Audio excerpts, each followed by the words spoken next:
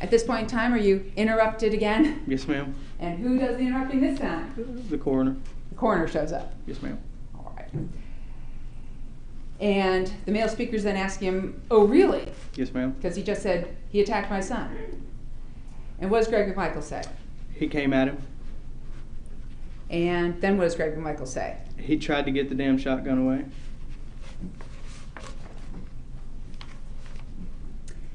So at this point in time, a total stranger has walked up and he's telling him that this is his narrative. He attacked my son, tried to get the shotgun away. Yes, ma'am. All right.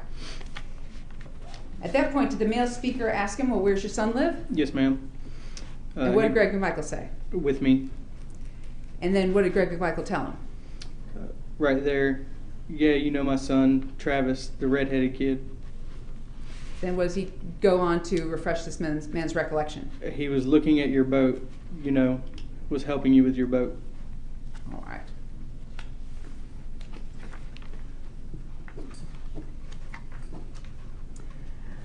Now, did Greg McMichael indicate whether he had a cell phone on him or not? He said he did not. Do you have any idea how he got a cell phone to start making calls at the scene? No, ma'am, I do not. Did you see anybody walk up and give him his cell phone? No, ma'am, I did not. Okay.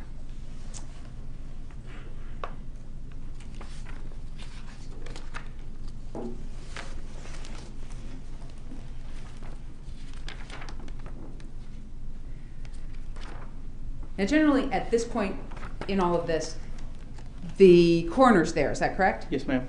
And do you kind of pivot away from interviewing Mr. McMichael? Yes, ma'am. So I want to ask you a few questions.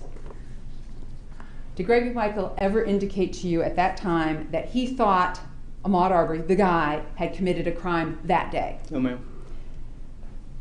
So he didn't say the guy committed the crime of this? No, ma'am.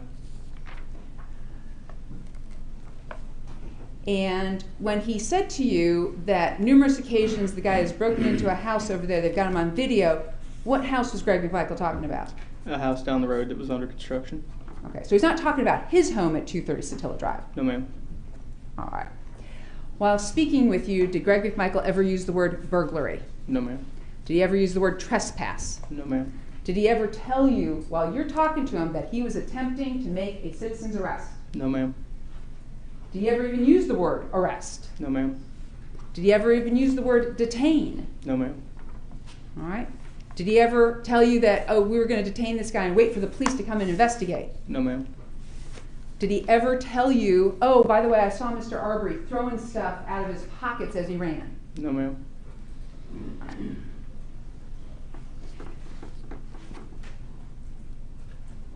All right, at this point, you've pivoted away. Do you spend some more time at the scene?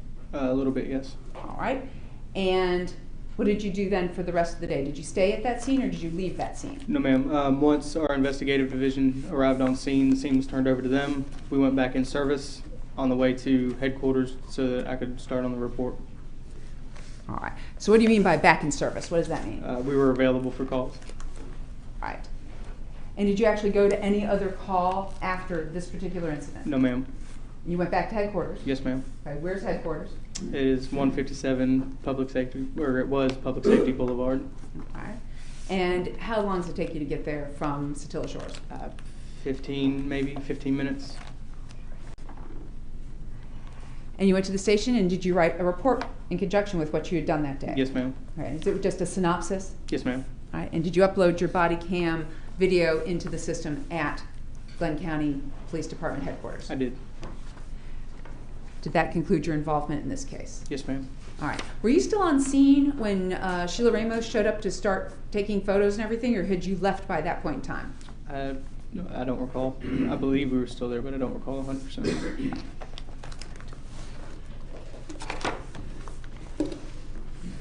I may have one more.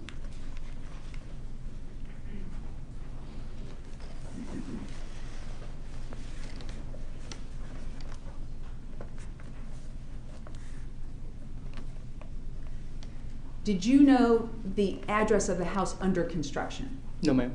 Okay, so he just said some house under construction. Yes, ma'am. All right. And his address was the 230 Satilla Drive? Yes, ma'am.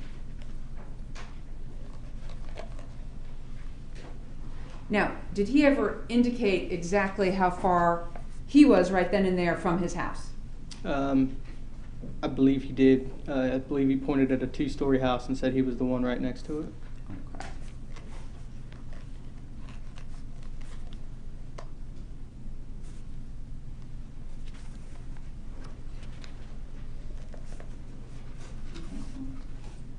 Your Honor, at this time, I will pass the witness. Oh, I'm sorry. Sorry, I forgot. Well, at the scene with Officer Caitlin Roberts, were some photos taken of Travis McMichael right then and there? Yes, ma'am. And did you witness Officer Caitlin Roberts taking those photos? Yes, ma'am. And prior to coming into court today, have you had the opportunity to review State's Exhibit 267 through 278? Yes, ma'am. 267 through 278. Yes, ma'am. All right, and were they fair and accurate pictures as far as what you recall Travis McMichael looking like at the scene at that time? Yes, ma'am. All right. At this time, the state would tender into evidence State's Exhibit 267 through 278. No objection. No objection. No objection. Very good.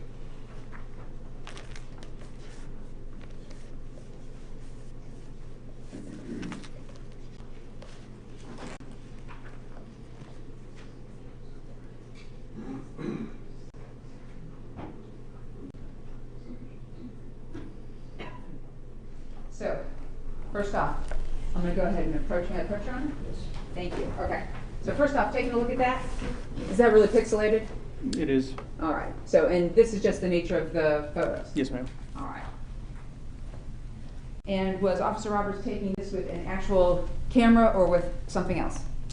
I don't believe she was using a camera. Okay, so her cell phone? I think so. All right. So State's 267. Is that what Travis McMichael looked like? Yes, ma'am. 268. Yes, ma'am. All right. Once again, are we looking at the wrist area of Travis McMichael? Yes, ma'am. 269. Wrist area and pants. Yes, ma'am.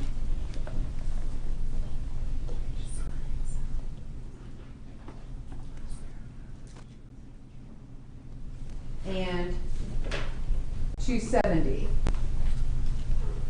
Yes, ma'am. Are we looking at the other arm here?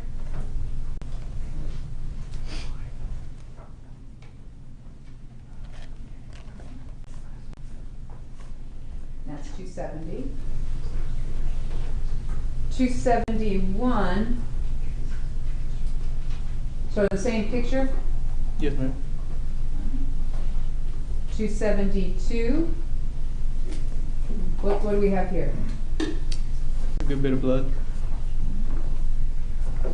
273. Also? Yes, ma'am. All right. We also see his face here, is that right? Mm-hmm.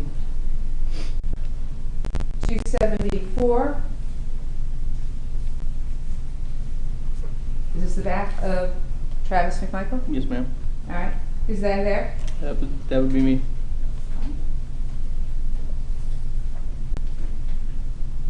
275. What do we have here?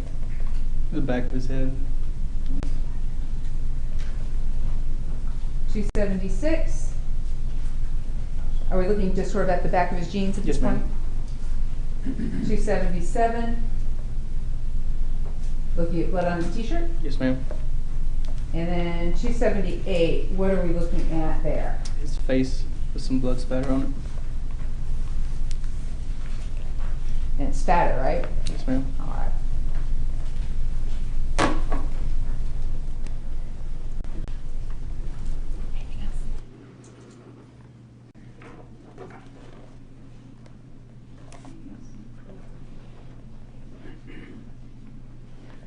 At this time, I will pass the witness. Thank you, Judge.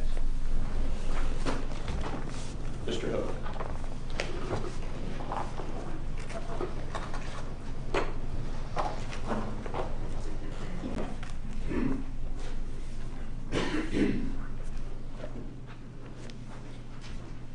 Good morning, Officer Ahmaud Arbery. How you doing today, sir? Good morning.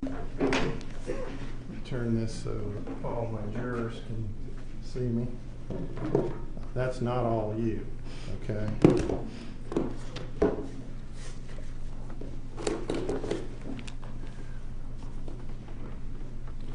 All right.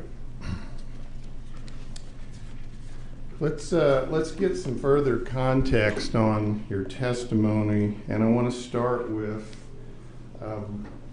beliefs that Greg McMichael told you he had concerning Mr. Arbery in the neighborhood. Okay. Yes, sir.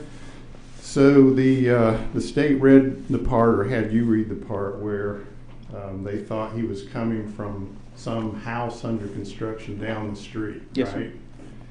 You have your transcript up there of your I do. body cam. Let's go to page 6, line 6.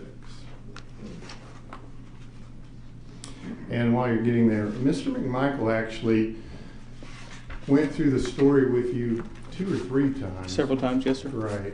And we were looking at one of those times when he went through it just now with the state on direct, right? Yes, sir. But he had already told it to you once before, and he even told it to you another time. Again, yes, sir. He told me several times. And in part that was because of the interruptions that were occurring, and you had to stop and start. Yes, sir. Okay. The other part of that was for clarification purposes. Right. And that's a police technique, have somebody tell the story a couple times, see if it stays the same. Yes, sir. His stayed the same. Objection. That's for the jury to determine. Relevance. That's sustained. Just go ahead and ask a different question. I'm sorry, was the objection sustained? Yeah, I'm sorry. My microphone's not. It was sustained. Okay, thank you. All right, so we're at page 6, line 6. This is the first round through the story, am I right? Yes, sir. And you're talking to him, and he's describing to you who this guy is, who he thinks he is. And you with me at line 6, he says, this is Greg McMichael talking to you, right out here, and I imagine on the body cam he's pointing, as he says here, pointing down the street. Objection, is there a question? Compound question? That's fine. You're zeroing in on the question. All right, go ahead. I'm breaking it down. So when he says right out here, without turning on the whole video and all, when a person says right out here, he's pointing at some place. I'd have to watch the video. I don't recall. Well, let's go on. He says, this guy, whom we've seen on video numerous times, breaking into these other houses, he comes hauling ass down the street. I mean, he's got it hooked up. That's what he said to you? Yes, sir. That's accurate. And again, when he said breaking into these other houses, later on in your synopsis, as it was characterized, your report, you wrote in it that Mr. McMichael reported to you that he believed this guy had been breaking into houses in the neighborhood, right? Prior, yes. If you'll go to page 26, line 10,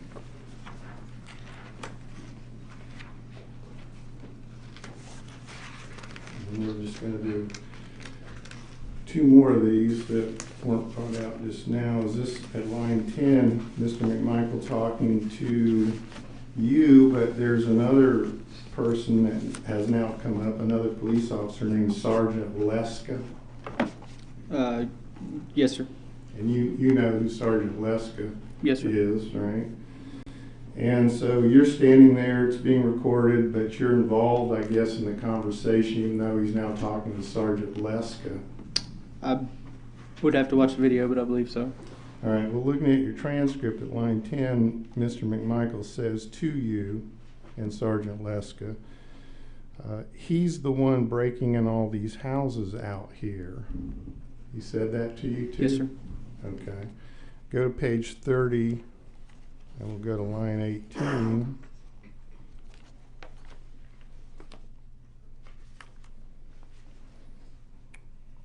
Now, another person's walked up. This is Christy Rozier, right? Yes, sir. And Christy Rozier is the coroner of Glenn County. One of, yes, sir. So Christy Rozier is standing there, and you're still involved in the conversation and talking with Christy Rozier and Greg McMichael, and I'm at line 18. Well, let's go to 16. Well, he makes frequent trips to the neighborhood and gets caught on video cameras like every third or fourth night, breaking into places, and nobody's been able to catch him. That's what he said to you? That's what he injected into our conversation, yes. With the conversation with you and Me and Ms. Christy Rozier. Rozier? Yes, sir. Okay. And so earlier when you read that no one has ever been able to catch him, you understood in the context of the conversation that we're not just talking about police, but also neighbors and Mr. McMichael. At the time, I was unfamiliar with any kind of crime in Stilla Shores. That's you not didn't my have any background on that? No, sir. That's not my typical zone. That's not where I usually patrol. I'm not very familiar with the area. Okay. All right, let's go back to page 13, line 7. We'll do a different topic now. This is where Mr. McMichael, you saw that he had blood on his hand, right? Yes, sir. And you understood, you learned that he got that blood on his hand because Mr. Arbery had fallen face down on the street, and he had reached under his torso and pulled his arm out to see if he had a gun in his hand. He said he grabbed his arm and pulled his arm out. Yes, sir. For the purpose of For the purpose of checking to see if he had a firearm. Yes, sir. if he had a Or a firearm. weapon, I believe he said. A weapon. All right.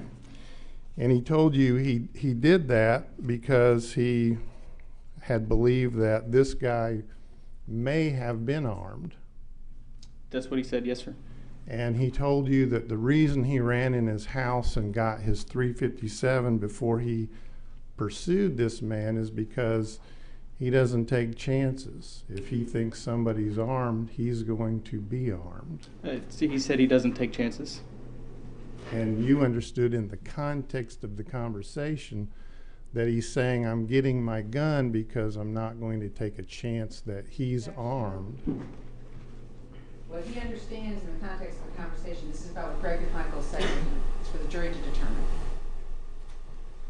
I'm just establishing the context for the part of what this interview was and how it was meant, what he understood it to mean. I think you asked in terms of what he understood Greg McMichael to mean. That's sustained then as a speculation on the witness's part.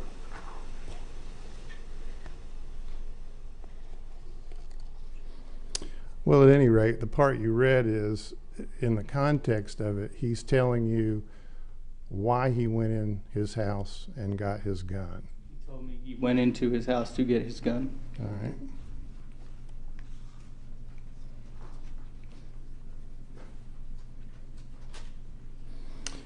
Now let's go to page 24 of your transcript.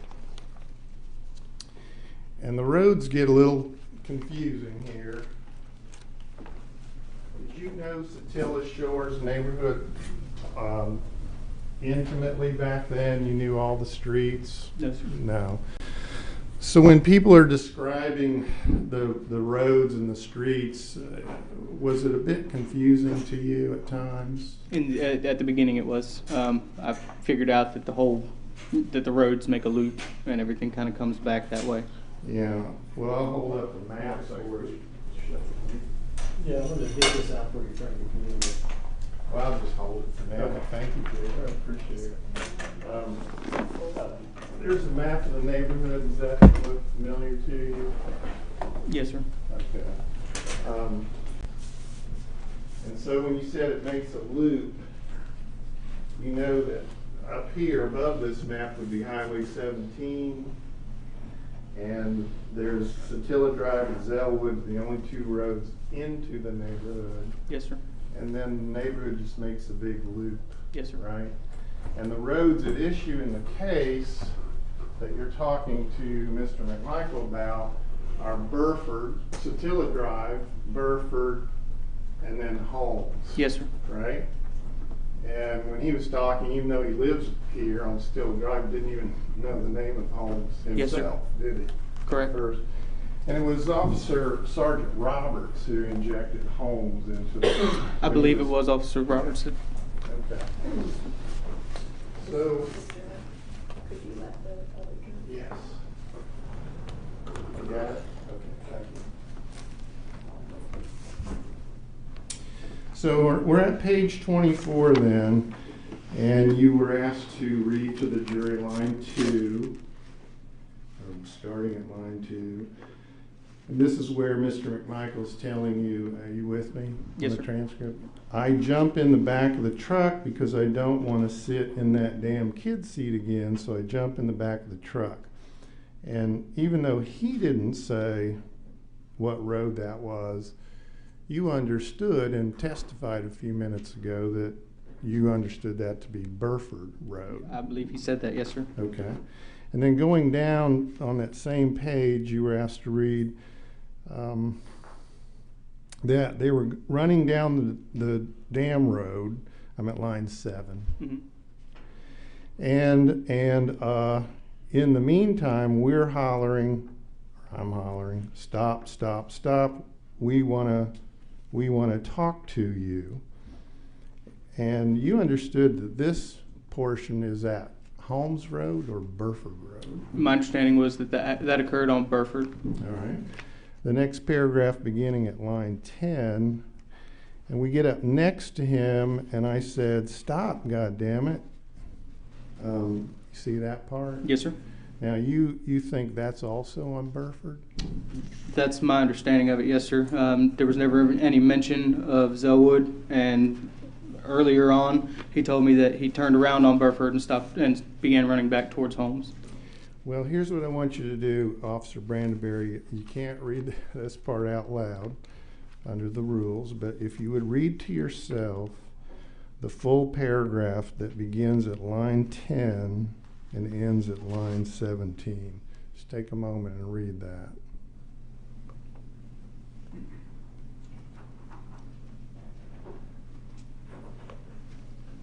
Mm-hmm. You got it?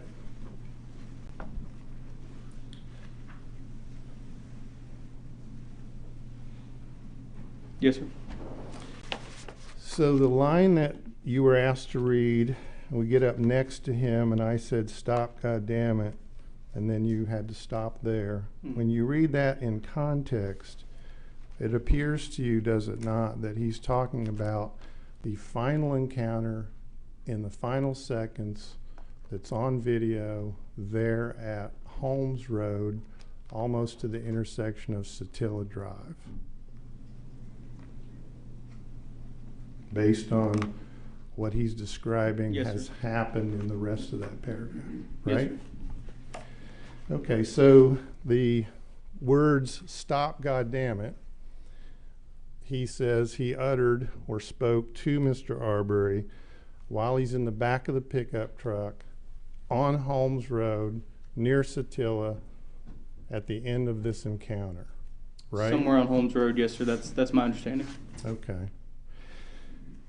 And when he says that's what he said, have you had a chance to review the case beyond your own body cam and your own transcript, for No, sir, example? that's had nothing to do with me. I haven't had any part of any further investigation. Once I left the scene, I was done with it. Right, I understand that part. My question, though, is in working the case, preparing for trial, coming here today, you have not looked at the video? No, sir. What we're all calling the video.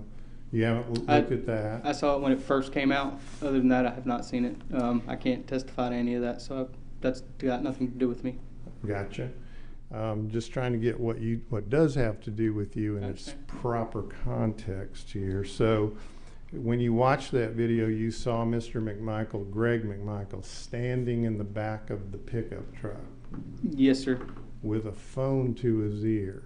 I don't recall. You don't recall that? No, sir. I haven't seen that video. It's been, what, 20-something months? And you didn't listen to the 911 call that he was engaged in at No, the sir. time? Last question. You would agree with me that if this quote we're talking about right here that he said to you is what he thinks he said to Ahmaud Arbery in the final seconds of their encounter, and he's saying it while he's on an open 911 call that's recording it, that the best... Form of question, speculation. Yeah, I'm not asking him to speculate anything. You're I haven't giving even him, finished the question. well, but sounds like a long hypothetical to a lay witness. It's not a hypothetical, Your Honor. It's actual fact. I'm asking if I can finish the question. It would be very clear, and I think he'll be able to answer it. Let's finish the question, but Okay. before you answer, let's go ahead and address what it is. So he's Mr. McMichael's on the scene moments after all of this has happened, being recorded on your body cam, telling you what he thinks he said, the actual words he said to Ahmaud Arbery, right? Yes, sir. That's what he's doing here. Yes, sir. And so my question to you is, a recording of what he actually said would be more reliable than even his own words to you. Wouldn't you agree? Objection. That's for the province of the jury to determine the reliability of anybody's statement. They're the ones who will judge the credibility. Yeah, sustained on that. Okay, well, we'll get to that part then. Thank you, Officer Brandenberry. Oh, just 1 second.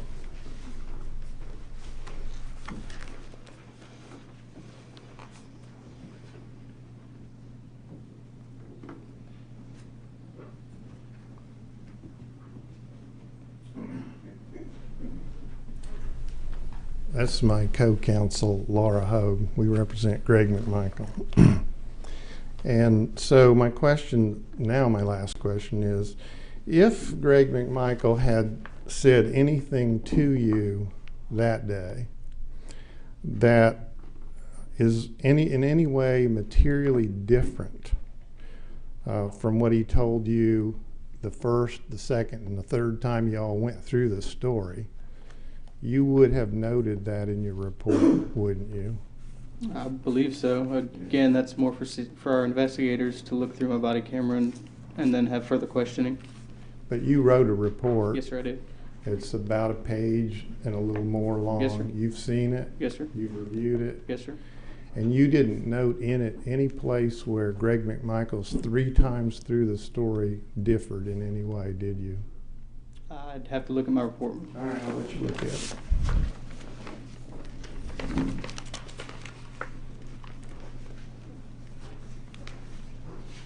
I've got a copy. Oh, you did? Yes, sir. Oh, okay. Good deal.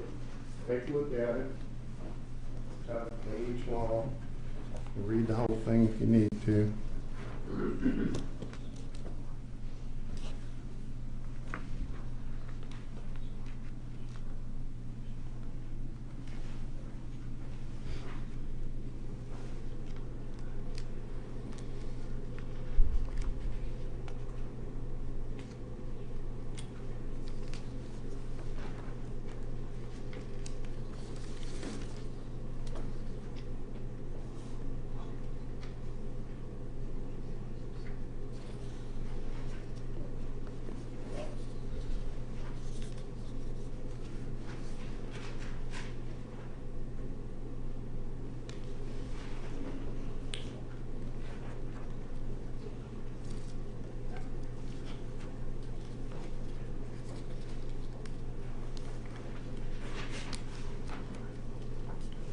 To answer your question, no, sir, I did not.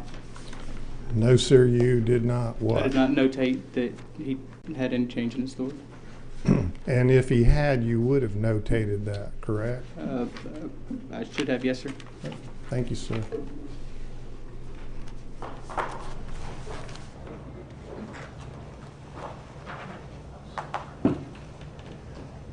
Warrant Officer. I'm Jason Sheffield. I represent Travis McMichael. Okay. We haven't talked yet, have we? No, sir. Okay. There's a part that you were just asked about by Mr. Hogue, previously by the state, about those statements, "Stop, goddammit." And you were just kind of going through that a moment ago. Right. One thing that you haven't noted yet and you haven't been asked to help clarify that issue is the following. You understand that at some point you're here on Burford, Mm-hmm. and there's an interaction that takes place here on Burford. Yes, sir. Okay. Where Greg says he gets out of the truck, gets down and climbs in the back. Yes, sir. Okay. But in your report there, or in the transcript that you've got, Greg actually says to you that they haul ass around. You recall that? Yes, sir. I believe in context they said that he turned back towards Holmes and they came around to head him off. Yeah. So you were told that day that they actually hauled ass around and came out this way. Yes, sir. And that kind of clears up the Burford and the Holmes issue. Because Greg was telling you, we hauled ass around and came out this way. Right, after the interaction on Burford, yes, sir. Right, and then that helps the jury understand that then that last interaction of yelling, "Stop, goddammit," that happens on Holmes. That is my understanding. Okay, very good.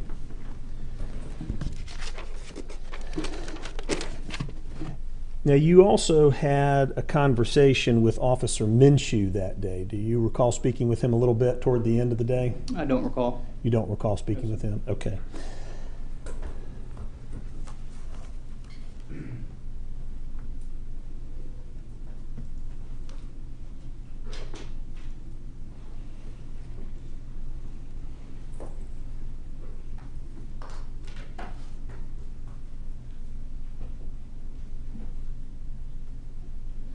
Pull your video up here on this yet? Or I can use mine. Yeah, it's 189. Okay, so Oh, I see. C, no, you gotta go to the folder, CR, see the folder on the flat screen? Yep.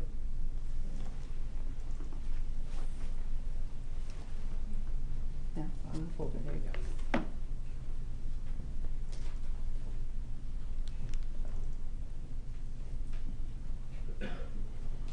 All right, so do you recognize this as the start of your body cam video? Yes, sir. Okay, and you're walking up here over into the side grass. Is that Officer Caitlin Roberts walking in front of you? Yes, sir. Okay. And did you and Officer Roberts have a conversation that because you were back with the department that you were going to kind of get involved in this case a little bit and work the case a little bit? Yes, sir. But in fact, she told me that it was going to be my case, the whole initial report and everything. Yes, sir. The whole thing was going to be your case? Yes, sir. Beyond what you did? No, sir. Like I was going to do the initial report, and then the other people who were on scene would do supplementals. I see. That you were going to be the lead officer Yes, on the sir. case? Okay. Did that pan out? That you Yes, were sir. the lead officer on the case? More or less for the Okay. initial, yes, sir. For the initial report. All right. Very good. And your sound's not on yet, correct? Correct. Then that officer that you're passing right there, that's Officer Minshew. On the left, yes, sir. On the left, and he's finishing up, tying up the crime scene. Yes, sir. Right? Okay.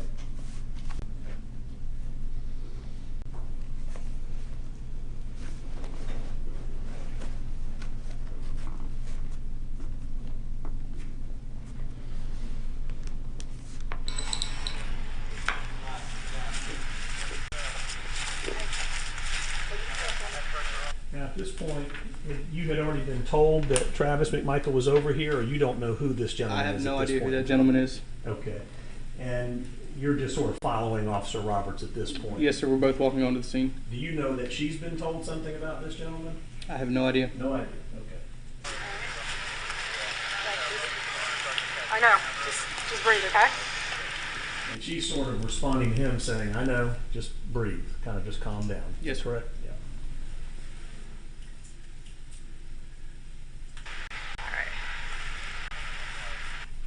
Okay, one moment.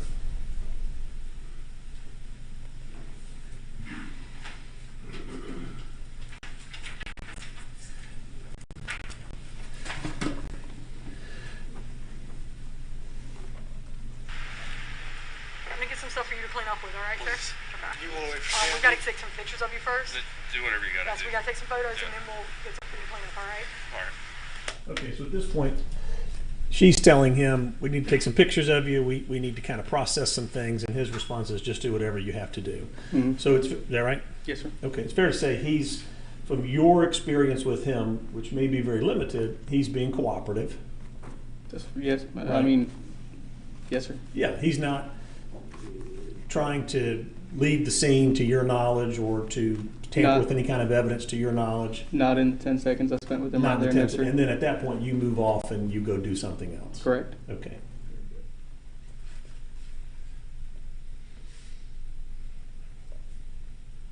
All right, if you want to look at your transcript on page 39, and maybe even before that on page 38, maybe does this refresh your memory about having a conversation with Officer Minshew?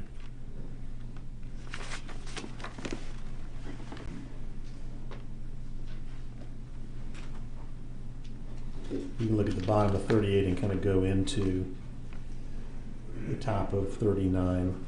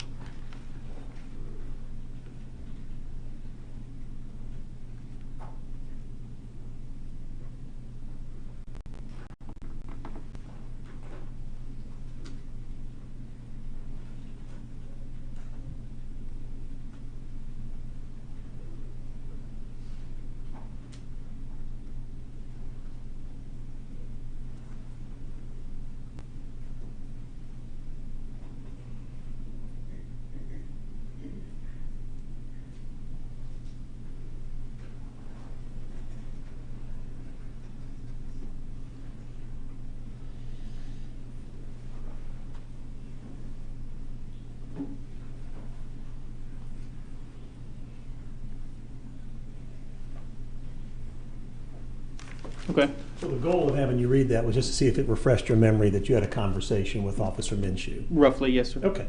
So as the officer who's going to come on the scene and write the initial report, you are keen to try to get an understanding of what in the world has happened.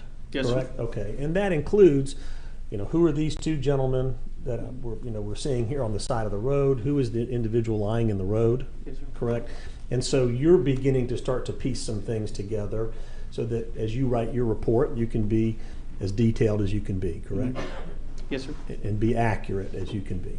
Yes, Right? sir. Okay. So one of the things that you were discussing with Officer Minshew was that he was essentially the first officer to arrive on the scene, Yes, sir. and how close he was to the scene when the shooting took place. Yes, sir. Is that right? And so part of he was explaining to you, you can sort of see it as you're reading it, but he's kind of explaining to you where I'm he... gonna object at this point in time. Asked and answered, and Minshew's already been asked about this topic. Inappropriate to ask this witness about this topic.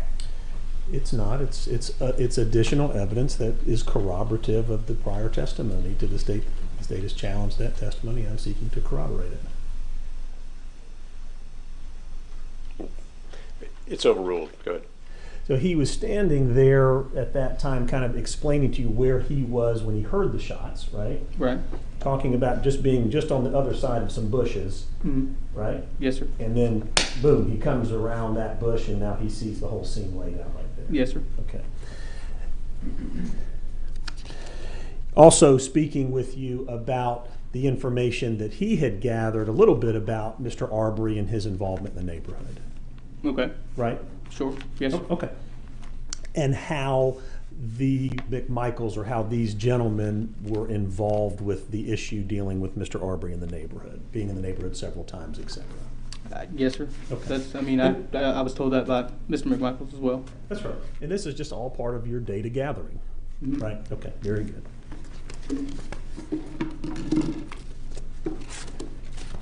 One moment, please. I don't have anything further. Thank you. There may be one more turn. No questions. Thank you, sir. Thank you. Any redirect and stay? Yes, Judge.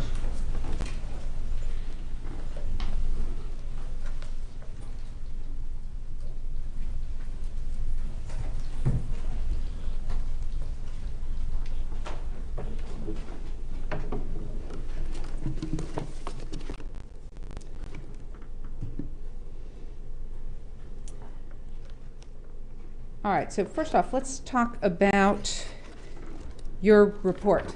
Yes, ma'am. All right, so Your field training officer on your second day back at work while you have a head cold tells you you're going to be the lead on this case. Yes, sir. Or, yes, ma'am. Okay, and has you write up a report. Yes, ma'am. All right. Is that it? Yes, ma'am. All right. So how many pages is it? Page and some change, maybe. Okay, so this is a homicide case. Got 3 people involved. Got a bunch of officers on the scene, and your report's a page and a little paragraph. Yes, ma'am. All right. Is this really just a summary, kind of what Greg McMichael told you? Yes, ma'am. All right, and the transcript that you have right there states Exhibit 189A for 47 pages? Yes, ma'am. All right. And you weren't the only one with body cam, right? No, ma'am. All right, did you review anybody else's body cam? I don't recall reviewing anybody else's body cam. No, ma'am. Did you interview the CID detectives? No, ma'am. Okay. So this really was just a report kind of about what you did with regard to Greg McMichael. Yes, ma'am. Okay. Now, when you are interviewing Greg McMichael right here, and you see this, with Travis is right there, at this point in time, did you know that Greg McMichael had already gone up to Travis and told him, you had no choice, you had no choice? I still, to this day, didn't know that. No, ma'am. Okay.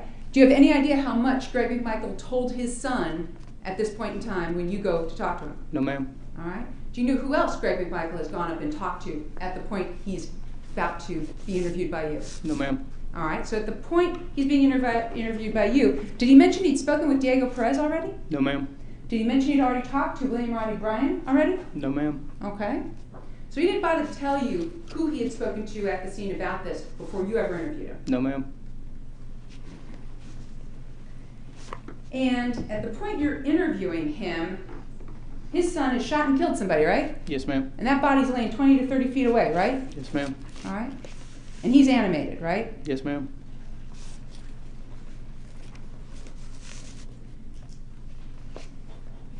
And I think with regard to the Zellwood situation, he said what exactly did he say about how they got over to Holmes? He said that he saw him running down Satilla Drive and continued straight onto Burford. They followed him onto Burford. He turned around and ran back towards Holmes, and they continued around and met him on Holmes. Okay. I think you said that their words were, they went to head him off. Yes, ma'am.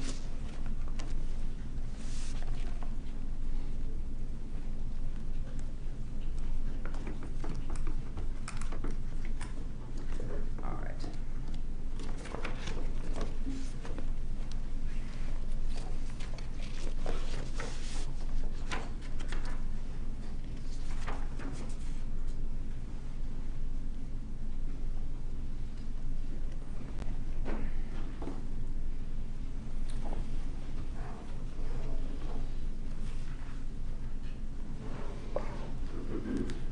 All right, so defense counsel came up and asked you about page 6.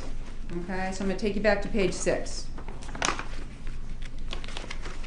Lines 6 through 8. All right, do you remember Mr. Hogue asking you about this? This Yes, ma'am. guy who we've seen on video numerous times breaking into these other houses, he comes hauling ass down the street, right? Yes, ma'am. Okay, so at this time, when he first starts talking to you, this is page 6, he's on video numerous times breaking into these other houses. Did Greg Michael tell you which houses? No, ma'am. Did he tell you which houses to go to? No, ma'am. Did he tell you if he had any hard evidence that Mr. Arbery was the one breaking into other houses? No, ma'am. He said there was a video at one point, but at this point I don't believe. Exactly. Let's go ahead and move forward to page 17.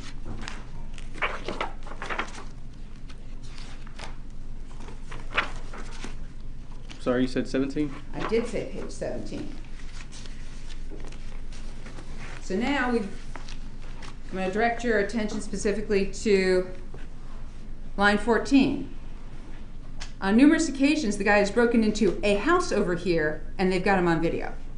Yes, ma'am. Okay? So now we've gone from numerous houses, he's on lots of videos, to numerous occasions the guy has broken into a house over here. It just says a house, right? Yes, ma'am. Okay. And that's on 17.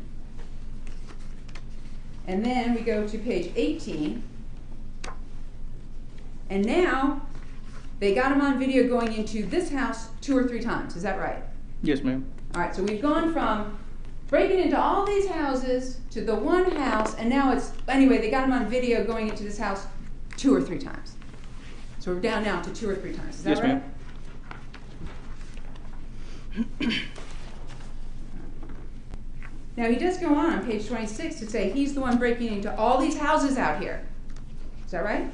Page 26.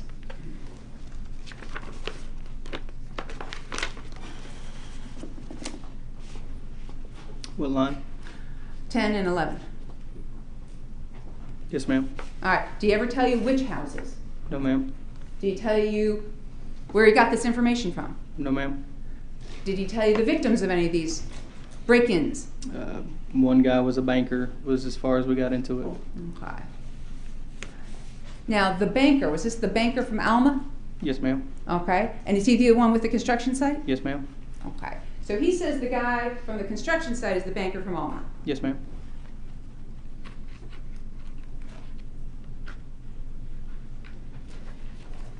And now, I want to take you to page 30. I want to get real specific about page 30 for a second.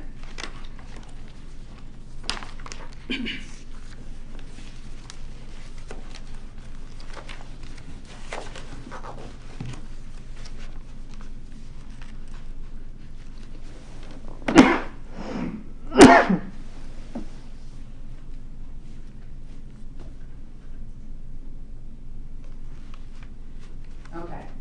So, we were talking about our interruptions and everything, right? Yes, ma'am. All right. So, Christy Rozier, who's she? She is the county coroner, one of the county coroners. And she had shown up, right? Yes, ma'am. Okay. Now, who's Christy Rozier trying to talk to? She's trying to talk to me. She's trying to talk to you. Yes, ma'am. Is she trying to talk to other law enforcement officers? No, ma'am. Just you. Not that I recall. Yes, ma'am. Only me. Okay. And I think you said that Greg Michael inserted himself in the conversation. Yes, ma'am. Was she trying to talk to Greg Michael? No, ma'am. Okay. And so he came up and starts trying to tell her what went on. Yes, ma'am. And that's when he starts telling her on page 30, well, he makes frequent trips to the neighborhood, gets caught on video camera like every 3rd or 4th night, breaking into places. Is that right? Yes, ma'am. Okay. Now, you, as the first responding officer, did you ever find out any of this video footage where he's breaking in every 3rd or 4th night? Me personally, I have not seen anything. No, ma'am. All right.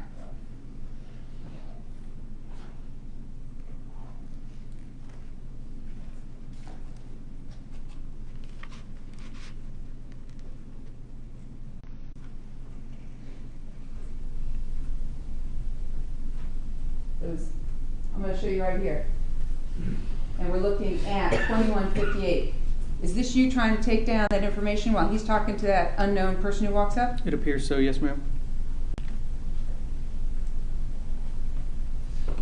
Now, who's that? This is Miss Rozier All right. And who's she trying to talk to? talking to me. All right. And is at this point, who comes up and starts inserting himself into this conversation? Mr. McMichael, Mr. Greg McMichael. And these people who are standing around, Yes, ma'am. who are they? Those are Fire and EMS, Clinton County Fire and EMS.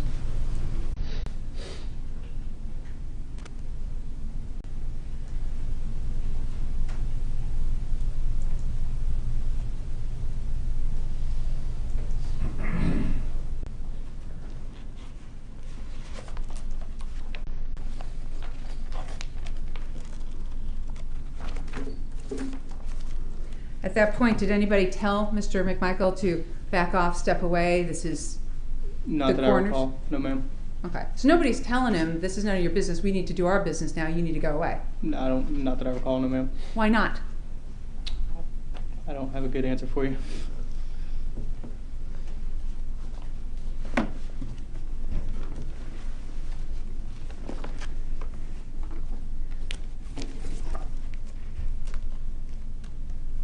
All right, and specifically I'm going to take you to page 24. We've been talking about this. Yes, ma'am. All right.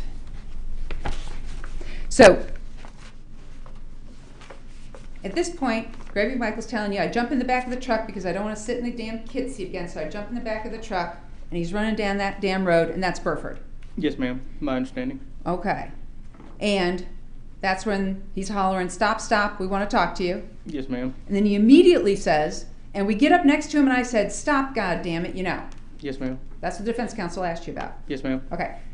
Between those two sentences, did he ever say, we went up around Zellwood, we came down Holmes Drive, we passed Mr. Arbery, and then we stopped right here? No, ma'am. Okay. He actually says that he gets up next to him. Yes, ma'am. Okay. If you get up next to somebody, does that imply that you're driving your car? To me, it would. Okay. So the impression he left you with is, we get up next to him in the car. That was my understanding. Yes, ma'am. Okay. It doesn't say Mr. Arbery got up next to our car, does it? It does not. Okay. So you have no idea how many times he yelled, stop, goddammit, at Mr. Arbery. I do not.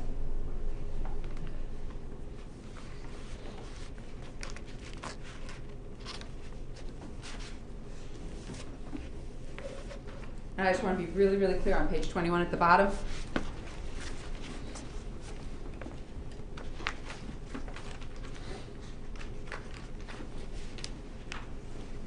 All right.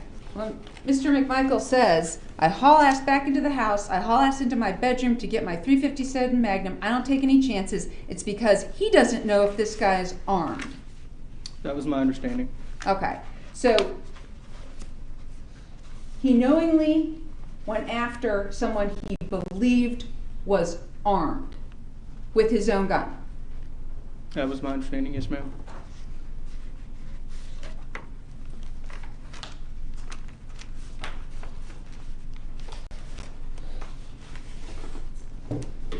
I'll pass the witness back. Let's do this back in order. Mr. Hope? Just a couple questions.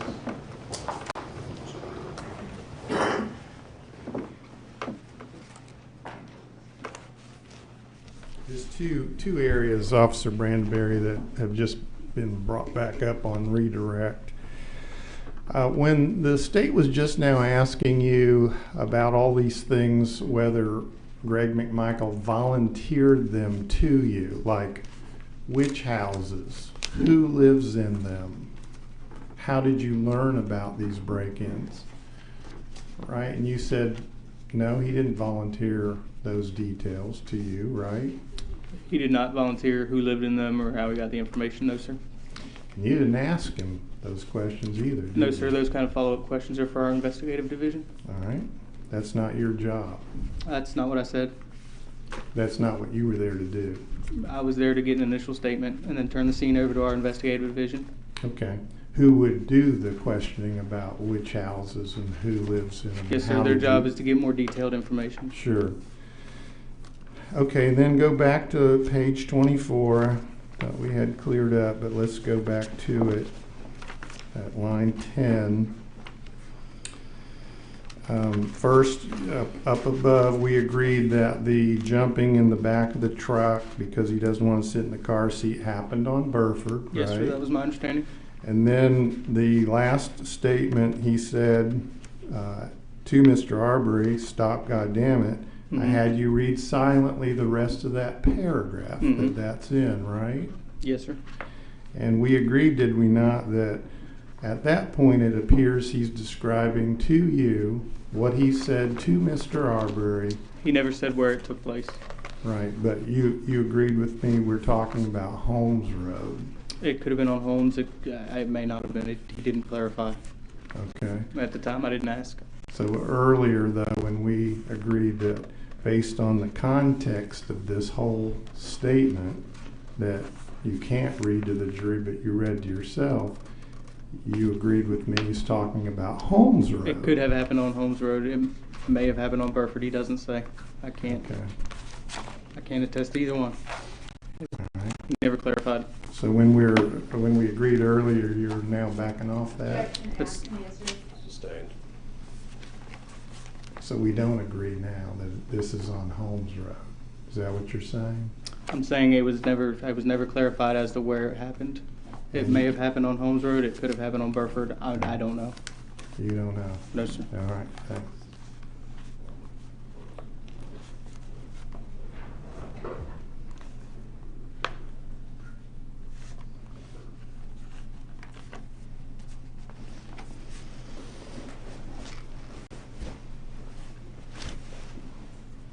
That's all I have. Nothing further, thank you. Nothing. All right, thank you. You may step down. Thank you. As with other witness, you're released today, but you remain subject to recall. Yes, sir. Thank you.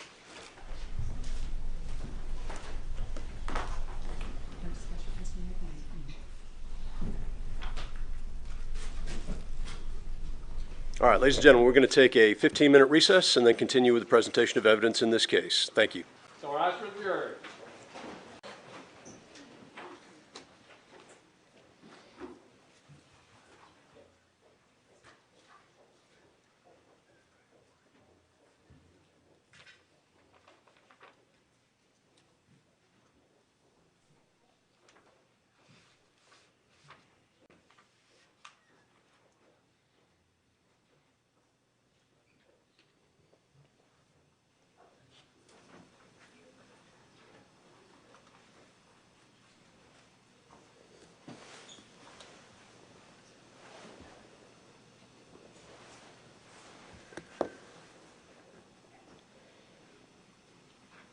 All right, anything from the state before recess?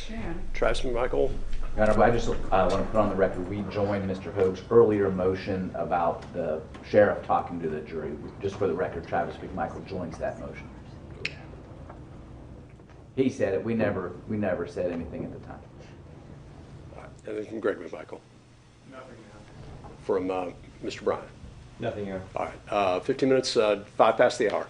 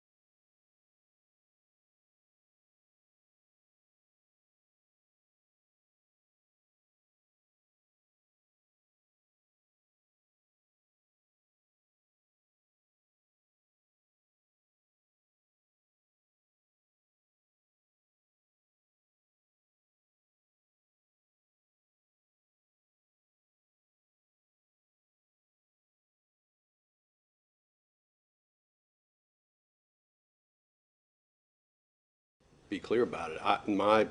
The way I've always functioned is anything comes to the bailiff is generally written down, and I know what it is, and we can mark it and discuss it. But that, as far as I'm concerned, anything that comes to the bailiff is brought to the court's attention, and if it's something we need to go ahead and discuss, we'll go ahead and discuss that. I'm just telling you that I want to make sure that the jury knows and understands that anything that needs to be brought to the court's attention with respect to the court's instructions is going to be done so. And we've spent a lot of time talking about it. I just, based on Mr. Rubin joining the motion, was concerned there had been a misunderstanding about what the court was doing. And that's all. I understand the extension, and that's fine. We're on the record on it. Would you put on the record for us what the court's instructions to the bailiff to say to the jury is? I have no idea. Basically, let the jury know that if there are any issues having to do with the court's instructions, to let her know so that I can address them as quickly as I can with counsel. I mean, maybe that last part of it is my reading into it, but that's effectively it. And the bailiff's instructions from the court is to ask that of the jury each morning? I haven't done it each morning, no, but to make sure that they were aware of it, particularly this morning, because this morning it was on my mind. But again, the court's given them instructions. They are adults. They understand they're under the umbrella of the court, and they are being instructed at least twice a day. There are specific instructions with contact. I have great faith in the ability of the individuals that are tasked with listening to this case, with their ability to comply with the court's instructions. Most people, once they hear from a Superior Court judge about particular things, are usually going to comply, particularly when you see that judge every day. So if I feel like I need to repeat it, maybe I'll just let you all know that I've repeated it, but those were the instructions. All right, anything from the state before we continue? Nothing from the state, Your Honor. Anything from Travis McMichael? No, Your Honor. Anything from Greg McMichael? No, Your Honor. From Mr. Bryan? No, Your Honor. All right, stay ready with this next witness. Yes, we are, Your Honor. All right, let's go get the panel.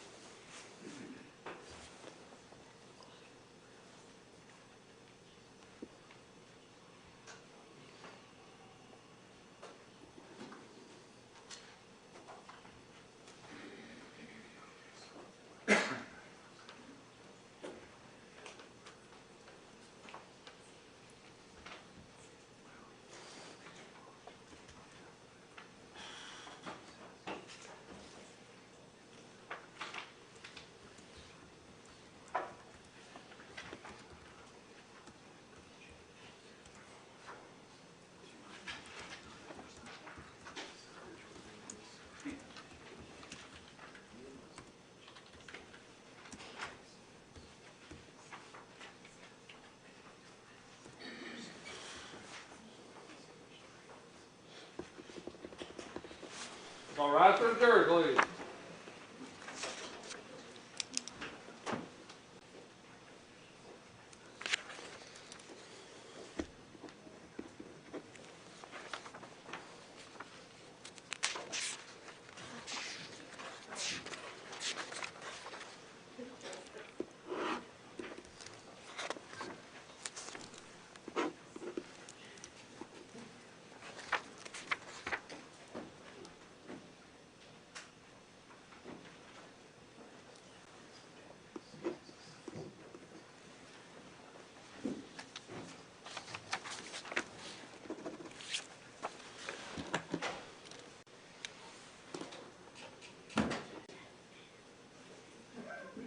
Please proceed. All right, welcome back, ladies and gentlemen. I understand we are ready to proceed with the evidence from the state. At this time, the state will call Detective Parker Marcy.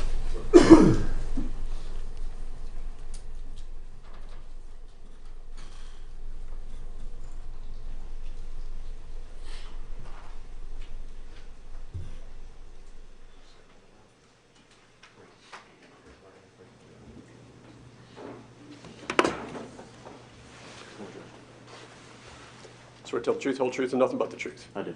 Go ahead, have a seat.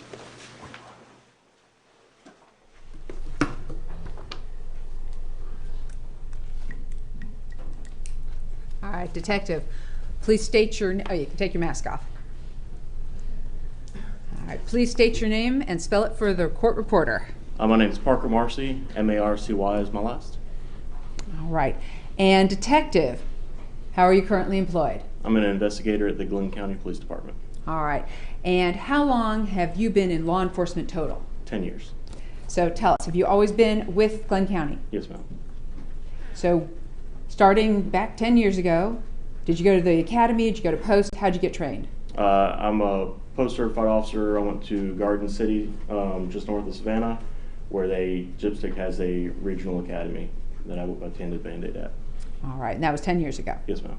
All right, so when you first started, what were your job duties and responsibilities with the Glenn County Police Department? When I first started, I was a basic patrol officer, responding and answering calls for service and patrolling the zone. All right, and when did you become a detective? In 2015. All right, so now, how does it work at the Glenn County Police Department as far as detectives go? Is there specialties or you do everything? Tell the jury about that. As far as case assignments, we pretty much work everything. We don't have specific, crimes against persons, crimes against property divisions. We do have some specialties for training that may cost a bit of money to get into versus just being assigned a different case. I do video work as well as cell phone forensics. Right. So when you say video work, are you kind of like the person who will go to the gas station and pull down the video of the armed robbery kind of thing? Yes, ma'am. And then we have some software to try and clean up some images, as well as we can put video together. All right. And then when you say you do cell phone stuff, yes, ma'am. Tell the jury what you mean by that. We use primarily Cellbrite. It's a cell phone and overall now digital forensics company, and we can use their software and hardware to extract data from a multitude of devices, most of them being cell phones. Right. And you've had training in both those things? Yes, ma'am. All right. So tell the jury what the duties and responsibilities usually of a detective are. What do you generally do? Like, are you in a patrol car? Do you call 911 calls? What happens? Typically, we work a standard schedule, Monday to Friday, 8 to 4. With the exception of some call days, we come in a little bit later and stay later in case something comes out in the evening. Rotating call days, so if an incident happens during the evening or the weekend that requires an investigator to come out that's not on duty, that on-call investigator will come out. Other than that, we work cases that we either respond to, are called out to, and until their conclusion, or we're assigned cases to work until their conclusion. All right. So is it more the case that you're assigned a case once a 911 call has come in and a patrol officer has responded? Typically, yes, ma'am. All right.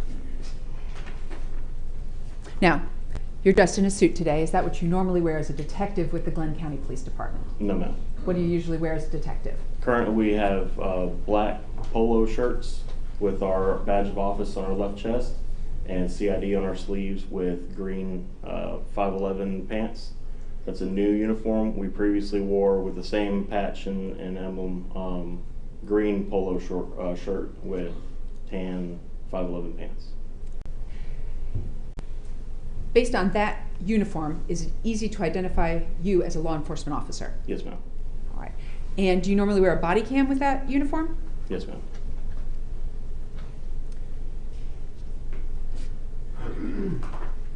So, prior to February 23rd of 2020, had you ever worked a homicide case before? Yes, ma'am.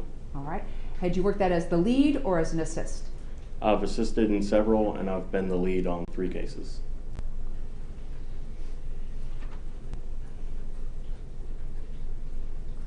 How many other detectives are there in Glenn County that work homicides? I mean, normally on your shift? Or all 7 of us. 7 of you. Okay, so there's 7 detectives to handle all the detective work in Glenn County. For Glenn County PD. I'm not sure how many investigators the city of Brunswick currently has. That's our criminal investigative division, and we're a little shorthanded right now, so that's why it's that number. Gotcha. All right, so I'm going to direct your attention. specifically to the neighborhood of Satilla Shores. Are you familiar with Satilla Shores here in Glenn County? Yes, ma'am. All right, and it's in Glenn County. Yes, ma'am. Prior to February 2020, had you ever worked the Satilla Shores neighborhood as a patrol officer? Yes, ma'am, I have. Right. But what years were those that you worked as a patrol officer in Satilla Shores? Best recollection, 2013 to 15, and then some time, I believe in 2018, 19. Normally we ride the same zone, and that's all that every exit 29 area, all that's considered one zone, but we'll move around on occasion. So Baker 9. Yes, ma'am, Baker 9. All right. So prior to February of 2020, did you know William, who goes by Roddy, Bryan? No, ma'am. And prior to February of 2020, did you know Travis McMichael, seated right over there? No, ma'am. All right. And prior to February of 2020, did you know Greg McMichael? I knew of Mr. McMichael from his employment at the district attorney's office here. Had you ever worked a case with him? Not that I recall. The only time I recall interactions is passing him one time in the district attorney's office upstairs. I don't recall if we had any interactions if he ever came to our headquarters. All right.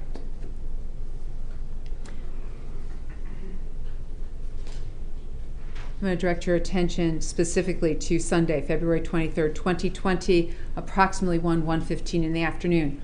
Were you working that day? No, ma'am, I wasn't. All right, so where were you? I was at home. All right, so what's your normal shift, I think, as a detective? Would you have been, it's a Sunday, so you're off? Yes, ma'am. All right, so you're at home. What happens? Whenever a major incident happens, our dispatch center will push out administrative pages. It's just a glorified text message, very basic information about something that's happened. I received one of those pages and called Sergeant Oliver on duty and asked if she could use a hand.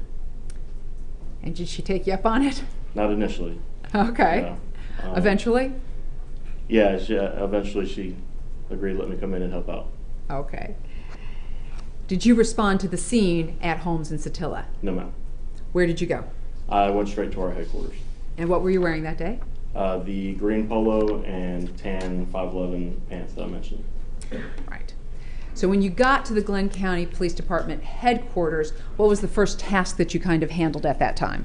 Mr. Travis McMichael arrived with an officer.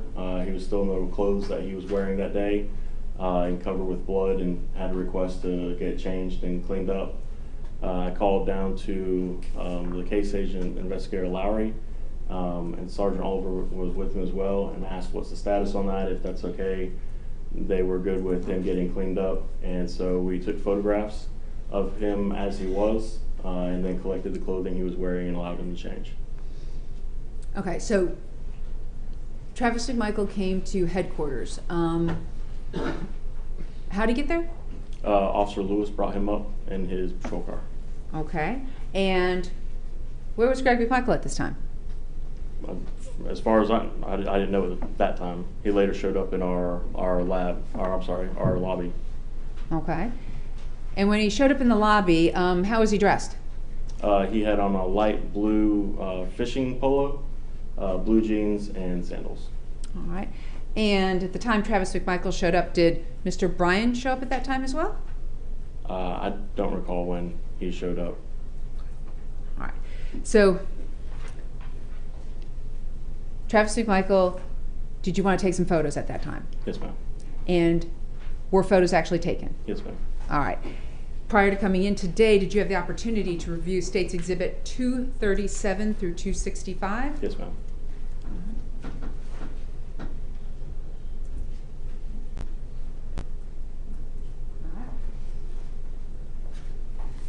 Were they fair and accurate pictures of Travis McMichael as he was as he came in and then later cleaned up? Yes, ma'am. All right, at this time the state would tender into evidence States 237 through 265. No objection. No objection. No objection. They're admitted.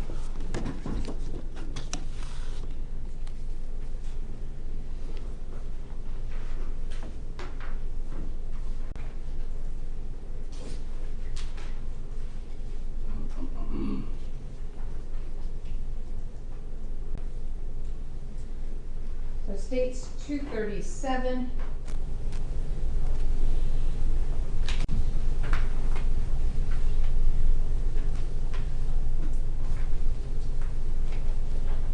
What's the state? What are we looking at here? This is a bathroom just outside of the interview rooms, and this is Mr. Travis McMichael as he showed up.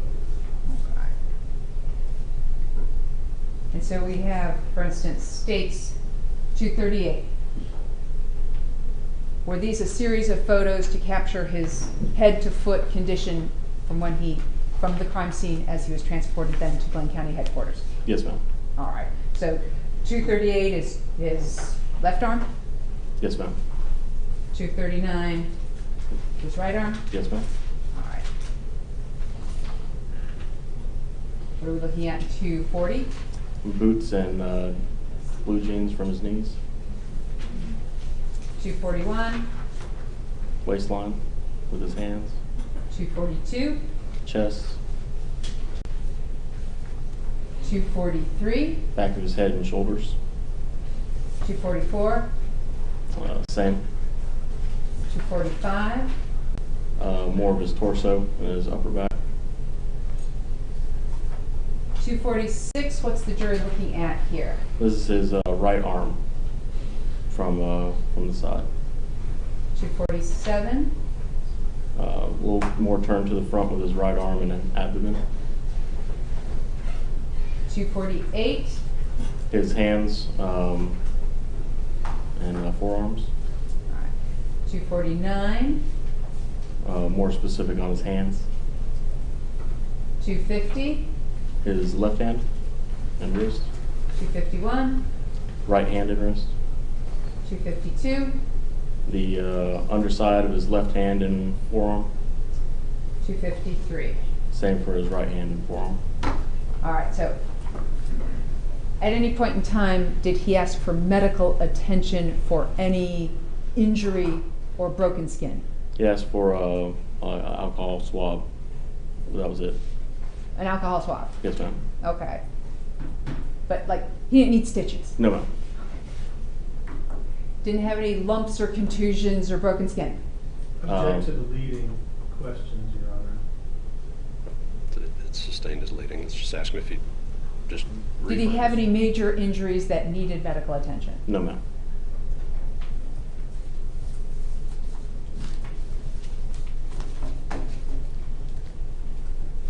So then looking at 254, what's the jury looking at here?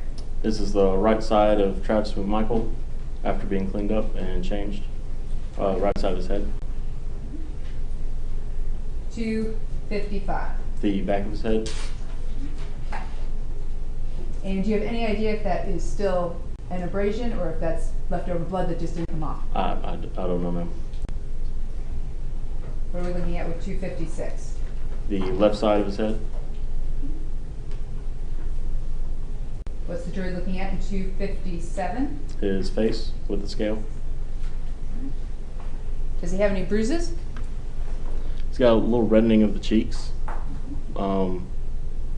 Past that, none that I recall are standing out to me here now. 258. What's the jury looking at there? Left side of his head with the scale. 260. What's the jury looking at there? Right side of his head with the scale. 261. What's the jury looking at here? His forearms. And when we look here at 262, do you have any idea if that's an abrasion or if that's just blood that didn't come off? I believe it was actually an abrasion. Do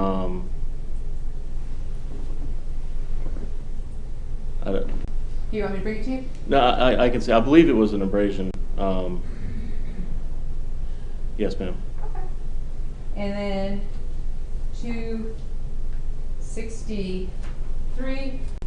What are we looking at there? That's his right forearm. I believe we took a picture of that with a discoloration. I don't remember if we actually noted a cut on that. And 264.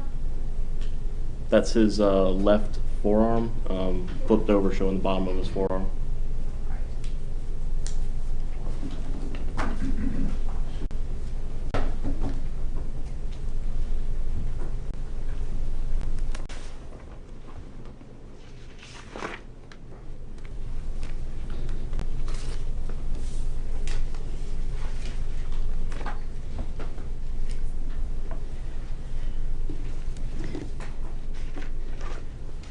All right, at this point in time, after taking these pictures, you said you encountered Greg McMichael in the lobby. Is that right? Yes, ma'am.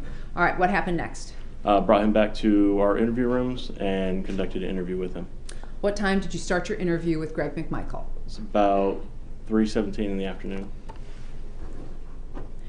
And was this interview captured on video? Yes, ma'am. And have you reviewed that video interview? Yes, ma'am.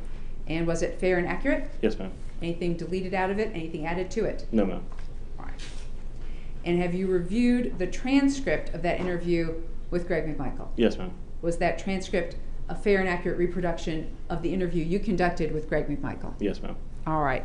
At this time, the state will tender into evidence States 225, the video of your interview with Greg McMichael at 3:17 p.m. on February 23rd, 2020, and States Exhibit 225A, the transcript, once again, into the record. And it won't go out with the jury because the jury will not be able to play it in the back. No objection. No objection. No objection. No objection. They're admitted.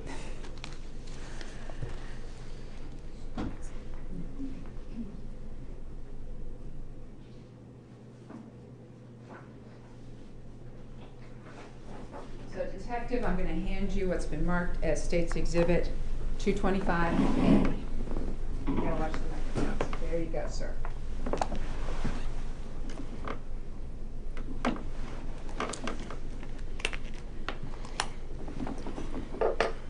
All right, so what we're going to do right now, Detective Marcy, is we're going to go through what Greg McMichael said about what Greg McMichael did on February 23rd, 2020. Yes, ma'am. All right.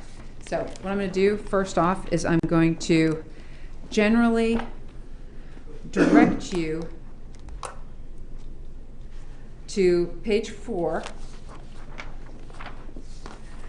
And I'm going to talk to you here about whether he had known Mr. Bryan previously.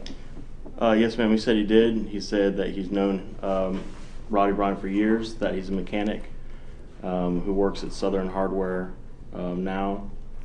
He does a small gas engine repair and lives in the neighborhood, but he wasn't exactly sure where he lives in the neighborhood. All right. And where did Greg McMichael tell you he lived? At 230 Satilla Drive.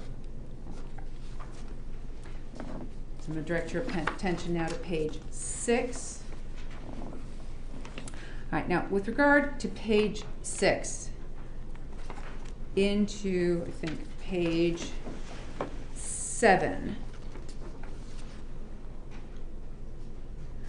I'm going to go ahead and have you specifically give a quote so that the jury has this verbatim, okay? Yes, ma'am. So first off, let's take a look at page 6, lines 17 through 20.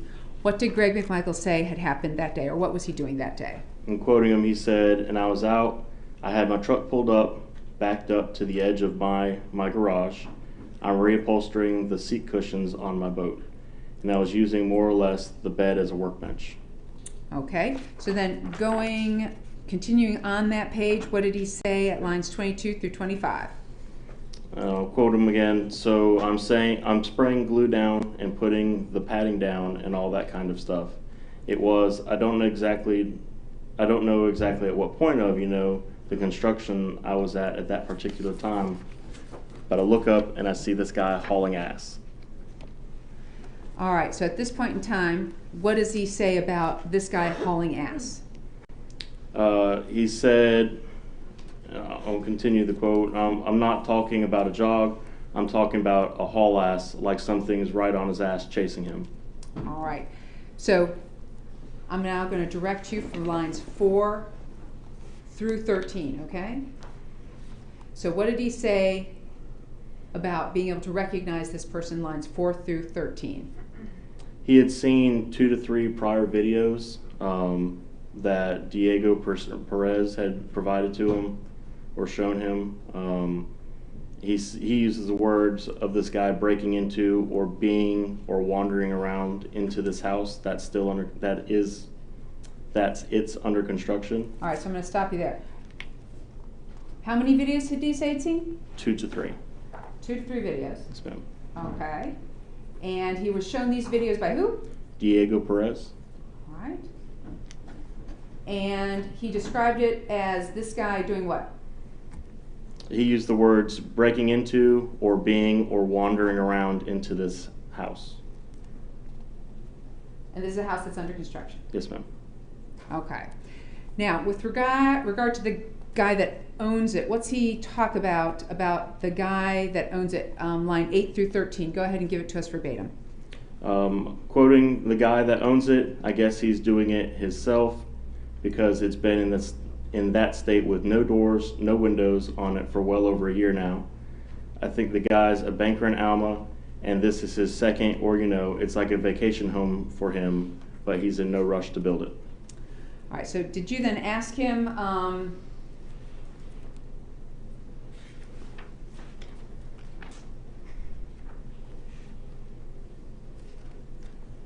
going to take that question back. Hold on. I'm going to pivot on you for a second. I'm going to go ahead and have you then move forward to pages 13 through 14.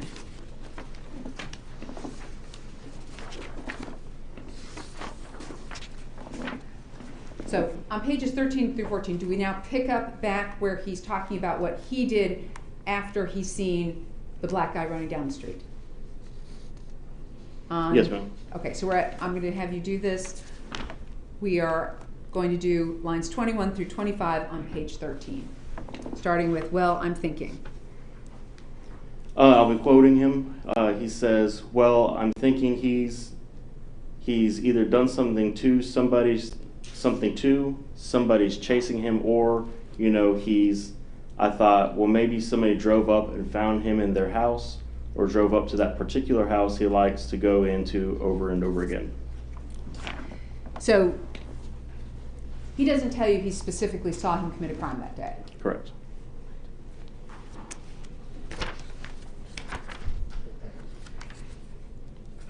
And going to the next page, 14, line 3, what's he do?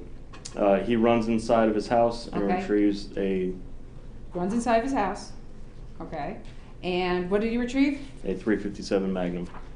All right.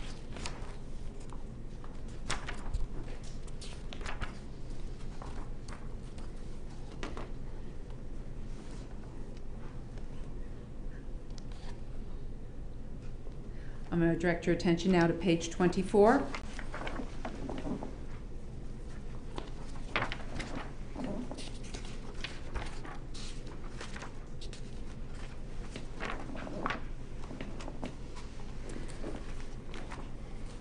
So with regard to page 24,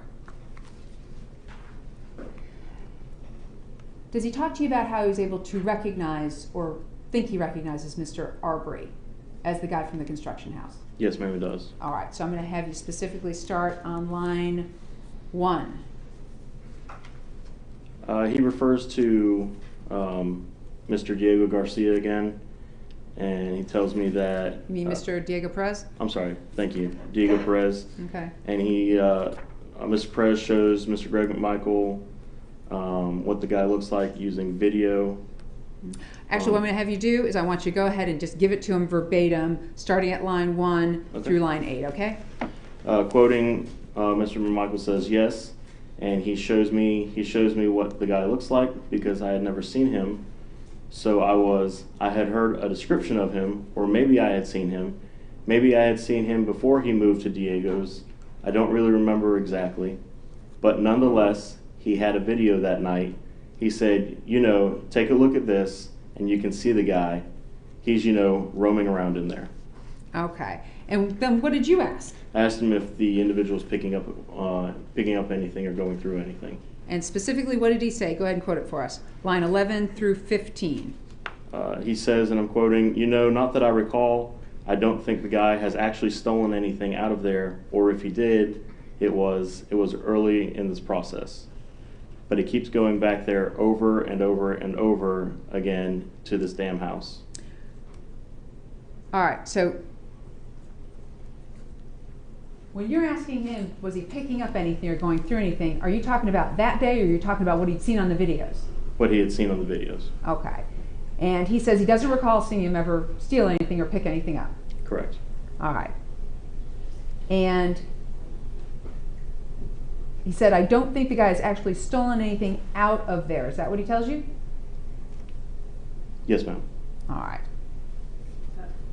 And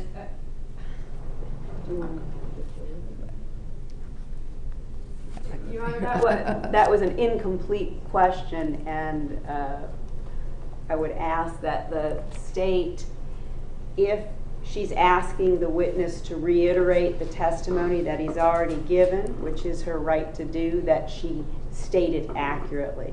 I'm sure it can be cleaned up on cross. Allowed to just can be cleaned up.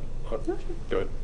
thank you. So, and then did he go on to say, if he did, it was early on in this process? Yes, ma'am. Okay, so if he did, was he able to tell you that he had personal knowledge of any prior theft that Mr. Arbery had committed at the open construction site? I mean, right there, it says if he did. Did he give you details? No, ma'am, he did not. Okay. Did he give you dates? No, ma'am, he did not. Did he talk at all about a boat and stuff being stolen off a boat at any point in time? No, ma'am.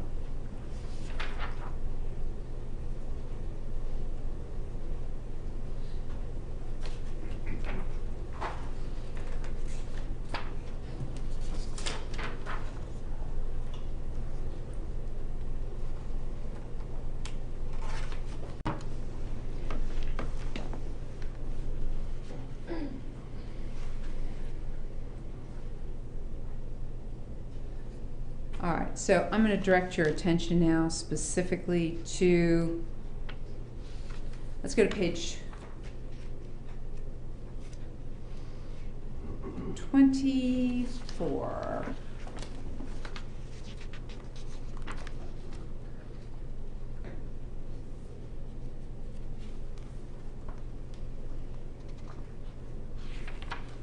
Oh, I'm sorry.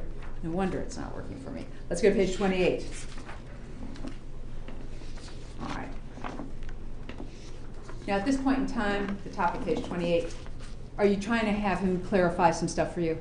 Yes, ma'am. All right. So, where did he say he ran? Into his residence. All right. And what did he get out? A .357 Magnum. All right. And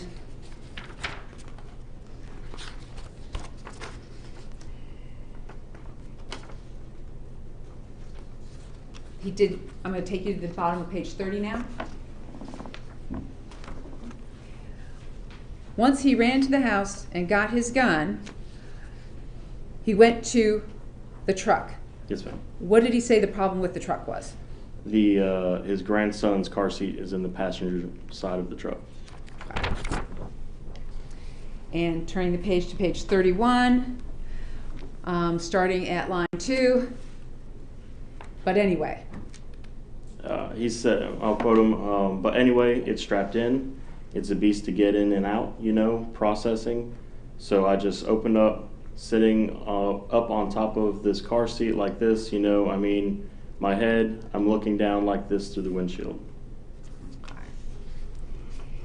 And does he indicate where the truck now goes? Yes, ma'am. And it goes down to the corner, and where does it go after that? It mentions it goes down to the corner of Burford Road. Okay. And why do they go down to Burford Road, based on lines 14 and 15 of page 31? He says, Burford, that's where he is. He's going down. He's running down Burford.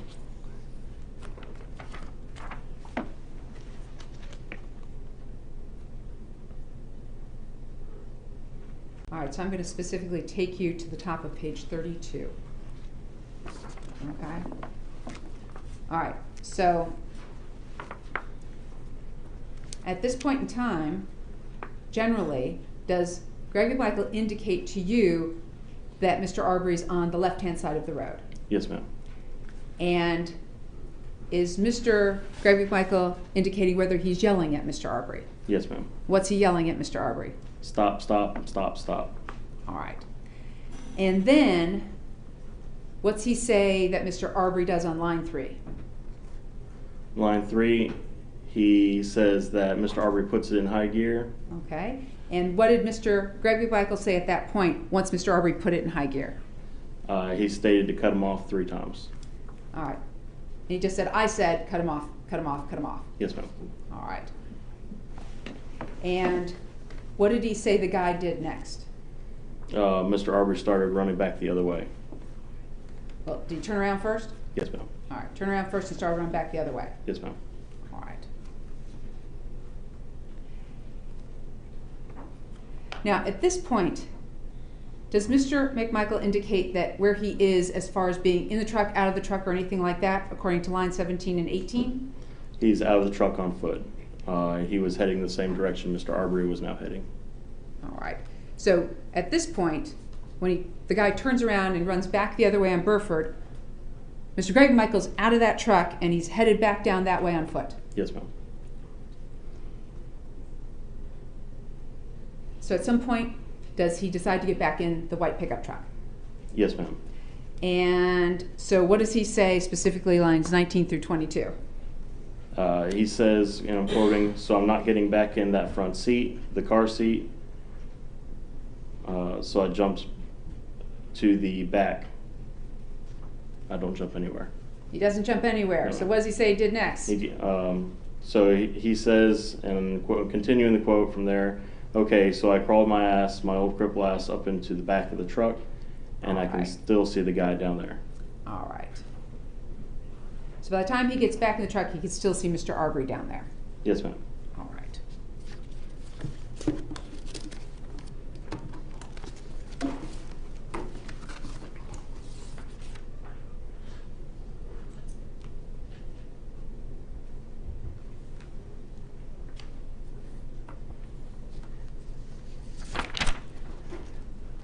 So taking you to page 33,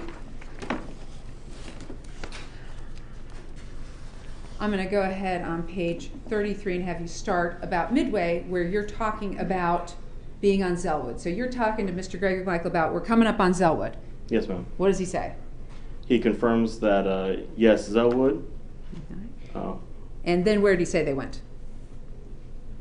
They went down Holmes Road. All right. And did he indicate why they went down Holmes Road?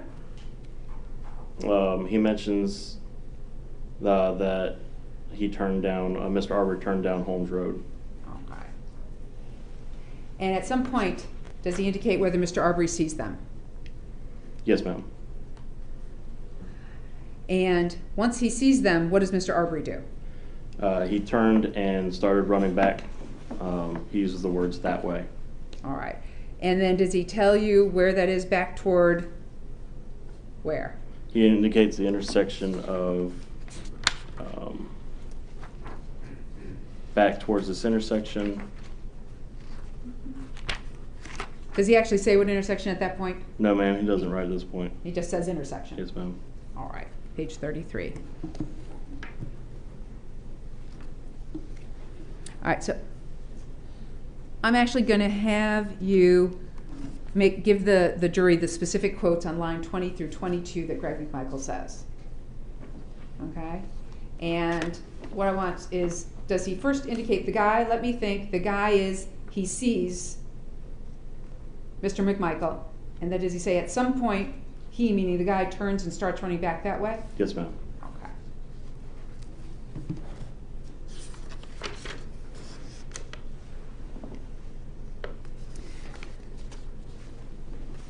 So going to page 34 now.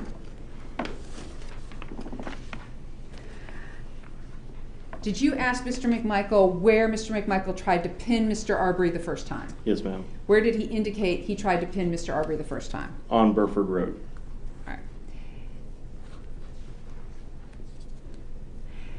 Now, going to page 35. As they're on Holmes Road, where is Mr. Greg McMichael? Line 21. He says that he is in the back of the truck with the 357. All right. Now, specifically,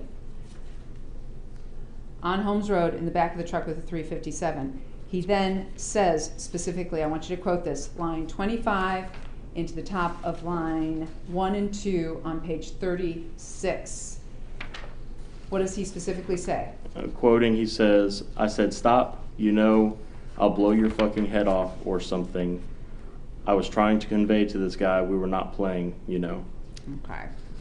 Now, does he specifically indicate at what point he says this to Mr. Arbery? No, ma'am. All right, so you don't know where on Holmes Road it is that he says this to Mr. Arbery? No, ma'am.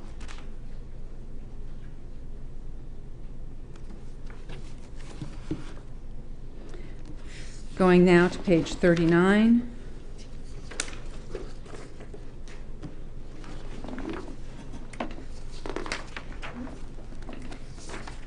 All right, so I'm going to talk to you now about what Mr. Greg Michael says happens next. I'm going to direct your attention to lines 2 through 7 of page 39. Okay. All right, so once again, he's in the back of the truck with his weapon. What does he say he's doing? He says that he's aiming. Did he shoot? No, ma'am. And after he heard the shots were fired, how many shots did he say were fired? He mentions 2. And what did he do next? He gets out of the truck.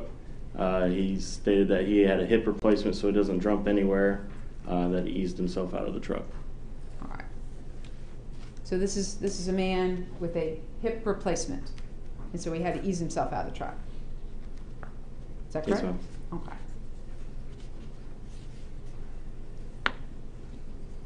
And at this point in time, did he indicate that he went and checked Mr. Arbery for a weapon? Yes, ma'am.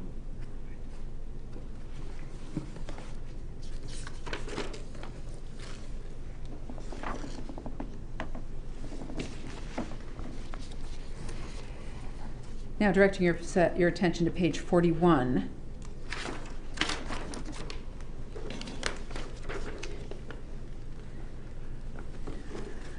Did Mr. McMichael indicate whether he had his cell phone with him? He did not. All right. He stated he did not. All right. But he did call 911. Yes, ma'am. Whose phone did he have to use? He used Travis McMichael's phone.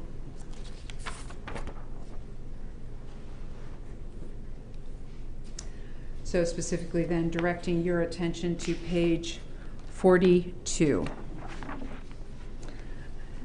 At this point in the interview, did you really start to talk to him about what was his intent with Mr. Arbery should he have actually stopped? Yes, ma'am. All right. And what was his intent? He said to hold on, to hold him. To hold him? Yes, ma'am. Did he use the word arrest? No, ma'am. Did he tell you what he was going to be arrested for? No, ma'am. Did he use the word citizen's arrest? No, ma'am. Did he use the word detain? No, ma'am. So he's holding him. Did he tell you what he was going to hold him for? He was going to contact the county police. Okay, and do what? He was going to hold him for county police so that he could either be arrested or identified. All right, I'm going to back you up for a minute. Specifically, line 24 through 25. I'm going to actually take you up to line 21. I want you to read that quote to the jury. He says, and I quote, "Yeah, to hold him till you know and call county police to." I said, okay. He continues to come and, check him out. Check him out? Yes, Come ma'am. and check him out? That's what he says? Yes, ma'am. Okay. So he's calling to have the county police come and check him out. And then what does he say? Continuing quote, there was no doubt in my mind as to who this guy was, none, having seen the videos prior. All right, so having seen the videos, he's making this identification of this man. Yes, ma'am. All right. Now, what else is he then talking to you about? The next thing that he's trying to explain his intent to you about?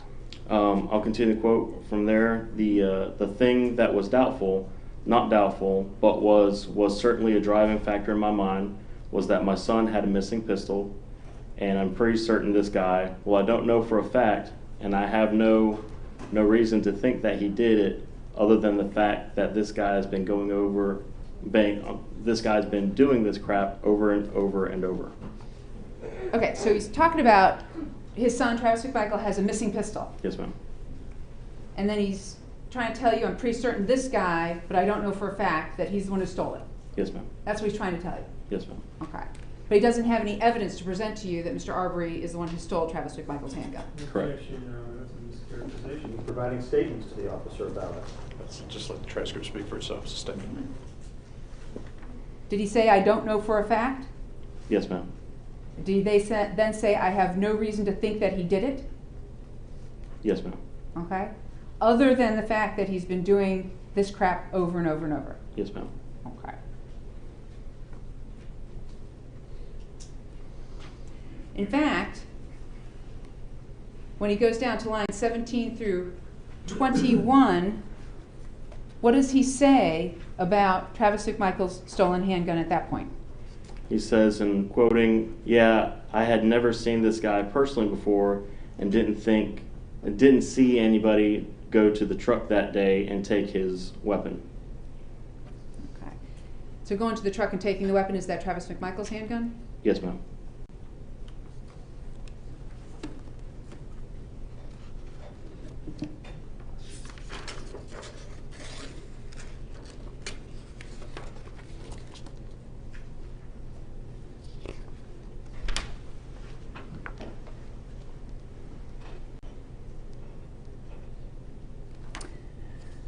All right, so Greg McMichael is talking about with you a lot of different crimes that he suspects Mr. Arbery had committed, right? Yes, ma'am. All right. Did he provide you with any specific details about the names, the addresses, the locations of these crimes? No, ma'am. All right. But did he talk about break-ins? Yes, ma'am. Did he throw around the word burglaries? Yes, ma'am. You mentioned burglars, yeah. All right. Did he throw around like entering autos or doing stuff like that? Yes, ma'am. All right. Did I ask you to go back and look at all of the 911 calls into the Satilla Shores neighborhood from January 1st of 2019 through February 23rd of 2020? Yes, ma'am. I think it actually looked into a little bit further into 2020. Let's see. It was from the dates that I looked at were 1/1 of 2019 to 5/25 of 20. All right. So what I'm going to have you do is only focus on 1/1 of 19 through February 23rd of 2020. Okay? Yes, ma'am. All right. So how many burglary calls for 911 came into the Satilla Shores neighborhood? Object, because this is calling for hearsay. She's asking him to report what he learned through other calls and documents, and the subject matter of those, and the determinations of those. That's all hearsay. There should be witnesses for those documents. He didn't have anything to do with these things. It's only a foundation of what he's done and where the... Sure thing. So, detective, which organization do you work for? All right, and you were a detective who worked on this case, is that correct? Yes, ma'am. All right, you interviewed Greg McMichael, that's correct? Yes, ma'am. All right, and Greg McMichael had a claim that there was burglaries and entering autos and all this stuff, and he suspected Mr. Arbery. Yes, ma'am. Okay. When I asked you to go ahead and review this information, how did you get this particular information I asked you to review? I received the original list of incidents from the area from our conversation. Mm-hmm. I went into our reporting system, Spillman, and I pulled it again, and then exported just the general list of case numbers, dates, and natures into Excel, and started looking at case counts. Then went back into Spillman and pulled the same range, but it was only incidents that an actual report had been taken. So versus somebody calling in, an officer responding and clearing up, you know, they help somebody out or something that doesn't require an actual written report versus they actually went back and we were required to document something. I pulled both lists. All right, so you pulled both lists. And this is a system that is maintained in the normal course of business at the Glenn County Police Department? Yes, ma'am. It's used by most, I believe, all agencies in Glenn County, if not All right. most. And I think you mentioned its name was Spillman? Yes, ma'am. All right. And are these documents kept in the ordinary course of business for you to do evaluations on? Yes, ma'am. And they're available for you as part of your job as a detective? Yes, ma'am. And you can pull them up to do analysis, is that correct? Yes, ma'am. All right. And in this case, did I ask you to pull them up out of Spillman independently yourself to perform an analysis? Yes, ma'am. And what did I ask you to look at? The reports, the ones that actually had the reports written for them. So cases that were closed out, active. I guess the best way to say is in our terminology. So an incident report was completed. All right, so I'm going to go ahead and drill down to that. Do people call 911 and then there's nothing really there to it? Yes, ma'am. All right. But there's still a 911 call recorded that comes up? Yes, ma'am. All right. So when you looked at what I asked you to look at, it was actually a 911 call where there was like kind of something that actually really happened. Yes, ma'am. All right. So in other words, there was an investigation. Somebody looked into something. Somebody reported something, and somebody wrote a report. For some instances, and then one other instance with a burglary, there wasn't a report. So there was one burglary that was unfounded. Yes, ma'am. All right. And that is all of January 1st, 2019 through February 23rd of 2020? Here, Judge, we're getting into the objectionable material. It's being offered for the truth. Somebody investigated, somebody reported, somebody wrote a report. That information the state is now offering as the truth that either an incident did or didn't take place. She's offering it through this witness that has no direct knowledge of it, and it's being offered for the truth. So if the state wants to do that, call the witnesses who dealt with it. We join in that objection. So explain where the state's coming from on it. Sure. I didn't hear your I asked her to explain where the state is coming from on it. Well, Your Honor, we Based would on the ask that objection. this be done outside the presence of the jury. This is an appropriate. Ladies and gentlemen, if you could go ahead and take a step outside, or step back into the jury. All right I should for say. the jury.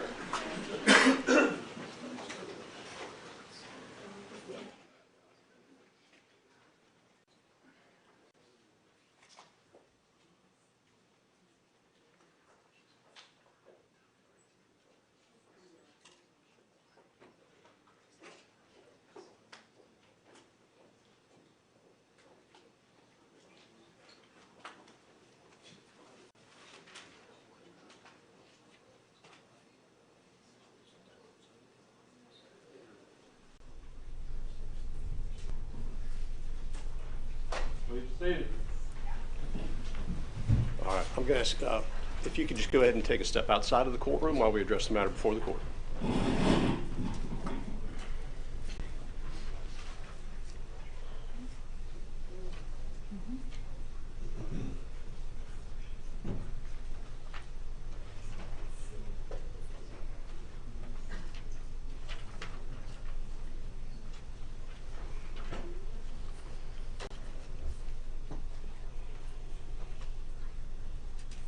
From the state. Thank you, Judge. The only testimony the state is trying to elicit at this point in time is that there was only one burglary call in the entire Satilla Shores neighborhood between January 1st, 2019 and February 23rd, 2020, and it was an unfounded burglary call.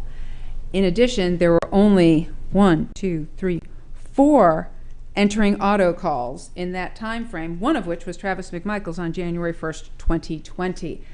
So the state is entitled to rebut these statements by Greg McMichael about, oh, there's all this crime and he's this suspect. He's already, the statement's already in. Oh, they've got him on video every third or fourth night out there breaking into people's homes.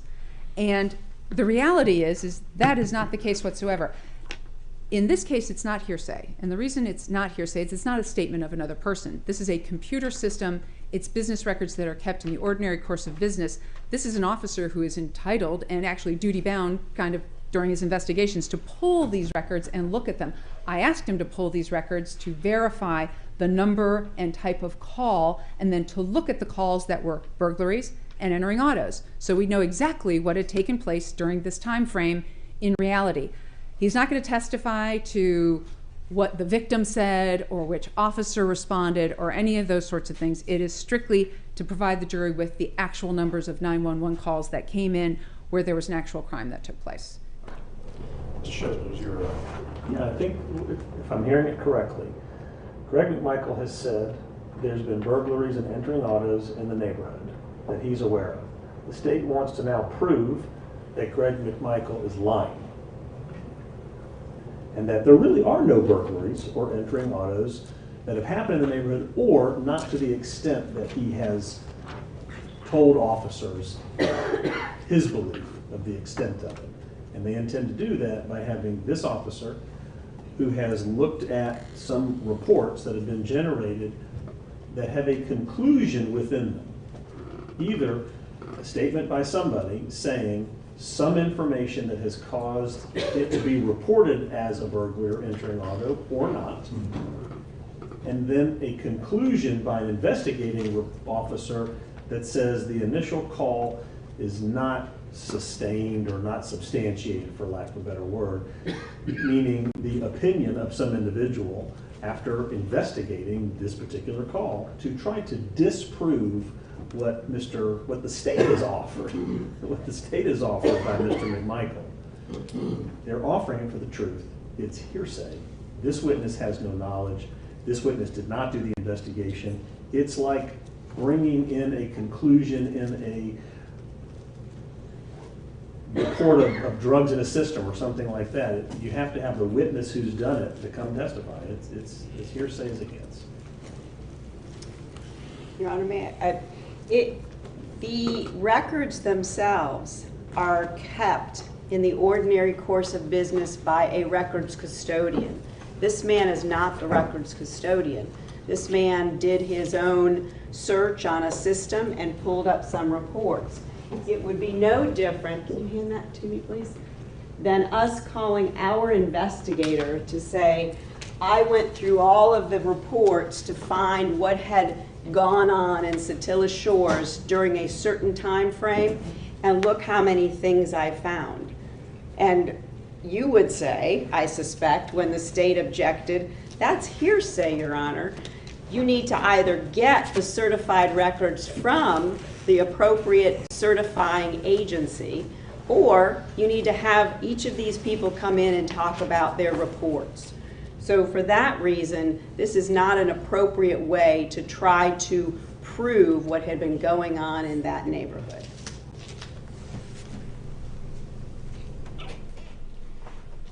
Your Honor, first of all, I'm concerned, and I think the court has an obligation at some point to inquire.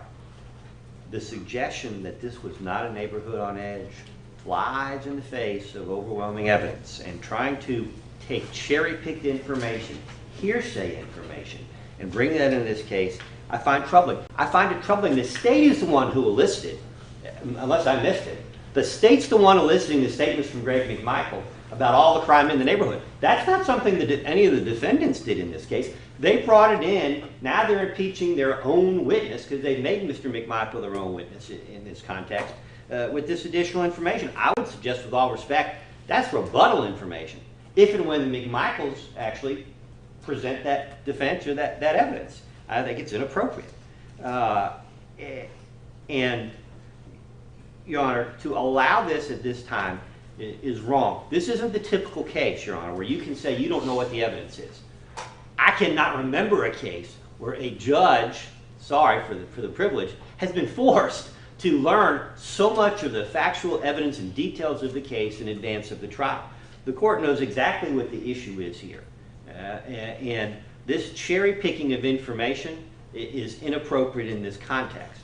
And we would ask the court to disallow this line of questioning at this time, subject to possibly reconsidering it for rebuttal purposes when it's proper. Final word then from the state. Actually, it's the defense motion. All right. The objection's overruled. This is the police witness testified to these being records.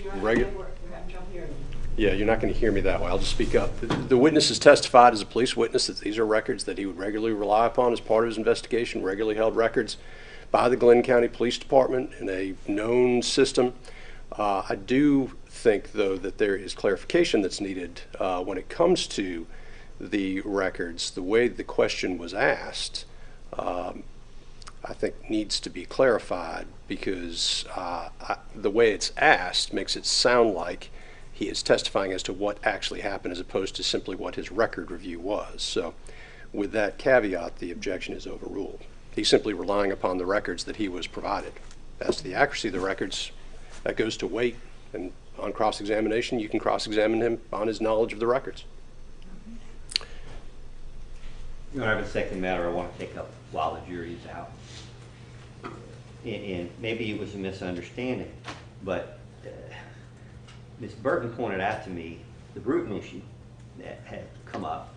The only thing that I expressed concern about, that I objected to with respect to statements about my client in this statement, the only thing that I'm concerned about, not concerned about all the references to blocking, all the references to trucks, we let all that go. I specifically objected that I did not want Greg McMichael's testimony about his relationship to Roddy Bryan coming into evidence. So there's just one spot. And sure enough, I thought that was covered. And I'm told that, in fact, that was brought in.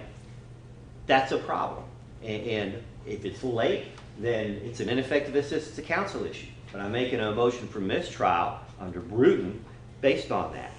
In the alternative, I don't know that you can cure it. And here's why, Your Honor. Because I know you're not looking at me. You're not giving me that look yet. But I know what you're thinking. You're thinking, how could that make any difference? How could that be important in this case? It goes back to the severance issue that we talked about before. The state has these before the fact, after the fact conspiracy theories to get around the fact that there were no communications between Roddy Bryan and Greg McMichael prior to the shooting in this case about this matter. And now we've gotten in Greg McMichael's version of his relationship to Mr. Bryan. I can't cross-examine him about that. Now we've got this jail call, and we've talked about that before, jail call looming out there about how Roddy Bryan is Greg McMichael's ally. Again, I can't cross-examine Greg McMichael about any of that. And I'm sure it didn't dawn on the state that, well, yeah, you know what, I'm not assuming anything. But we all know we have another issue with Roddy Bryan's fiance, because everybody knows that there is no relationship between Greg McMichael and Roddy Bryan, because Greg McMichael is not welcome in the Bryan residence, not because of anything that happened between Mr. Bryan and Mr. McMichael, but because of issues involving his fiance and her family. Now, how am I going to possibly deal with any of that? The state's putting me in a position, it's forcing me at some point to make a motion for severance, because I can't defend Roddy against allegations of special treatment. I can't defend Roddy against allegations of some special relationship in this case. And I'm not saying they're doing it deliberately, but they're putting me in a box where Roddy Bryan can't get a fair trial without being able to cross-examine Gregory McMichael in this case. Now, if Gregory McMichael testifies, I guess there's no problem. But in the event that Mr. McMichael doesn't testify, then how do I defend Roddy against these charges? That's the problem. I'm making the motion for mistrial, and I'm reserving the right to move for severance. Objections? Any of the other defendants joining in the mistrial? On the Bruton issue that Mr. Goff has raised, no. No. Stay. First off, objections need to be contemporaneous when it took place, and there was no objection at the time this took place. Number two, this is not an inculpatory statement in any way.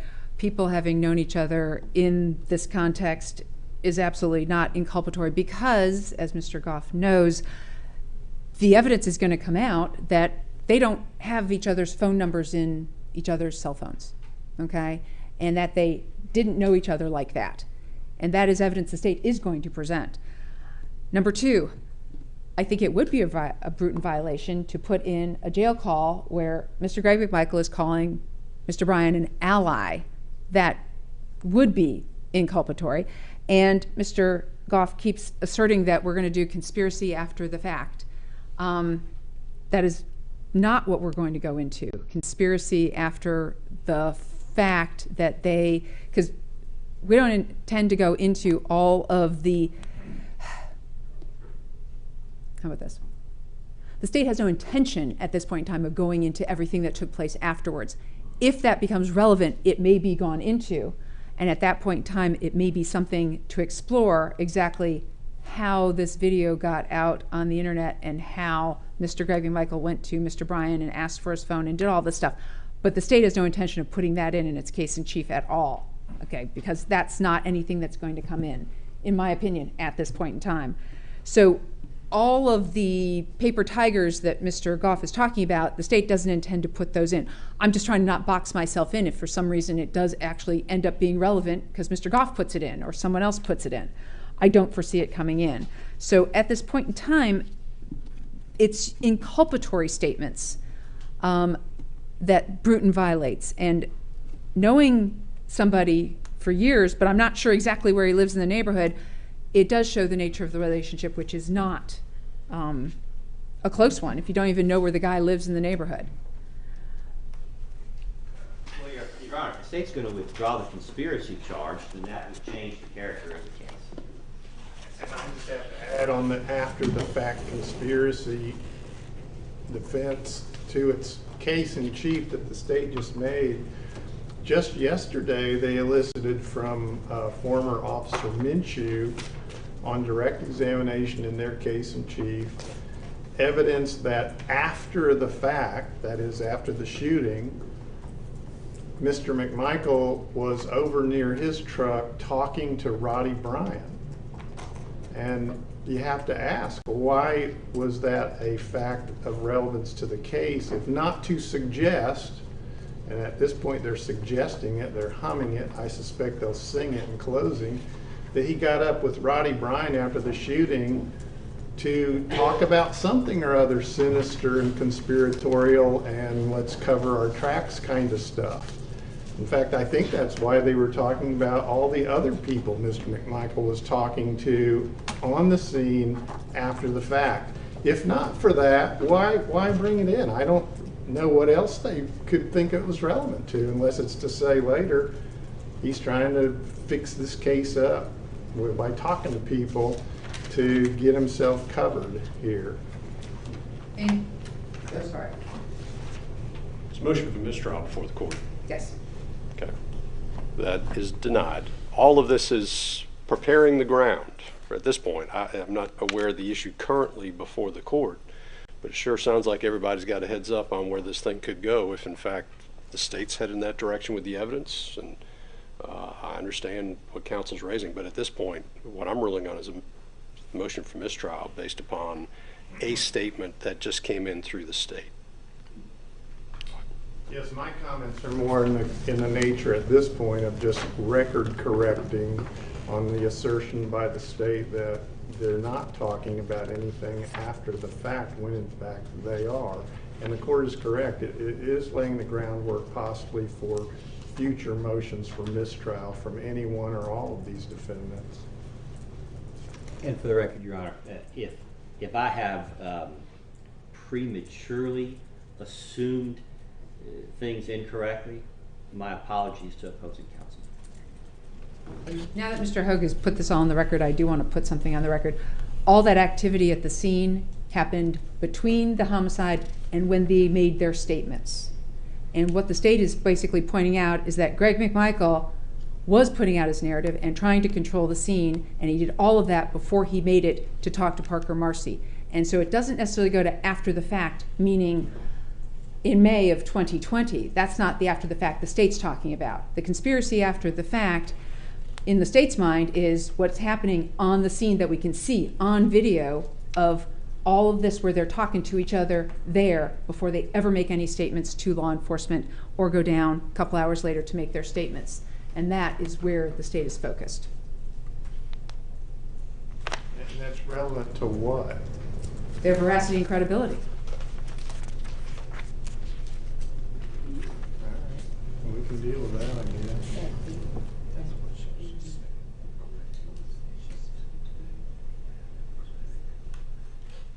Your Honor, the most important issue for me is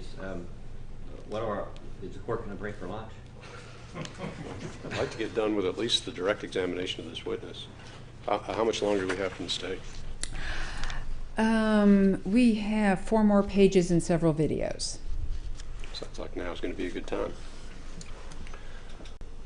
All right. Let's go ahead and get the panel, and we'll let them know we're going to be breaking for lunch.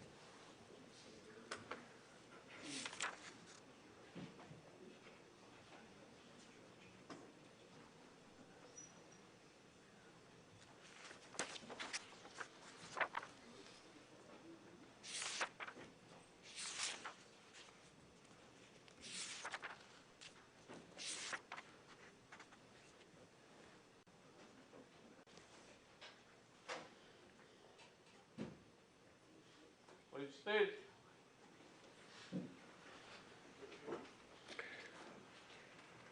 All right, ladies and gentlemen, sort of moving you around to, feels like moving you around for the sake of moving you around. We're going to go ahead and break for lunch, but I have to always make those announcements on the record. So there's a bet going on, wasn't there? What we're going to do is we're going to break for lunch. We're going to break for an hour, so 20 past 1. During the break, again, do not discuss this case amongst yourselves. Don't let anybody discuss it in your presence of hearing. If somebody does, please notify the court, and we'll go ahead and see what we need to address. But with those instructions and all of the other instructions that I have given you, enjoy your lunch. We'll see you back here in an hour. Thank you. All right, for the jury.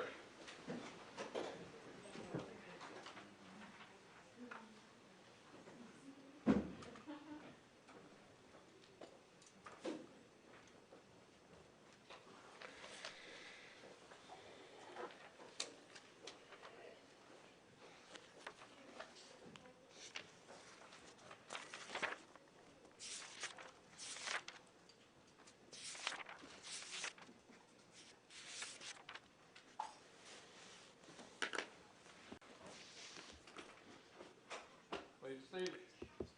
All right. Sometimes I don't dare ask this question, but anything from the state before we recess? No, Judge. From Travis McMichael.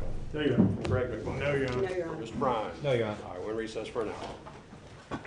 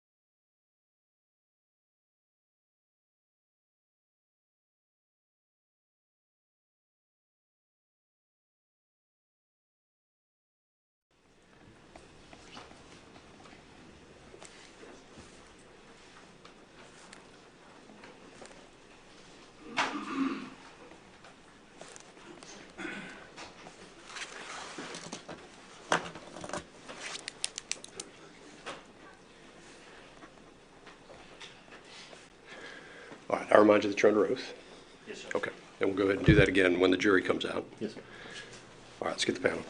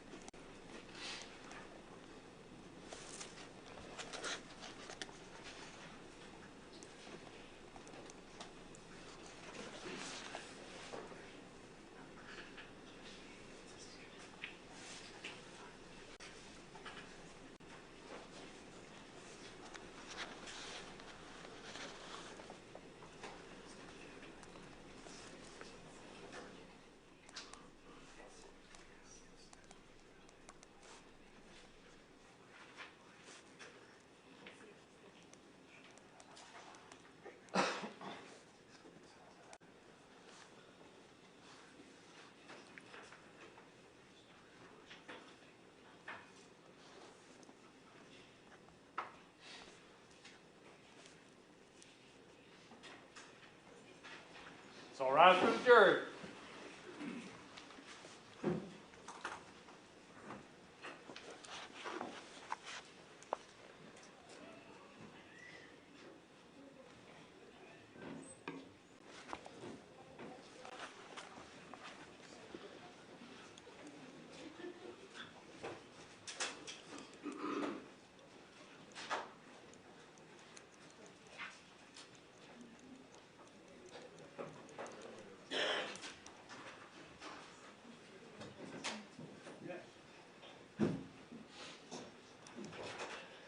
Please be seated.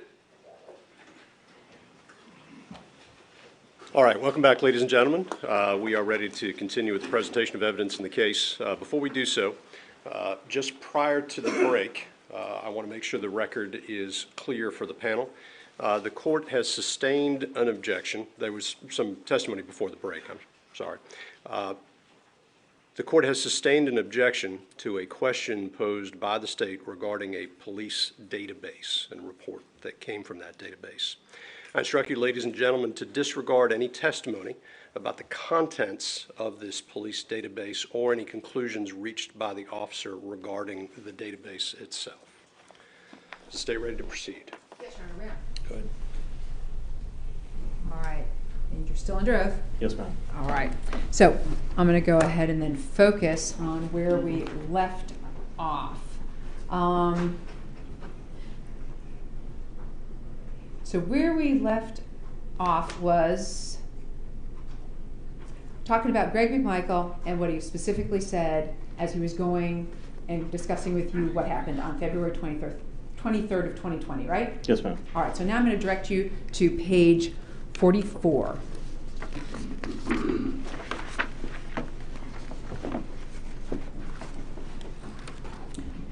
All right, so where we're going to look is we're going to look on page 44, lines 8 through 12, okay? So lines 8 through 12. And does Greg McMichael tell you, but anyway, in my mind, there's a good possibility that this guy's armed. That was my thought process, and my intention was to stop this guy so that he could be arrested or be identified at the very least. Yes, ma'am. Okay, and was that a quote from Greg McMichael about Greg McMichael's behavior and intention? Yes, ma'am. Okay. So now, did he indicate at this time what he thought the guy should be arrested for? No, ma'am. All right. Didn't say burglary? No, ma'am. Didn't say criminal attempted burglary? No, ma'am. Didn't say trespassing? No, ma'am. Didn't say any crime whatsoever? Not at that time, no, ma'am. All right. And when he said, or to be identified at the very least, well, what did he explain to you what he meant by be identified? No, ma'am.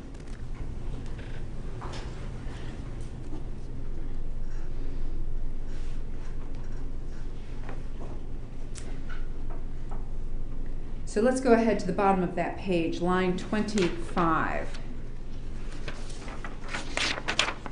All right, so Greg McMichael's saying stop to Mr. Arbery, is that correct? Yes, ma'am. All right. And he's yelling at him to stop. What else does he say? He says, and I'll quote, "I'm yelling to him to stop. Said we just want to talk to you." I think I said that at one point. All right.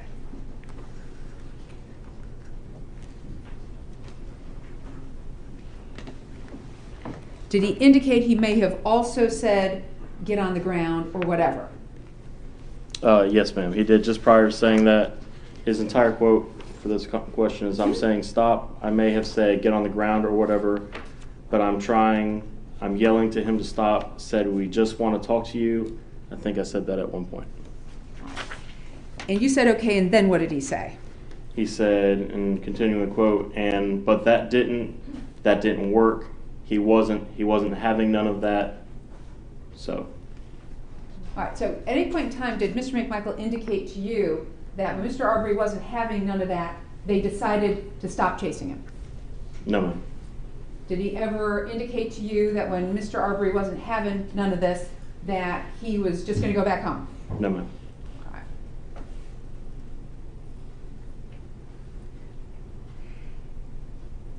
And so, continuing down to the middle of this page, the exact quote starting with, "Of course you know." Quoting, "Of course you know, it's pretty. Don't take a rocket surgeon to figure out, that the guy was cornered. He was cornered like a rat. That was his reaction." That was whose reaction? Mr. Arbery's. All right. That he was cornered like a rat. Yes, ma'am.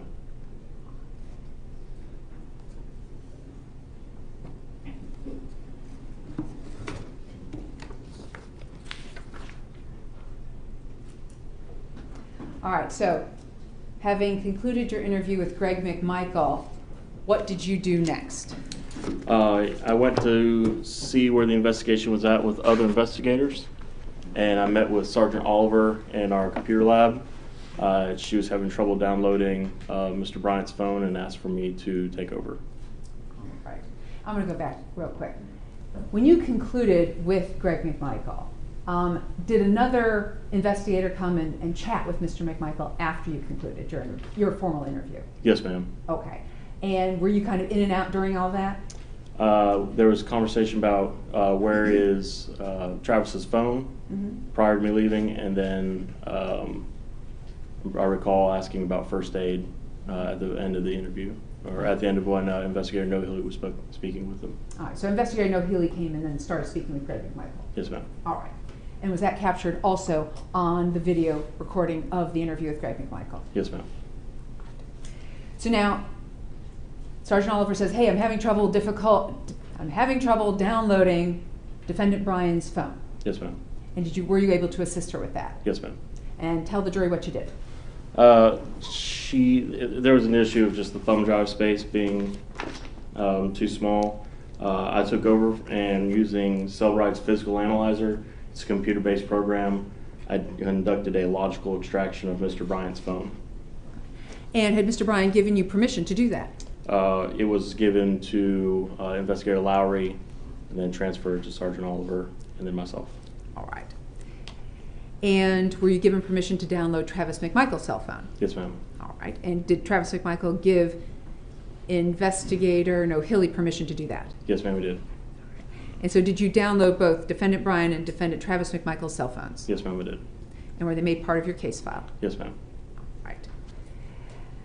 Now, after having downloaded both of those particular phones, what did you do next?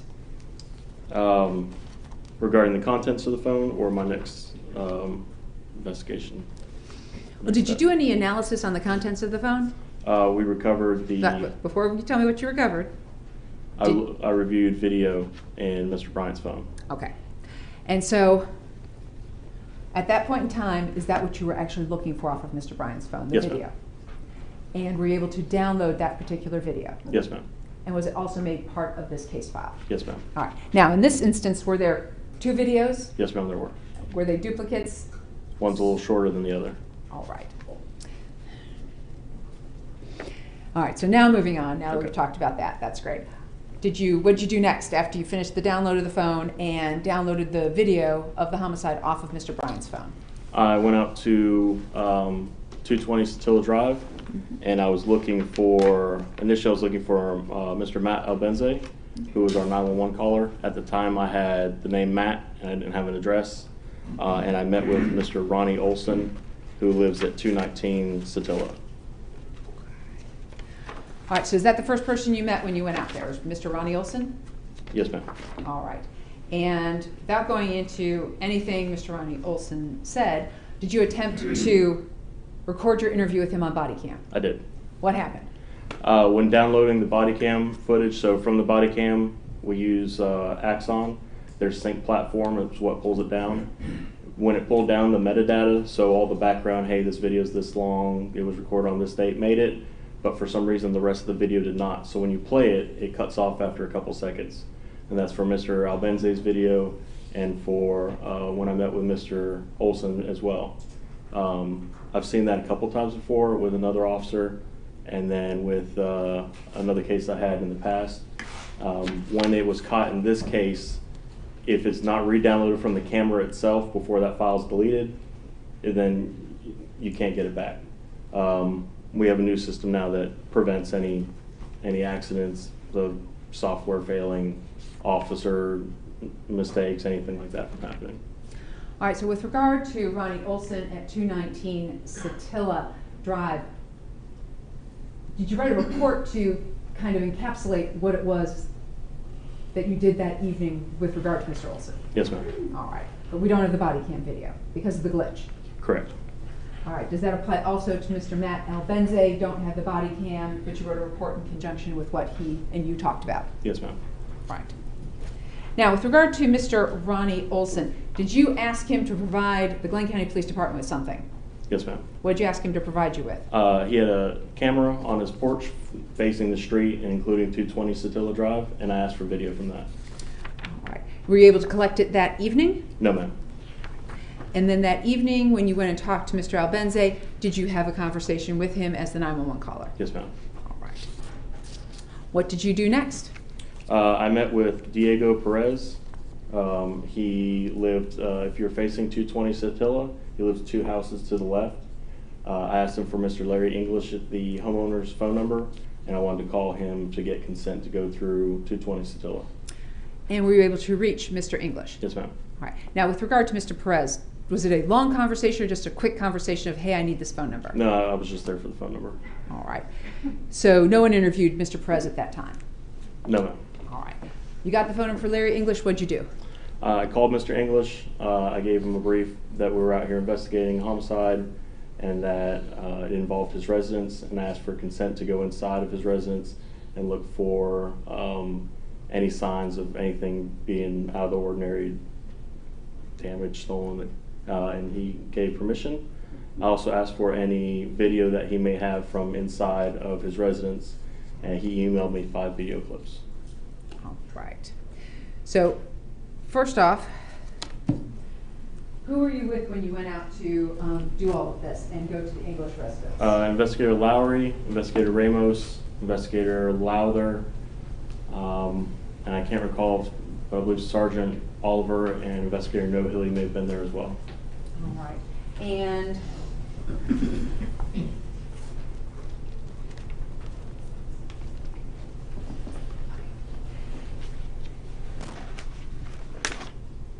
when you went in to the location, the open unsecured construction site, Yes, ma'am. how'd you get in? I just walked in, there's no doors. The front door is just the open space, and there's 2 garage doors to the left that are just open. Any fencing around the property? No, ma'am. I'm going to show you what's been marked as State's Exhibit 126. See if you're able to recognize 126. Yes, ma'am. And how are you able to recognize it? I've been there. That's the front of 220 Satilla. At this time, the state would tender into evidence State's Exhibit 126. No objection. No objection. No objection. It's admitted. Right.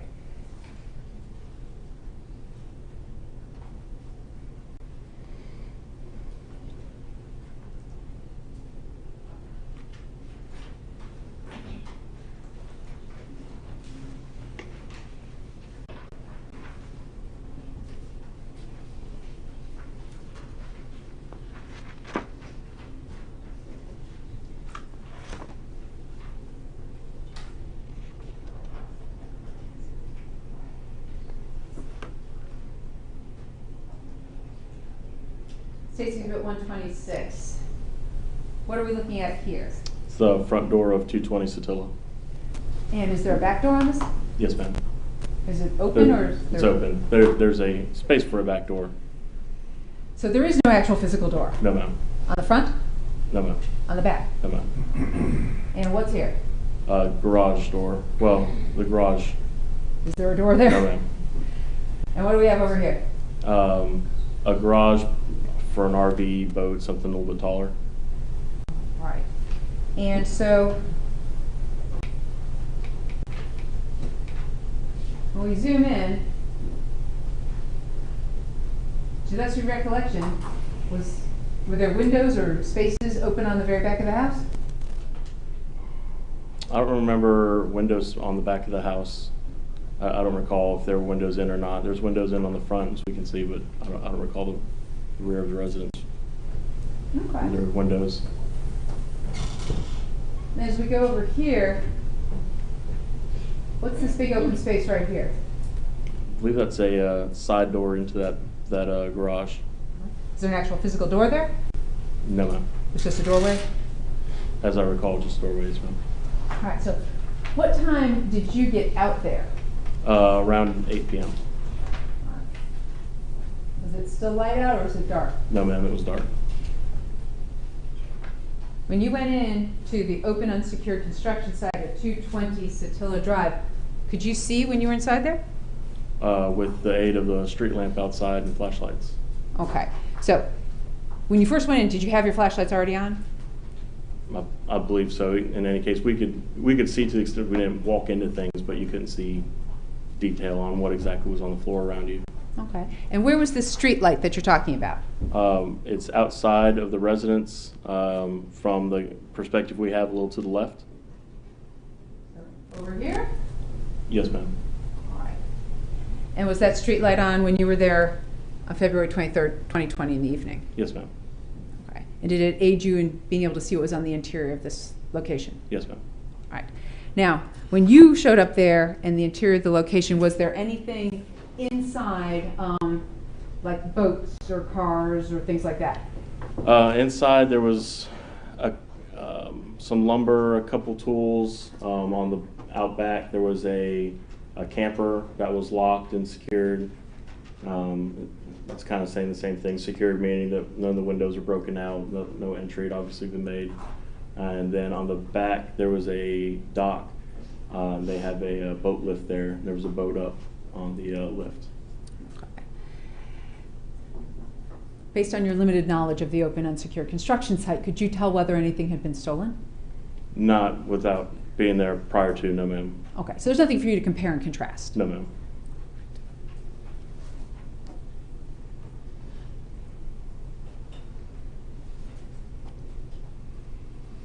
Now, you received the 5 video clips from Mr. Larry English, State's Exhibit 120. Have you had the opportunity to review those 5 video clips? Yes, ma'am. And are they the video clips that Mr. English sent you on February 23rd of 2020? Yes, ma'am.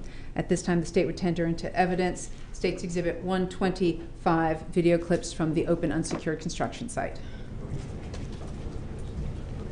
I'm sorry, I didn't hear S-125. No, S-120. It's 5 separate clips from February 23rd of 2020. Oh, I'm sorry, did you all respond whether you had an objection? We didn't. If what we're talking about is 220 Satilla Drive, all right, at 220 Satilla Drive, we have no objection to those video clips. Yeah, no objection. No objection. Or I guess the exhibit is admitted. All right, Exhibit 120 containing 5 clips. video clips.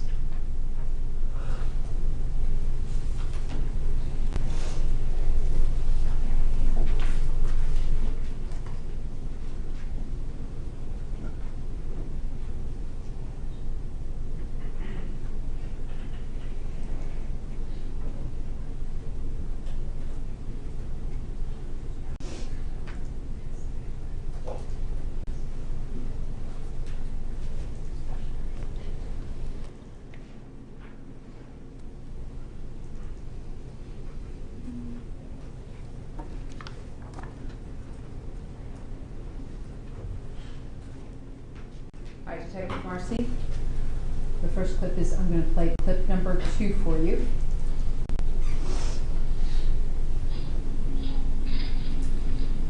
Is this the video Larry English sent you for 220 Satilla Drive from February 23rd, 2020? Yes, ma'am, it is.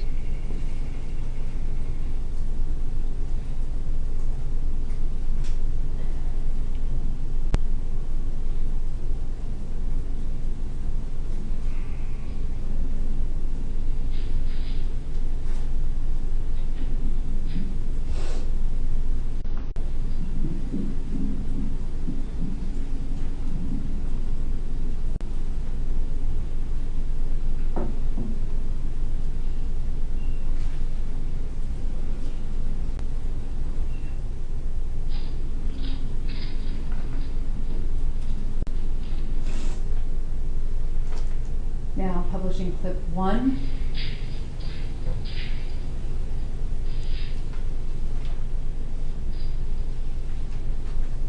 Is this substantially how you found the interior when you went there? Yes, ma'am.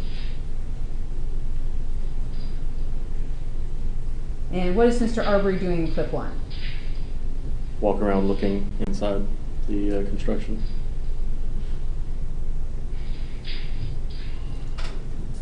Clip 3.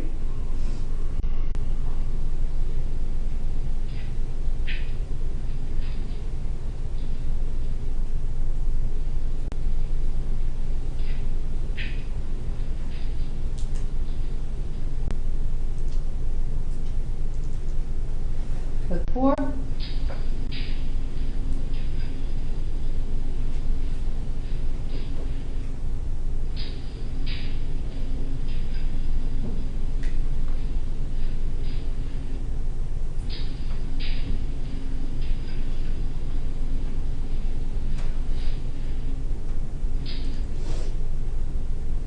And the last clip.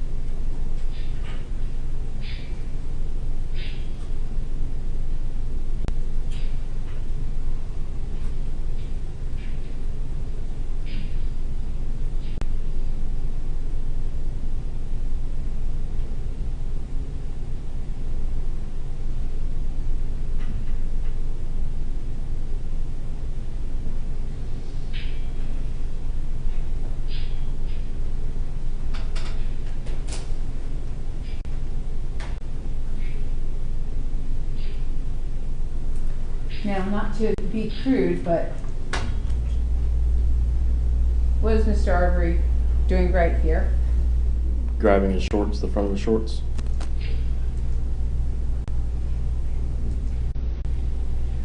And then the rest of this particular video, do you see him take anything or steal anything from this location? No, ma'am.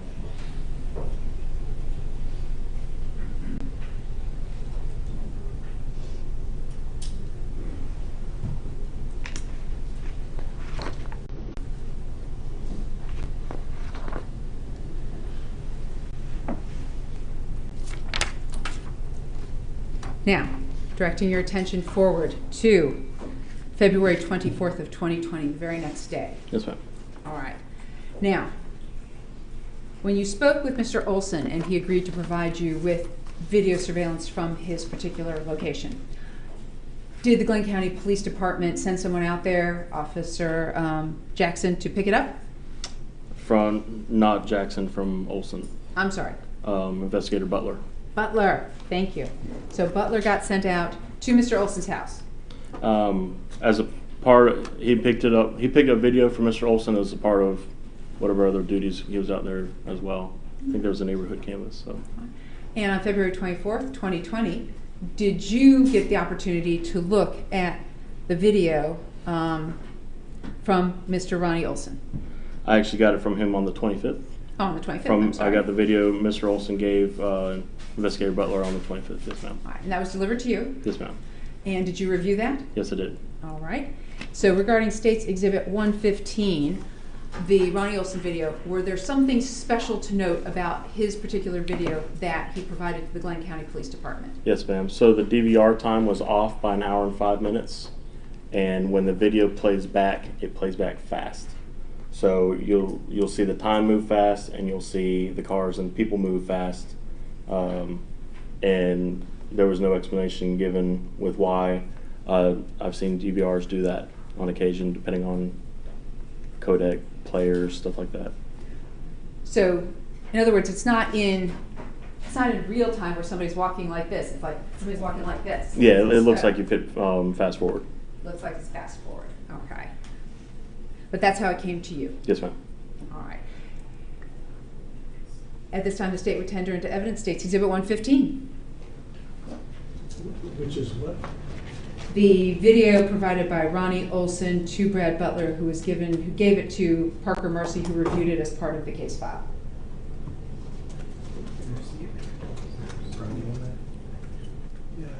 We need the proper witnesses for the foundation of this. This is not that witness. This is a video that he received from somebody who received it from Mr. Olson, so I think we're missing a foundational element. As far as the chain of custody on it. It's not a chain of custody issue, Your Honor. It's authentication. It's basic foundation for admitting the video that was recorded by a person, a particular person, who then authenticates this is the video of what we have and what we saw from my video camera that day. I'm now providing it to person A, who's not here. Person A apparently provides it to person B, who is on the stand. But we're missing two people from the equation. No objection from Mr. Bryan. Gregory. We join Travis McMichael's objection. From the state. The state's position is he received this video, he made it part of his case file, he's reviewed it. It's what was received directly from Mr. Olson per his request to Mr. Olson on the night of the 23rd.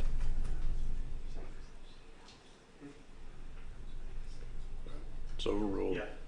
Yeah, I was going to say, we don't know what it is. I mean, we've been told now that the video itself actually doesn't even play at the correct speed. That is not what we understand and not what we've seen. Ladies and gentlemen, if you can just go ahead and take a step outside and adjourn. All right, for sure.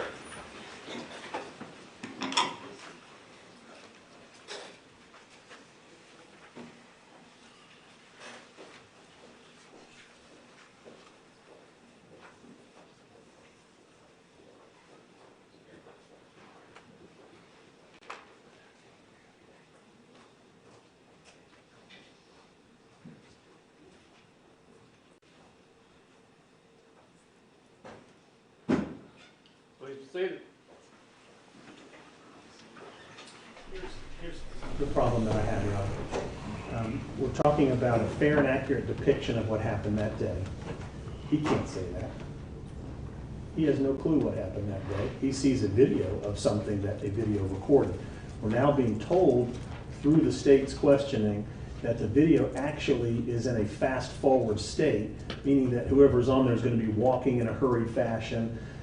Big part of this case, Your Honor, is that Mr. Arbery did not run into this neighborhood. He walked in the neighborhood. So we're taking issue with, number one, it's being characterized inaccurately. Number two, this witness doesn't have direct knowledge about anything on this video. He's just saying, I was given this, and here you go, take a look at it. There needs to be a proper foundation. You said something at the end, which is why I cleared the jury, and I just want to be clear about it. Is there a copy of the Olson video that is not in that state? We have one. We have one where he walks in normal, not under a fast forward. The seconds are ticking by, we believe, at an accurate pace. Well, then that's not what the state has, because the state has a video where Mr. Albenze is walking jerkily forward and stands there and then jerkily walks under a tree. Everybody's moving very, not super fast, but much faster than is a normal gait for walking. So I'm not sure, we're the ones who served it on the defense. I'm not sure why they would have a different video than what we have. Maybe that needs to be resolved, because from what I understand, this was the video that was provided as part of the investigative file, but if there's two different versions of it out there, that raises a different question for me. So as I understand it, the chain of custody part of it is, if in fact Olson gave it to the state, then who had it? Let's just make sure that it's what Olson gave. But if there's two different versions out there, that then does raise a different question. So just to be clear, our objection is not chain of custody, it's authentication. And the problem with that, Your Honor, is Ronnie Olson was not home at the time, and this was unmanned video. He downloaded it later, and I'm not even sure if he looked at it. He handed over a USB drive to Butler, who handed it to Parker Marcy. So it falls under the unmanned video. It would be like anybody coming and downloading it and handing it off on a USB. They wouldn't have watched it to verify it. Well, they would say, I've seen the video, this is my camera, it's the camera I set up, it's the camera that records outside of my house, this is outside of my house, this is the timestamp associated with it, I've watched it, this fairly and accurately depicts what's going on outside of my house, I dropped it onto a disk drive, I gave it to somebody, and that person then for chain of custody says, I've received it, we've not altered or deleted anything on it, and now you're seeing what we were given that's been authenticated by the person who owns the camera. That, in a perfect world, sounds great. Or it happens where the police show up and say, hey, do you have any DVD recordings? They drop it onto a thumb drive and give it to the police. Yeah, so there's still human beings involved in that interaction that need to be That's the chain of custody part of it. I mean, if it was downloaded and given to the police, that's what I'm hearing. Again, Chain starts once it's passed. Authentication starts with identifying. I'm not going to debate anyone here. Okay. I'm just telling you, I'm satisfied as far as that issue is concerned. What I'm more concerned about is that there might be two videos. So let's get that solved. I can play it right now. Okay. And that way we can all determine that states 115 is what it purports to be. 215 or 115? 115.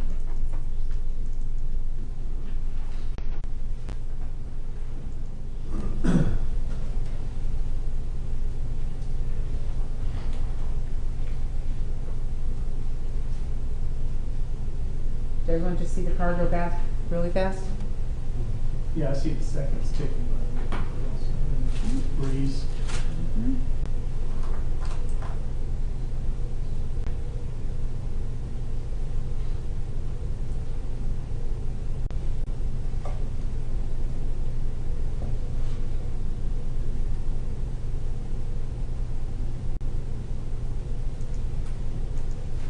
Would you like a timestamp? Yeah, the timestamp. Pretty sure it's 1:20, isn't it? It's 2. There we go. 2:12. Black car. Right. 208 is the around. That's okay, I'll back it up. So when we look at 207, so for the record, Detective Marcy, are you seeing the seconds click past faster than normal? Yes, ma'am. And this is what I received. And did it do this when you played it? Yes, ma'am.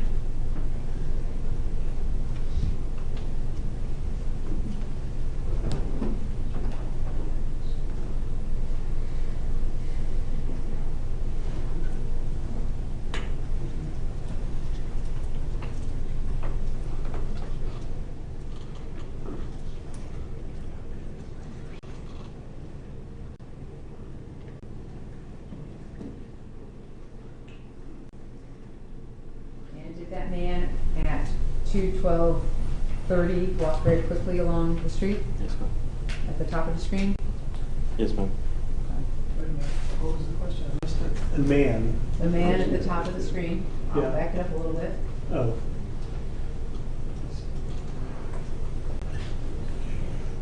I guess the question would be, does he appear to walk quickly because you've got the seconds moving, but you're just asking about how the seconds continue to move quickly? Correct, for the record, so that we can all be on the same page. That this is the video that Parker Mercy received, and it was the seconds moving quickly like this. Yeah. And then we can see Mr. Rob Lindsay walks down the street.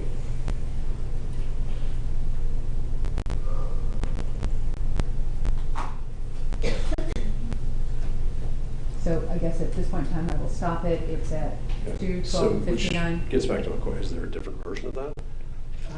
I think so, but we seem to have created a memo about the fact that we got a fast-moving one and a slow-moving one. So I'm looking back to see. I thought this was resolved, where we had one that was moving in actual time. That was a true depiction of the rates of walking and running on that day. Perhaps the court could give them a few minutes and we could agree on the video to be played. I mean, it just seems to come back and play a second version of it later if everybody's in agreement on it. That's why I'm wondering if there's a second version. Yeah. I thought there was. All right, we're going to take a short recess. Let me take 5 minutes or less, hopefully. We're in recess. If you could just remain available, I remind you you're under oath.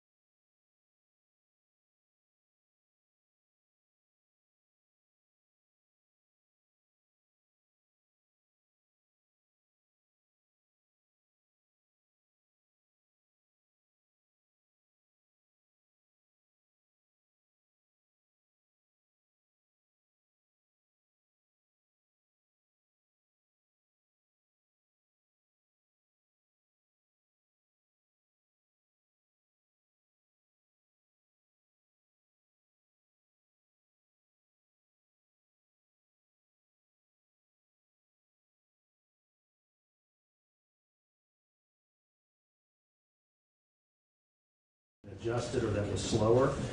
There are portions of it, Your Honor, that do appear to slow down and play at a more consistent pace with seconds, and then there's portions that ramp way up and play very, very quickly.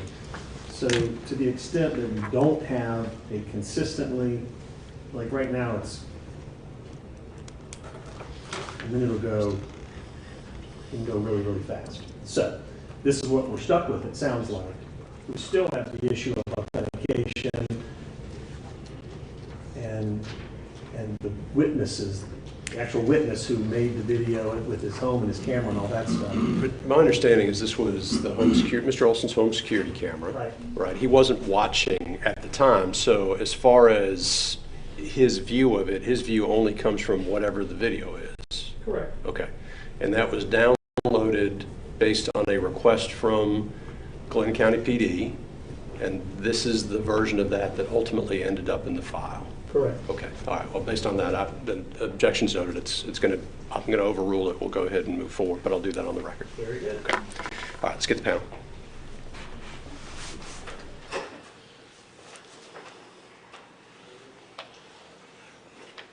Would the court allow me to clear up the mistake in front of the jury about my reading of the video so that the jury doesn't get the impression I'm trying to hide something? Is that okay? Just to say that I've looked back over it and that I see where some of the seconds play out a little more slowly and then they speed up. And my confusion. As long as it's not testimonial. It won't be. You can just say you object. Okay. Or you can do that and withdraw your objection. That portion of the objection. Let's do that.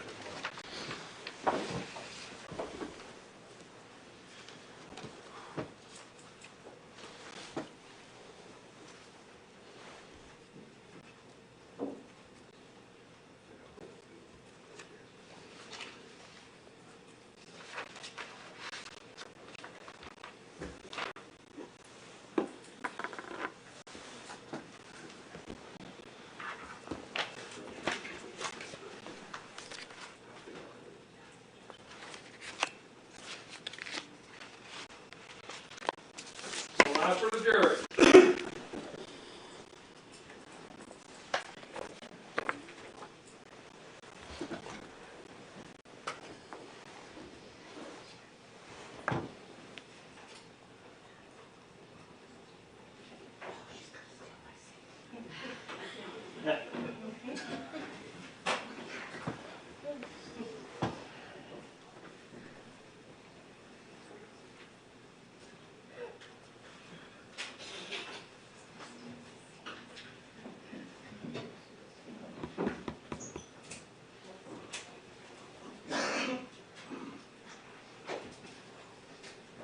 Please be seated.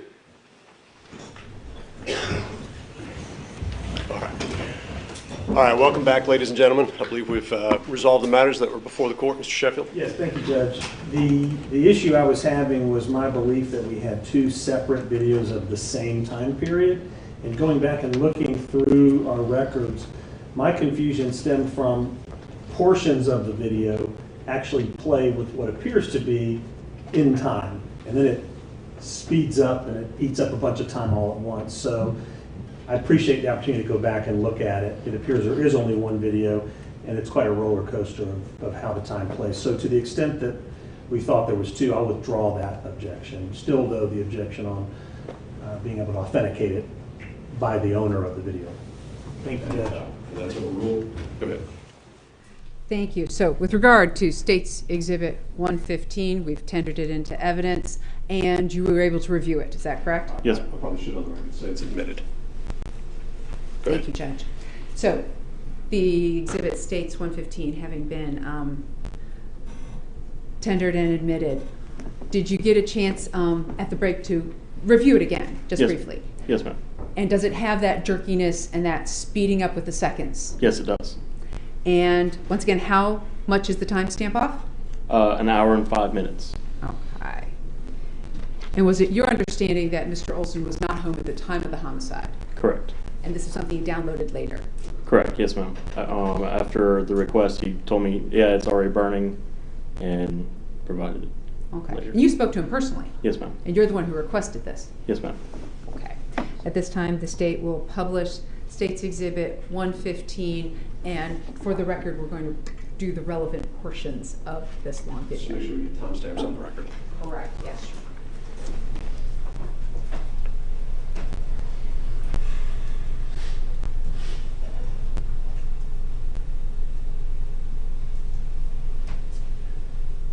So for the record, State's Exhibit 115, the state will be starting this on the top where it says Channel 4 2020 0223, timestamp 02:07:55 p.m. Is that acceptable, Yes, ma'am. Detective?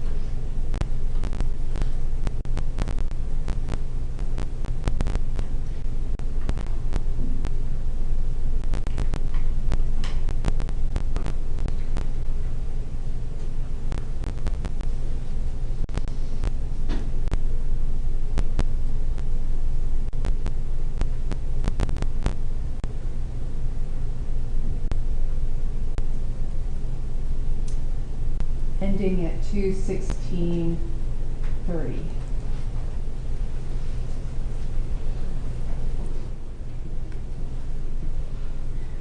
All right, so Detective Marcy, we're going to go through and look at some things. Yes, ma'am. Okay. So first off, when we go back,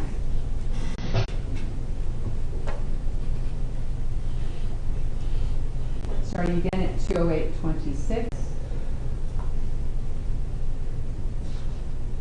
We have our timer moving very quickly. Now, this person who's walking up, at this point in time, now, who do you believe that to be? Mr. Arbery. Okay. And where's Mr. Arbery right now at 2:09:15? He's standing in the front yard of 220 Satilla.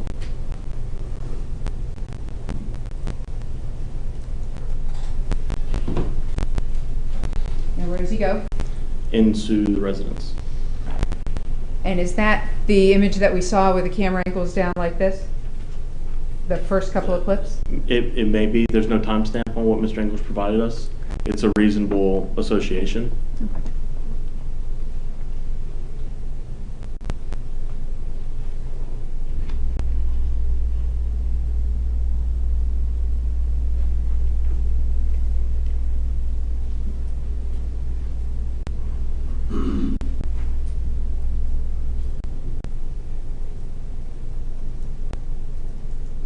Stopping at 2:12:21.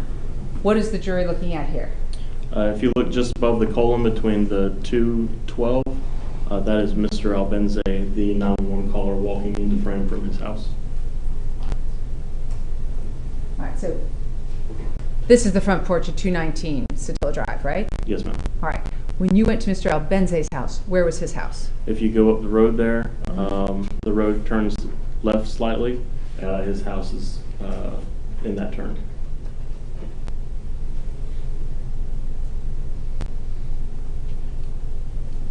Restarting the video. And what's the jury looking at here? Stopping it at 2:12:41.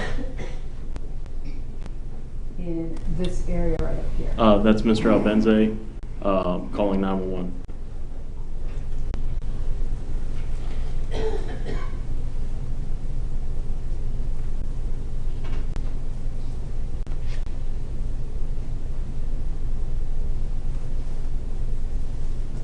And what do we have coming down the street here? It's a car. I haven't gone and ID'd that car. But we have a car coming down the street. Yes, ma'am. And this is 2:13:38. Starting again. And what happened there? Mr. Arbery steps out of the front door off the porch and begins running north to the right on Satilla Shores towards 230 Satilla Drive, the McMichael residence. Okay. So now is that out of the Satilla Shores neighborhood? No. Or is that inside? No, that goes further in.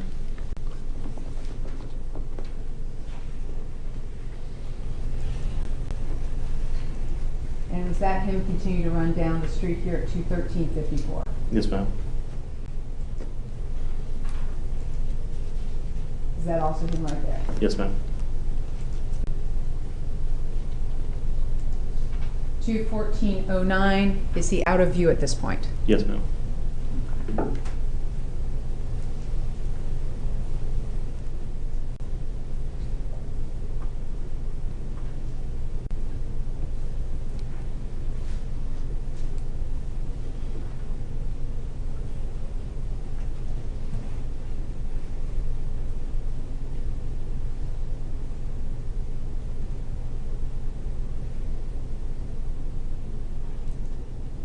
What movement do we have up here right under the word view at 2:15:35? So where the cursor was, as you mentioned, below view, is a white pickup truck pulling out. It's currently 2:15:35. At 2:15:03, you can see movement. Looks like two individuals leaving the residence, getting into that vehicle, and then they leave going the same direction Mr. Arbery did. All right, so I'm going to back it up to, you said 2:15? I have 2:15:03. We're going to start this at 2:14:57. You see the movement now coming from the house.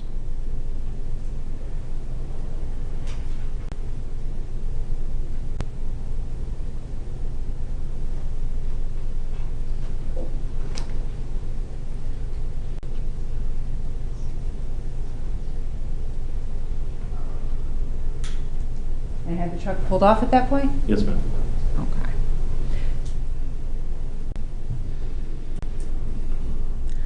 How long was it from the time Mr. Arbery cleared off the screen until there was movement at the house coming out? He steps out of the front door and runs up Satilla Drive. The timestamp I have for him stepping out is 2:13:39. Mm-hmm. And then the individuals come out to the truck on camera at 2:15:03. Camera time. Camera time. So, minute and 20 seconds? Thereabout.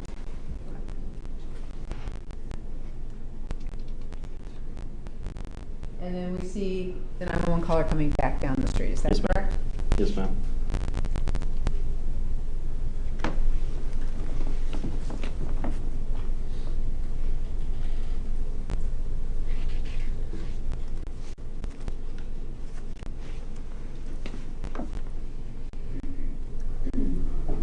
I'm going to move it forward a little bit and show you one other thing.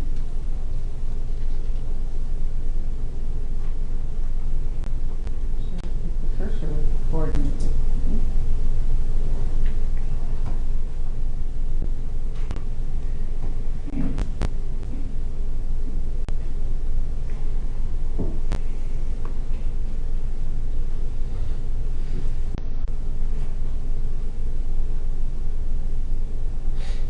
At at 22120, what do we have here? Georgia Power utility truck.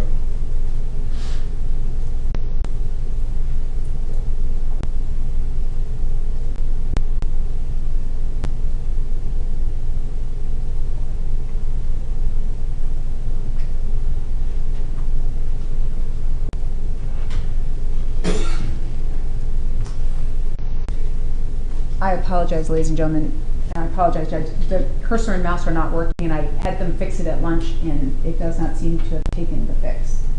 So I'm going to try it again.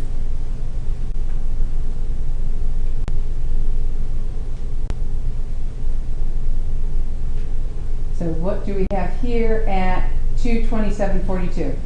Glenn County Fire and EMS ambulance and a fire truck.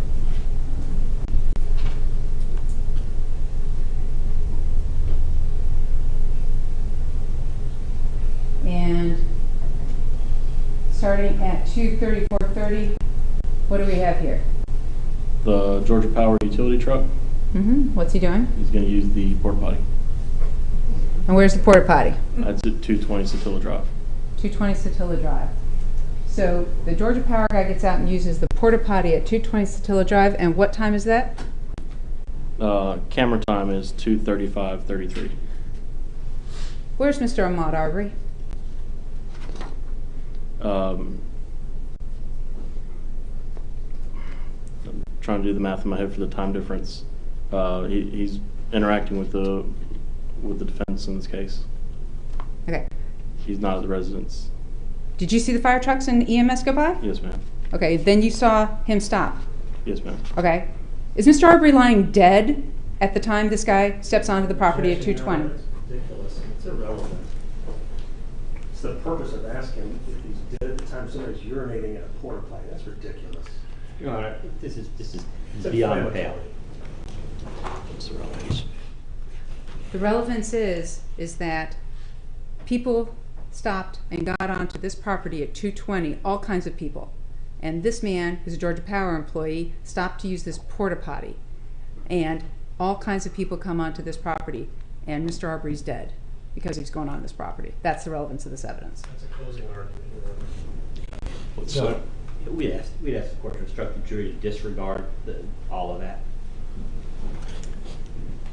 I'm sustaining the objection. Let's go ahead and move on. Yes, Judge.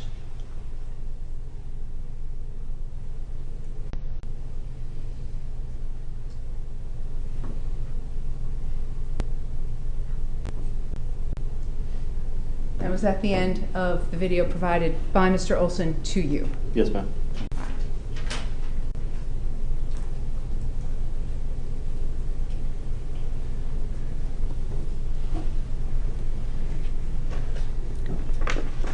So now, direct your attention to State's Exhibit 133, the videos provided by Diego Perez to Officer Adam Jackson. Were you also shown those particular videos? I recall seeing at least one of the videos during the same time we were doing the phone downloads. The thumb drive that was provided to officers out there was brought back to headquarters, and we played one video, at least one video of what was provided. Okay, so I obviously got the date wrong. So you're talking about the phone downloads that you're doing after the interview with Greg McMichael on February 23rd, 2020. Yes, ma'am. Okay, so you're still at the headquarters when the Diego Perez jump drive is brought to headquarters. Yes, ma'am. And while you're doing the phone download, you got to watch at least one of those videos. Yes, ma'am. All right. And have you seen the full 10-minute long video that is now State's Exhibit 133? Yes, ma'am. And was it fair and accurate and in conjunction with what you had seen on the evening of the 23rd of February? Yes, ma'am. All right. And I believe this is a joint exhibit, is that correct? That's correct. All right, this time the state would tender into evidence State's Exhibit 133. Understand without objection. That's correct. No objection. It's admitted.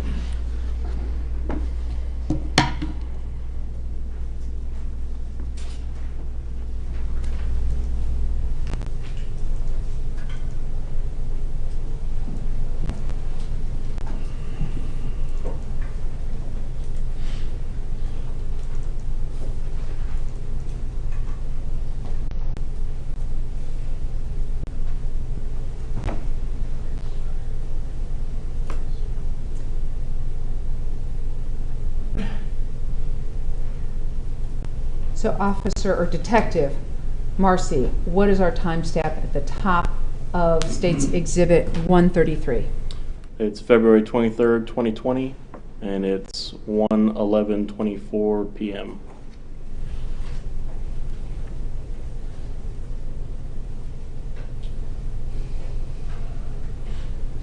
And to your knowledge, is this off by about 5 minutes? I recall a discrepancy. I don't know the exact.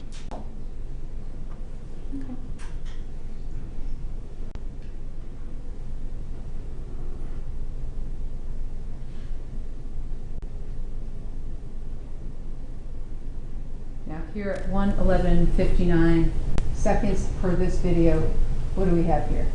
That is Mr. Albenze.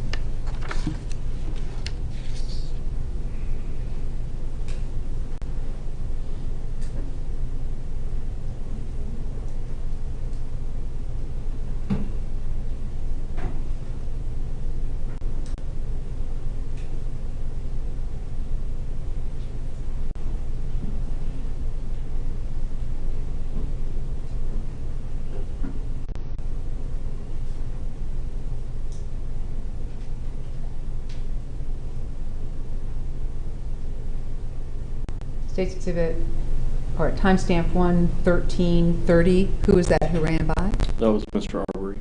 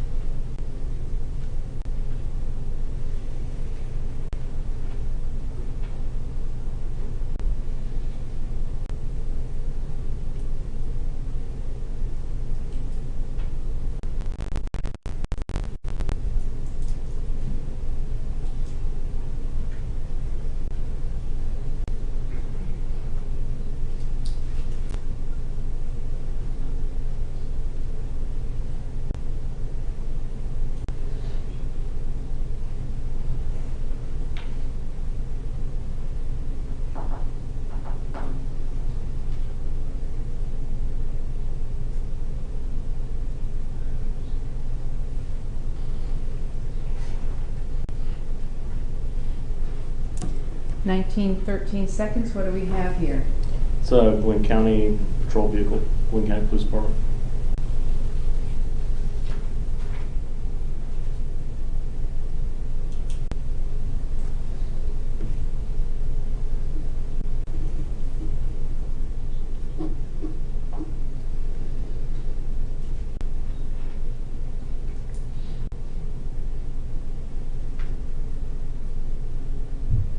And whose patrol vehicle was that, to your knowledge?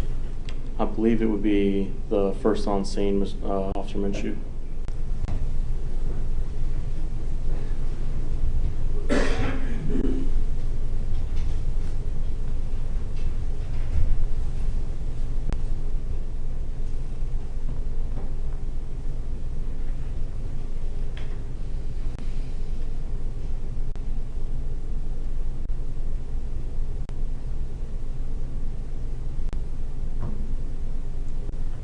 One 2019.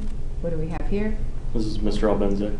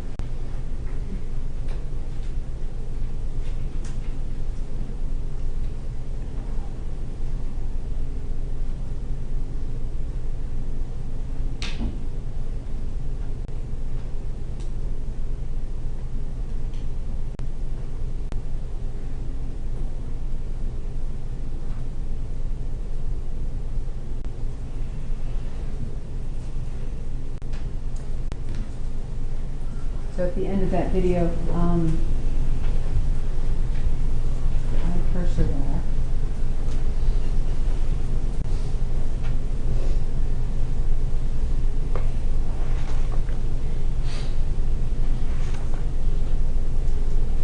So that video did not contain any images of the second responding officer, Duggan, coming into the neighborhood? No, ma'am. All right.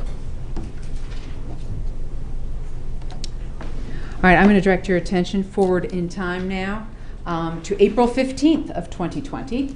Yes, ma'am. What action did you take on April 15th of 2020? Prior to the 15th, we had another meeting at our agency. Yeah, without explaining why you were doing what you were doing, Okay. What did you do? I sent the 911 call and the original video from Mr. Bryant's phone of the incident to ROCIC for audio enhancement to see if anything could be cleared up in that.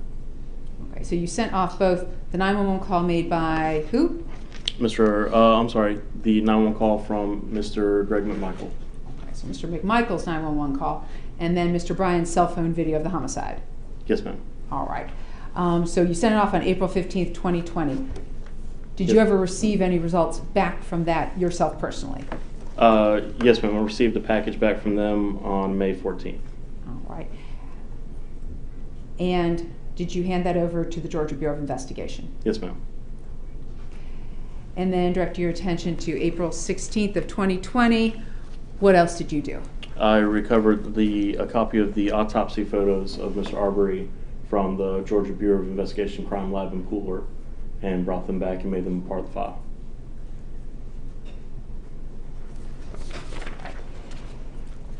And did you document everything you did in this particular case? Yes, ma'am. All right. Now, lastly, based on the statements of Greg McMichael. Sure. States Exhibit 302. So, based on the statements of Greg McMichael after having interviewed him, did you get a feeling for exactly where he went during the incident leading up to the homicide of Ahmaud Arbery? Yes, ma'am. All right, and have you previously looked at State's Exhibit 302? Yes, ma'am. And is this a fair and accurate drawing of the route taken by Greg McMichael on February 23rd, 2020? Yes, it is. At this time, the state would tender into evidence State's Exhibit 302. No objection. No objection, Your Honor. No objection. It's admitted.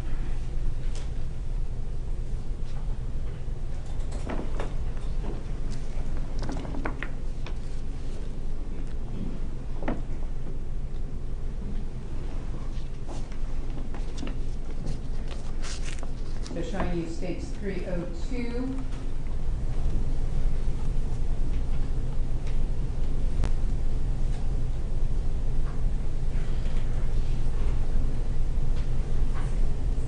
So Detective Marcy, when we're over here, what do we have at this location right here? And I'm I don't see going the to mouse. actually use my finger since the cursor's not working very well. What are we looking at here? That's 220 Satilla Drive, All right, and then down here, what do we have? the McMichael's residence. And so where do they go? Or where does Greg McMichael go? Continuing straight, they go down Burford. They follow the turn at the very end past Mr. Bryant's house. And they follow the left up Zellwood. And follow that all the way around to Holmes Road, where they then take another left. And come down here? Yes, ma'am. And this is where the incident concludes. All right, so with regard to Burford Road, do you have any clear indication from Greg McMichael, due to your interview with him, how many times he went back and forth on this particular road? We have, from his statements, the initial interaction where Mr. Arbery stops, turns, and runs the other way, and he follows on foot before getting back in the truck, and then the truck proceeding around to Zellwood to Holmes. Right. And here, do you have any indication of him coming down here if they stopped at any point in time here to confront or yell at Mr. Arbery to stop? From our interview, the only spot I'm familiar with is where they are finally stopped and the final incident occurs, where we have the red X at. Right. I may have 1 moment.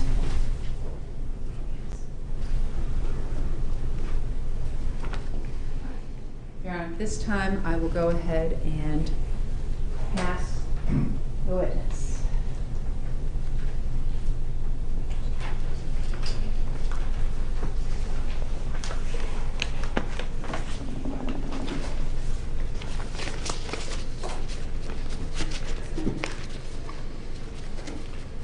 From the defense. Ms. Donikoski, could we put that back up? I don't know how to use that. I can do it. Thank you. The last.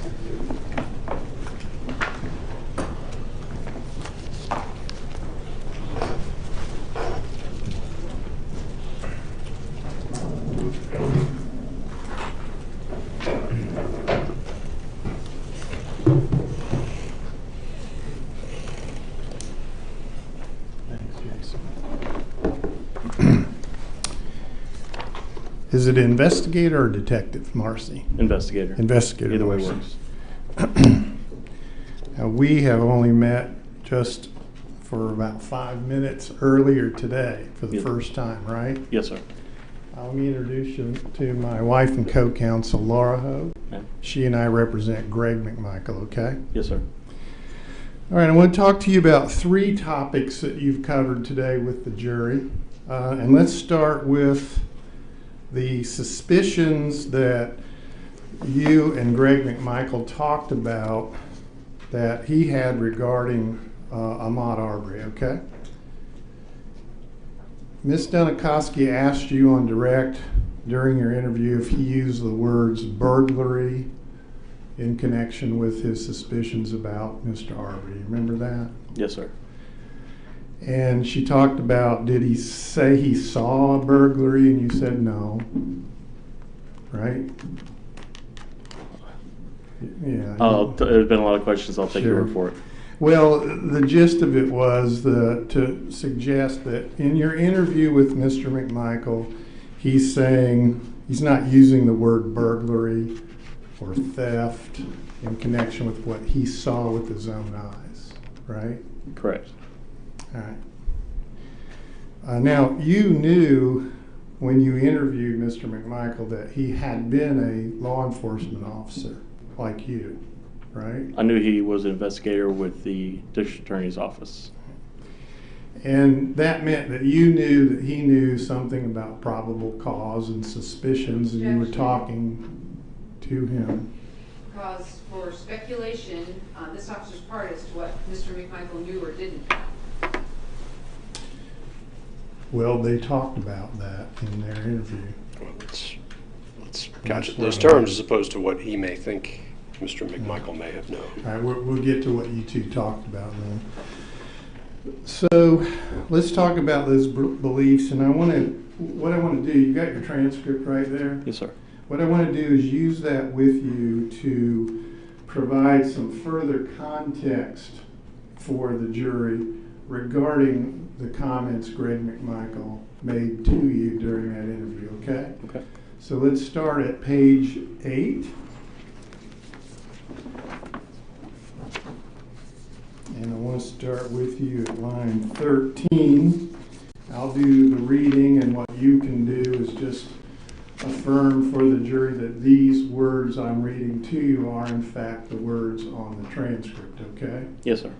So you are interviewing Greg McMichael, and there at line 13, he's saying to you, anyway, back, getting kind of ahead of myself, we were aware that there had been numerous entering autos and break-ins and such in the neighborhood going on for quite some time. That's what he said to you? Yes, sir. Continuing. And of course, this guy what was on video was, logic tells you this guy may be the one that's doing it, right? Yes, sir. Now, that would be a suspicion that he had, that this guy is the one doing it, referring to burglaries, break-ins, auto thefts, and that sort of thing, right? That's what you're talking about. Yes, sir. Now go to page 11. And this is a bit longer part of the conversation. I want to read it with you. Again, there at the top of page 11, line 1, Greg McMichael is talking. It's just the two of you in the room at this point, right? Yes, sir.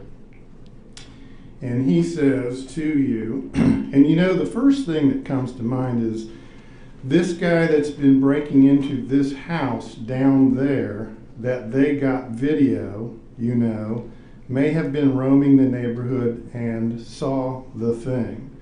Now he's talking, when he says the house, this house down there that they got video, was it at that point you understood he was referring to the English house, the one at 220 Satilla Drive that was under construction? Yes, sir. Okay. And he's referring to video from that house, some of which we've seen here today during your testimony, right? That was my understanding, yes, sir. Okay. Continuing on, you ask him, so this is not just this month it's been going on, right? Yes, sir. And he says to you, oh, this has been going on, and the two dashes would suggest that sometimes you two interrupted each other. That's what a transcript says, right? Yes, sir. And so he says, oh, this has been going on, interruption, and you say, last month, this has been going on for months? So far, so good? Yes, sir. And he says to you, 4 months, yes, right? Yes, sir. And you say going back into 2019. Right? Yes, sir. And he says, oh, absolutely. Yes, sir. And you say, by a good bit? And I guess what you mean by a good bit, going back a good bit Yes, sir. from February 23, 2020, when this interview's happening. That's what that meant, right? Yes, sir. And he answers, yeah, so anyway, so now we've got a missing weapon and the possibility in my mind that the guy that's been breaking in down the road there may have that weapon. That's what he's telling you he's thinking, right? Yes, sir. And you say to him, possibility, and that's your subjective opinion? And that's right, that's what you asked him, right? Yes, sir. And he says, that's my, just a hunch. I was a cop for 30 years, you know. And you say, right. Yes, sir. And then he says, and then you're interrupt and say, was a hunch but a lead, right? Yes, sir. And he says, right, exactly. Yes, sir. And continuing on, page 12. And you said, we've got that intuition. Now by we, you're talking to him saying we police officers, not you and me personally perhaps, but correct, just law enforcement we law and in enforcement. general. Okay. Yes, sir. We've got that intuition, and he says to you exactly, correct? Yes, sir. And you say, I'm on the same page as you, right? Yes, sir. And then he says, all right, so I'm out there minding my own business, doing my upholstery job, and I look up, I hear it, I guess I hear it, I don't know. Anyway, I look up, here comes this guy hauling ass, and he's told you the story now. This is the first time through, but he goes through it a few times with you, right? Yes, sir. And I mean, he ain't out for no pleasant Sunday jog. He's got it hooked up. That's what he said to you? Yes, sir. Like something's on his ass. I don't see anybody chasing him or anything, but I mean, he came out and I watched him, and of course, when he came by, I got a really good look at him, right? Yep. Yes, sir. And then he describes short pants. Every time we see him on the video, has short pants on, has black t-shirt on, but white t-shirt, he says. Yes, sir. Apparently correcting himself. And he's got short dreads, okay? So, I mean, it's the same guy. That's what he said to you? Yes, sir. All right, continuing on with the same topic of suspicions, go to page 24. And we'll start at line 15. Are you with me? I'm there. Okay, but 14, just to get the context, he says, but he, referring to this person he suspects, who turns out to be Mr. Arbery, he keeps going back over and over and over again to this damn house. And he's talking, that is Greg McMichael's talking to you. This is still in the interview, correct? Yes, sir. Plus, we've had numerous entering autos and other burglaries and thefts out of yards and that sort of thing throughout the neighborhood, right? Yes, sir. So you know he'd be a prime suspect. And he's saying a suspect in his mind. He's telling you that that's what he's thinking. Yes, sir. Right? And then he goes on to tell you, but anyway, Diego... The next section does not fall under the rule of completeness as it relates to the upper portion of this section, Judge. The state would object. It does complete the context. I can show it to the court if you'd like. It'll be lines 19 through 25.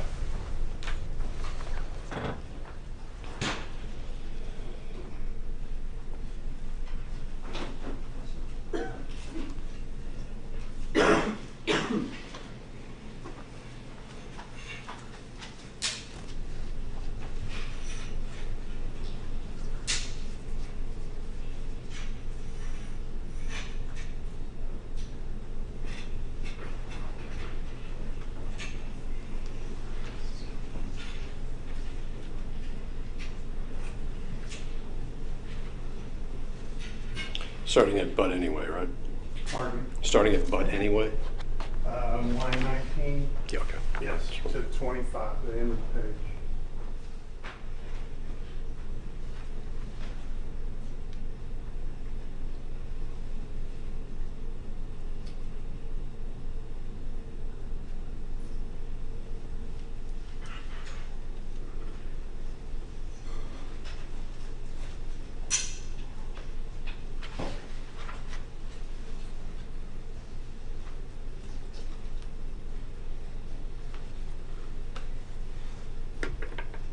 Yeah, I'm going to sustain it. It looks like it just transitions into the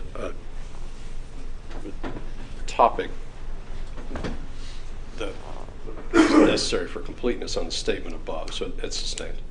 That last paragraph from 18 or 19 down, that just goes into a different area. Different from Mr. McMichael's suspicions of who the person is that he's just seen run past. Yeah, that's what I just ruled on. There appears to be a transition there into a different thought, so I'm sustaining it based on what I'm reading from that portion of the transcript that I can see. Yeah, I'd like to defend my argument that this is in context of his identification of the person he suspects. And without reading any of it, it simply goes into his description of the person he saw as matching the videos that he'd seen. I understand. I've read it, I've taken it, I've looked at it, and I've ruled on it. Okay.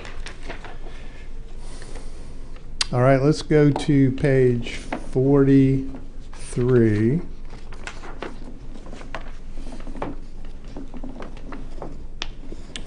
And we're going to start at line 23.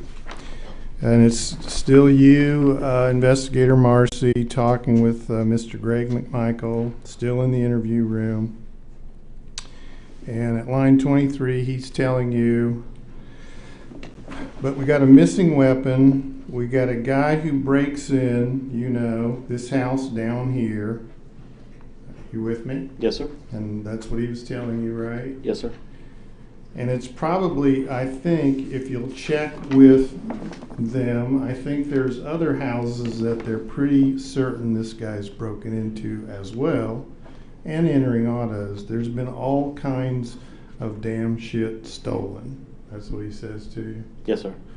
And then you say to him, we're about to dump everything that's ever happened in that neighborhood, right? Yes, sir. And dump mean investigate. Go through our records system. Yes, sir. And he says, yeah, and you say, and see if we, and then he interrupts you. And then he says, but anyway, in my mind, there's a good possibility this guy's armed. That was my thought process and my intention. And I know it was my son's as well, was to stop this guy so that he could be arrested or be identified at the very least. Yes, sir. Okay.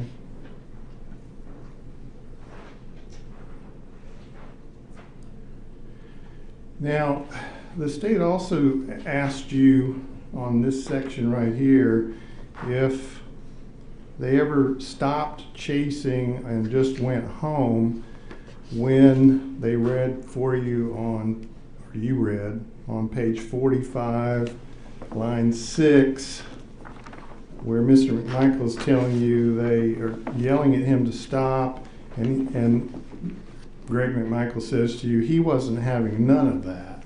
In other words, it didn't look like he was going to comply and stop at all, right?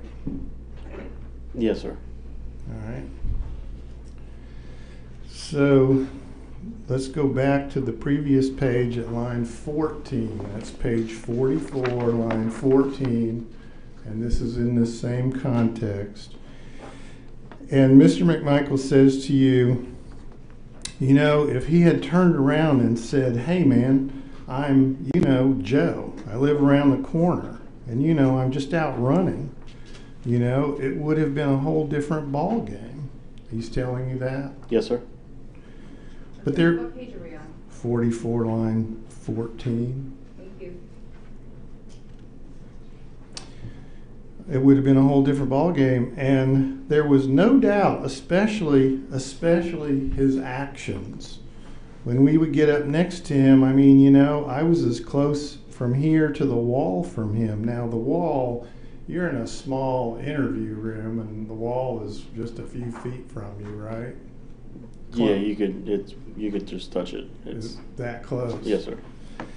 I'm in the back of the pickup truck, and you know, he has no intention of stopping. Yes, right? sir. Okay. And then let's flip over on the same topic to page 65. Now this is when investigator Noe Healy has come into the room, and the two of you are now talking briefly with Mr. McMichael. You remember that part when he showed up? Let me get there with you. Page 65, and I'll start at line 7. I'm going to object.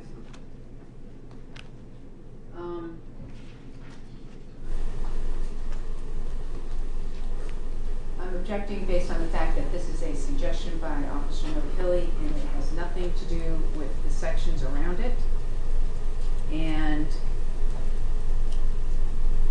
it's not the words of Greg McMichael, it's Greg McMichael agreeing with something Investigator Noe Healy is putting out there on page 65. Well, that's not exactly accurate. You would like to see it? No, because it sounds like it goes to Wade anyway. I mean, you can go ahead and redirect it and clarify. Okay, so Investigator Marcy, we're at page 65, line 7. And Noe Healy's come into the room with you and Mr. McMichael. You remember that? Yes, sir. I don't believe this is me. I believe this is a typo on who was speaking. The Oh, words it's a are typo? correct, but the typo saying Investigator Marcy versus Investigator Noe Healy, I believe this is a typo on the investigator. What line are you talking about? 10. Where it says Investigator Marcy? Yes, sir. Okay. You're saying that's a typo, it should be Investigator Noe Healy? Yes, sir. All right. You were there? This time I was downloading the phones. All right. So you're saying that the transcript is inaccurate here, and that it should have said Investigator Noe Healy? Yes, sir. All right. Now, the state asked you early on if you had reviewed the transcript? Yes, sir. And asked you if it was an accurate account of Mr. McMichael's words while he was in that interview room? The words are correct. The spoken words are correct, but Okay. the investigator identity is typo is mistaken there. All right, and this is your interview with Mr. McMichael, so we'll continue. And we'll just do the part where Mr. McMichael is talking. And for context, the subject we're talking about is... Objection. First off, I believe the page we're on, Detective Marcy is not even in the room. So going into this right now, when Noe Healy's in the room talking to Greg McMichael, would be inappropriate. Yeah, all right. If I can defend, the transcript says Investigator Marcy. And we received this in discovery from the state. And as you know, Your Honor, we've talked about with the state what parts can be read. And I'm looking at an agreement in yellow highlighted that this is a part that can be read. And I can show it to the court. No, I don't doubt it, but the investigator has indicated that he wasn't present for it. So I'm not sure, Well, even with the mistake in the there's a way to work around that, but if he wasn't present for it. Well, I didn't know. I just saw his name, and I just found out right now that he's saying that's not him. So I'm learning that right now. So if there's a way around it, other than me just asking him, are these the words in the transcript Mr. McMichael said on a videotaped interview that he's reviewed? That would be the way to work around it, in my view. Okay. Well, the state's made an objection, so. Yes. This transcript was created by the state and approved and proofread by the defense before it was ever handed to this detective, first off. Secondly, yeah, there's a typo. The state agrees that this is not Investigator Marcy. That's wrong. I don't know why none of the lawyers ever caught this. Ms. Domkowski, hold on just a second. Hold on. Ladies and gentlemen, if I could please have you take a step outside. All right for the jury.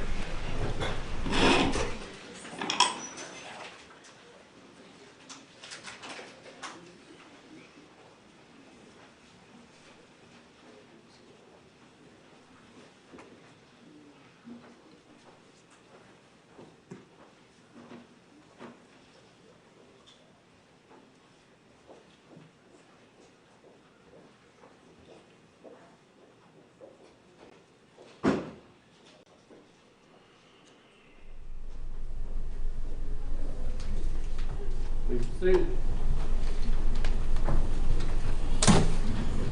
Is Nohilly going to be testifying? Yes, he's the next witness. That's why I didn't know if there was a problem. Well, I didn't know he was the next witness. If that's the case, I can do it with him. I didn't know it was not him till just now. My apologies, Your Honor. Ms. Dunikowski informed me that Nohilly would be the next witness. Over the lunch break, I forgot to notify Mr. Hogue. My apologies. Well, you don't have to tell me who their witnesses are. I'm cool with that. Thank you for falling on your sword, Mr. Goff. Unnecessary at this point. You live to talk another day. Okay. Well, if that's the case, I'll just wait and do it with him then. Just that one little section is all I was going to do. Unless, knowing that I would do that, would it be a problem just to do it with him? If so, I'll do it with Nohilly. Please do it with Nohilly. Okay, I'll do it with Nohilly. And I've just got one more area with Investigator Marcy, and I'll be done with him. Okay. Figured it could be solved. Let's go ahead and get the panel.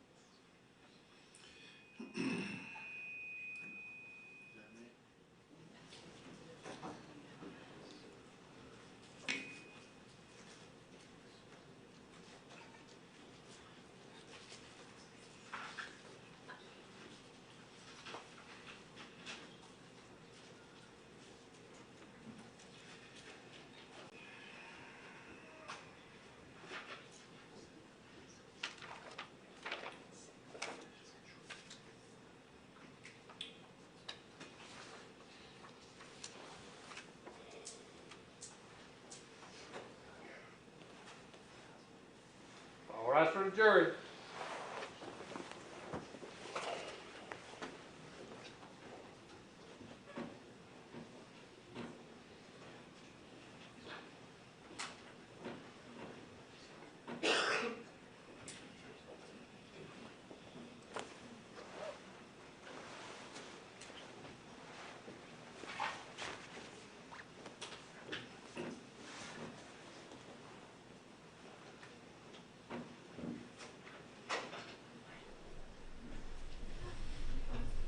Please be seated.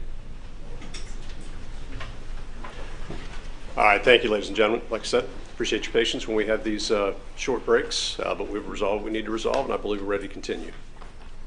All right, Investigator Marcy, thank you for that correction. That's not you, that's Nohilly, who's talking at this point on page 65, correct? Yes, sir. Uh-oh, I thought we were missing one. Oh, I'm sorry, that seat's blocked. Yes. Thank you. We have one more juror.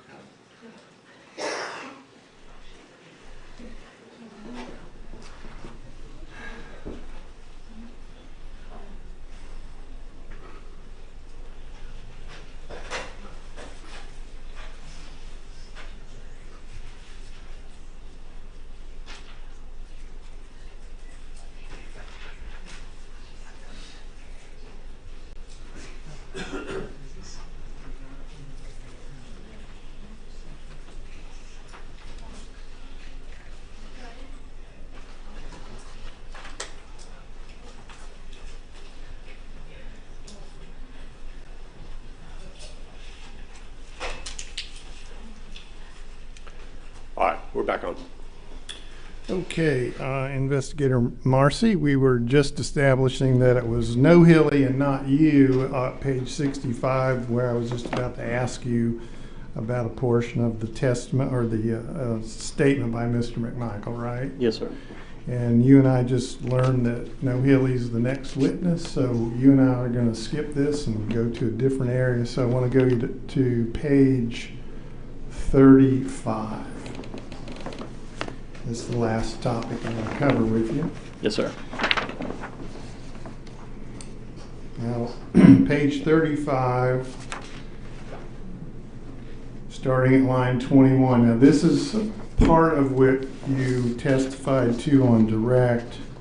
The statement that Mr. McMichael said to you that the state brought out, that he was in the back of the truck with his 357, right? Yes, sir. And I want you to read, because they went down to line 25 where he says, I said stop, you know, I'll blow your fucking head off or something. I was trying to convey to this guy, we're not playing, you know. You remember talking about that earlier? Yes, sir. Okay. Now I want you to go back and read silently to yourself lines 21 down to 25, and let me know when you're done.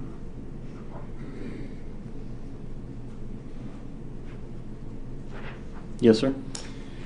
And then I want to go over to page 36, line 3, and I'm going to go ahead and add out loud 2 more lines. Mr. McMichael's saying to you, well, the guy, I'm trying to... Objection. This is not part of the rule of completeness. This does not go with the section just read. It does, Your Honor. I can show it to you. Yeah, let's see what you got. You want to see it? Yep. It's just the part I have highlighted in yellow.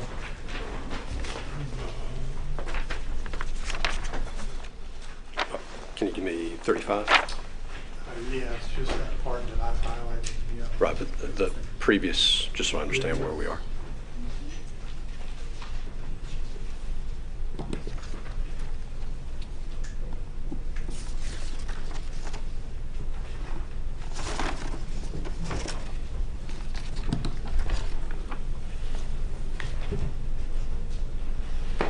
Yeah, 35. That's I do. 34. It's 34. Yeah, I'm sorry, this is 35 and 36. I'm objecting to what's on 36. I know, he asked me Correct. for 34. Oh, okay. I just gave it to him. So it was just, what was just read in came off of 34.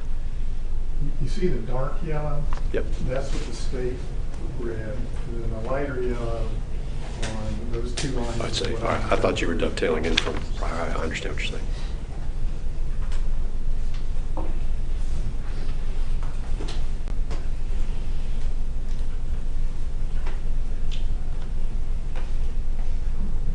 Yeah, that's fine. That's overruled. So, Investigator Marcy, he overruled that.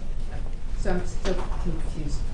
Which part? It's just, it's 2 lines as I understand. Remove that, and then remove that to himself. Okay, I understand. Thank you, Judge. Okay, so we're at 36. This is right after this statement we just heard. I was trying to convey to this guy, we're not playing, you know. And then he says to you, well, the guy, I'm trying to think what happened next. It was a blur. See that? Yes, sir.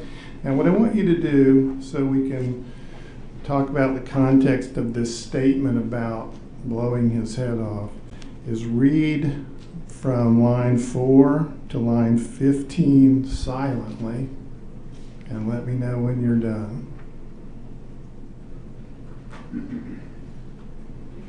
I'm there. You good? Yep. Oh, you're a fast reader. Okay, good. Now, given everything you've just read, some to yourself and some out loud, beginning on page 35, line 20, all the way down to 36, line 16, and adding to that what we see up on this board that you said earlier where the red bubble with the white X in it Yes, sir. is the spot on Holmes Road where the truck was stopped and the encounter with Mr. Arbery occurred when the shooting happened, Yes, sir. right? Yes, sir. And you said that's the only place on Holmes Road that you were aware from your interview with Greg McMichael that they'd had any contact with Mr. Arbery. Yes, right? sir.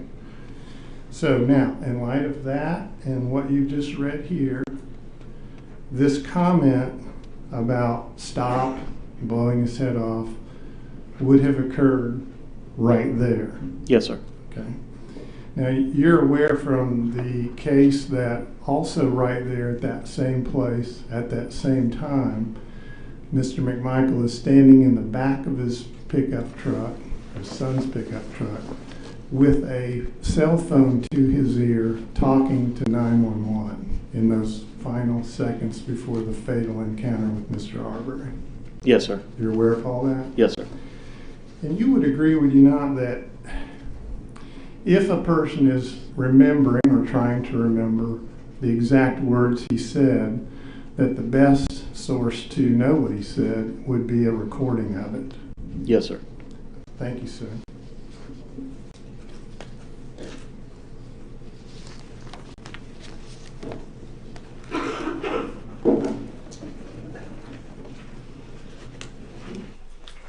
Anything from the remaining defendants? Yes, sir.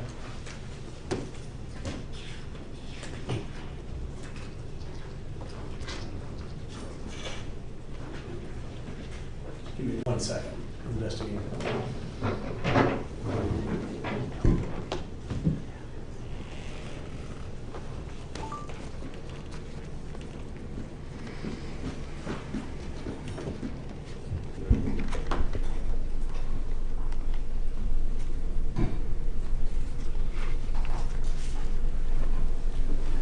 Council needs to move, and one of the other council, I can't see the board, but council needs to move. They're welcome to do so if we could just make sure that we don't block any of the jurors.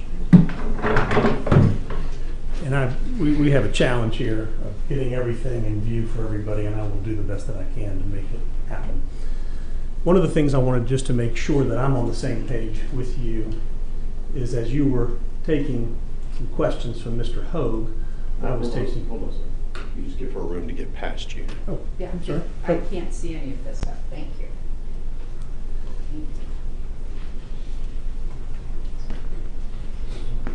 You're not going to be able to see it if I move it over here, are you? No. We'll bring it back later.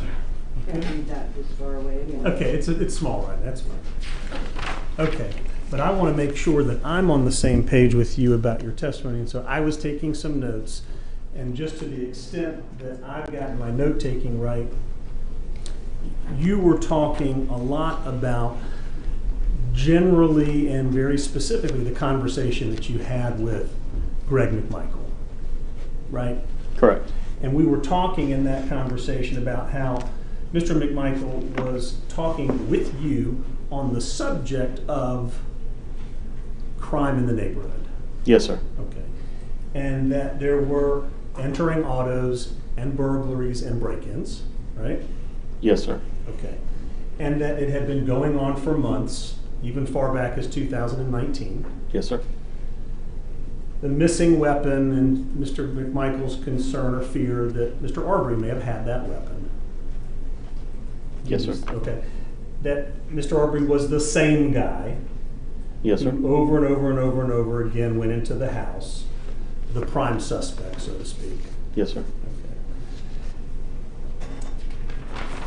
There was also some discussion about what Mr. Greg McMichael was at least doing out there that day. Yes, right? sir. To stop this guy, right? Yes, sir. To stop him. Meaning, if you were to open that door and you were to come out and I stopped you, that's what you understand Mr. Greg McMichael meant. To stop this guy, to prevent him from leaving. Yes, sir. So that he could be arrested. Yes, sir. Figure out who he is, identified. Yes, sir. Okay. The discussion that you had with Mr. McMichael also dealt a little bit more generally with theft about where in the neighborhood it had been happening. You recall discussing with him that the thefts had been happening throughout the neighborhood. I believe that's correct. Yes, sir. Okay.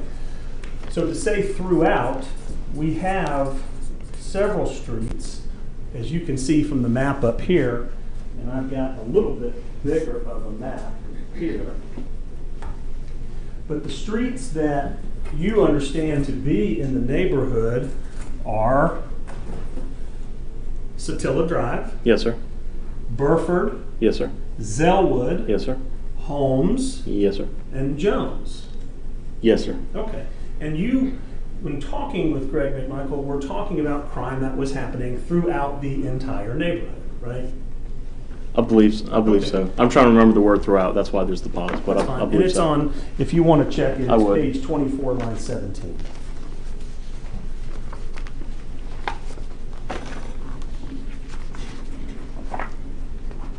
Yep.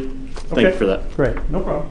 And you understood that not only was it happening in homes, but it was also homes as in people's residences, but Yes, that sir. it was happening out of their cars as well. Yes, sir. Objection, form of question. That's not what this officer understands. It's what Greg Michael said to this officer. Fair enough. Let's go ahead and couch it in terms of the Yeah, that's what transcript. he said to you. Yes, sir. Which then you incorporated into your brain to think about what's happening in this neighborhood, right? Yes, sir. Okay.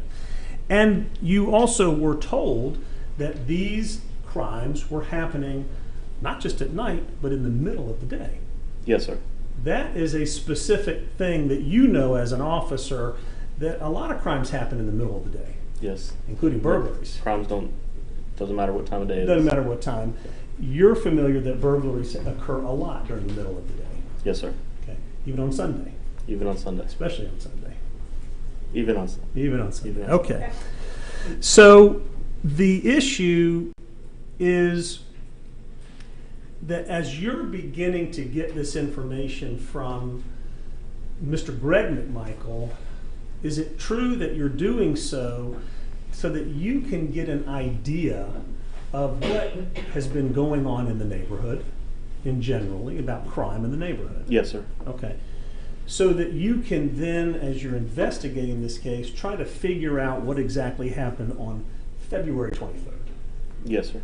What it was that Greg McMichael and Travis McMichael were doing out there that day, right? Why Yes, sir. were they out there that day, right? Yes, sir.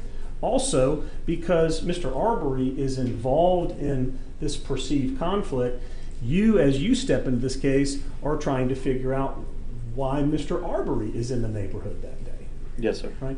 So in trying to step into a case like this, an investigation like this, you want to try to figure out what is in the minds of these three people, Mr. Arbery and the two McMichaels. Yes, sir. Okay. And part of your inquiry is, what is Mr. Arbery doing in 220 Satilla? Yes, sir. Right? Like, what's the purpose for him being there? Right? Yes, sir. Okay. One of the things that you have learned over the years is how to conduct an interview of a witness. Yes, sir. And in your training, you have had some class instruction on how to do that, right? Yes. So you were asked initially if you were post-certified. Yes, sir. In your post-certifications, you have a large classroom portion of your training that deals with interviewing witnesses. Right? I've had advanced training, basics a little light on the subject. Okay. But I've had interview and interrogations through the state of Georgia, as well as interview techniques through FLETC. Okay. These are multiple classes. Yes, sir. Just on the subject of how to ask a person about what happened during a volatile situation. Essentially, yes, sir. Right.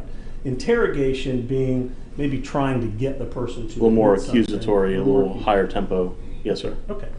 But in terms of talking with witnesses, you have become accustomed to witnesses who have been in the middle of a violent situation? Yes, sir. Or a situation that has been very unsettling or upsetting? Yes, sir. And would you agree that even though people may be, some of them smarter than others or stronger than others or have greater emotional fortitude, that a traumatic situation can cause anybody to have difficulty in talking about what just happened to them? Absolutely. Okay. So in a situation, the teaching that you have is really how to lead that person through the interview. I'd be careful on the word lead, as in I don't want It's a to term give of them. art. Yeah, I don't want to You're give them right. the answers. If the witness can answer the question before being interrupted? Yeah, let him answer the question. Simple as that. Lead. I don't want to lead them through and give them the answers, but guide, direct. Maybe being a softer term for the same thing. Keep them focused on one topic and then move to the next topic. Right. So we're not, trying to deal with everything at once, but one bite of the apple at a time. Right. It's easy to pick up when a person is getting kind of off track and is kind of all over the place. Yes. So Yes. what you may do is you may say, hold on one second, let's go back to what you were just talking about. And not tell them the answer, but lead them through a set of or series of questions that'll help them break it down for you. Yes, sir. And you really control that. I try to, unless they're going. If they're on a track, let them go. Right. So as an example in this case, where Greg McMichael says, we've had burglaries, break-ins, and auto thefts all over this neighborhood. That's something that is recorded, and it's now maintained as the record of what he said. Yes, right? sir. But it would be on you to say, hold on, let's talk about the burglaries first, right? Yes, sir. In general, we're going to try to figure that out. Okay, and then you could say, just starting with the burglaries, where was it? Correct. Okay, and go through it step by step, right? Yes, sir. Same thing with auto break-ins, Yes, sir. right?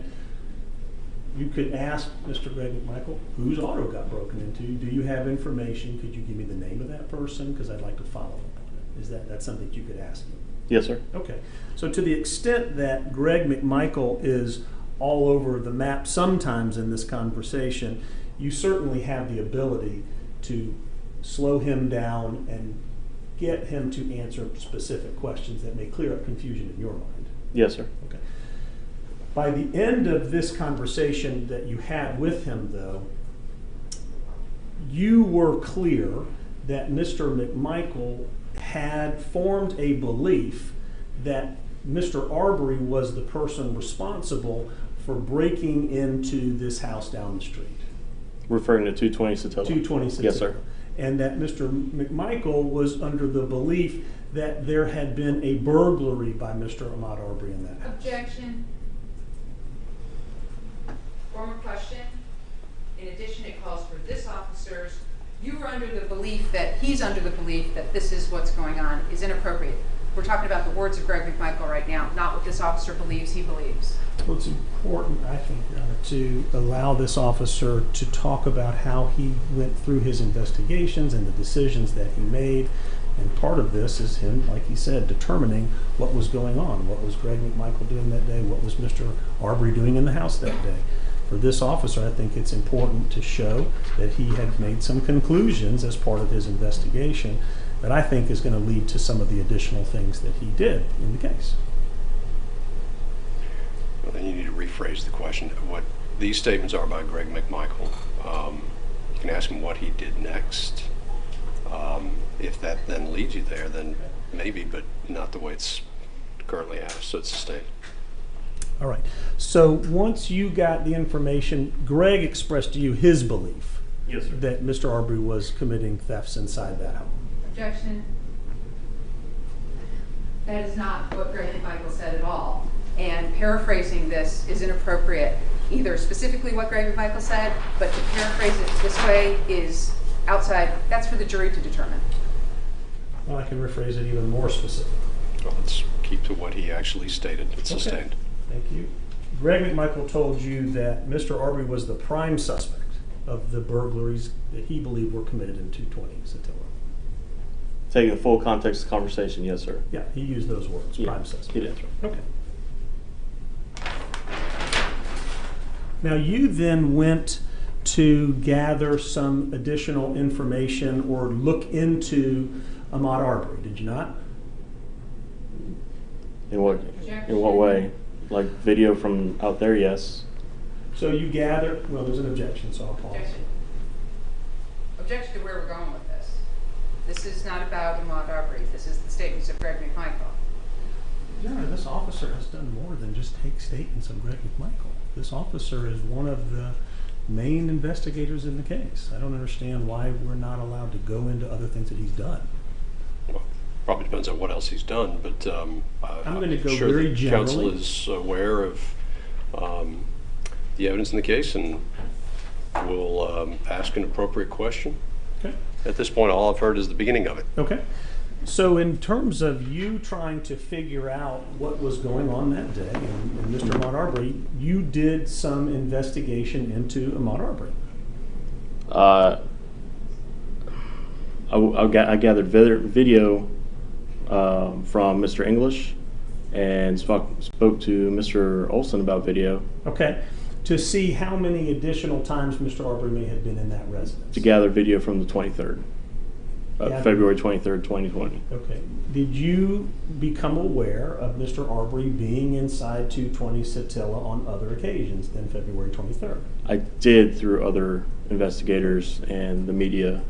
Okay, well, let's not talk about what the media did, but as an investigator, don't you rely on the subpart investigations of other Absolutely. investigators in a case? Yes, sir. And that sort of information flows up the chain to investigators like yourself. Yes, sir. To inform you Yes, of sir. what's happened in the case, right? Yes, sir. Okay, so you had become aware of other videos wherein Mr. Arbery was in 220 Satilla Shores at night. Yes, sir. Okay, and you yourself have been inside 220 Satilla Shores at night. Yes, sir. You went out there to kind of take a look around to see what it looked like, right? Yes, sir. And so when you go into 220 Satilla Shores at night, there are no working lights inside the residence at that point. No, sir. Right. There's a street light that throws a little bit of light that way, but other than that, that's the only light. That's it. Yes, sir. Okay. And you then walked the entire property at night to determine everything that was there that could be seen, right? Yes, sir. When you did that, there was not a boat being kept inside the boat garage. No, sir. Okay. That had been removed when you did that. I recall the boat being at the lift. Okay. Off, not inside the house. Not inside the house. There's no, sir. another boat back on the left. Yes, sir. Okay.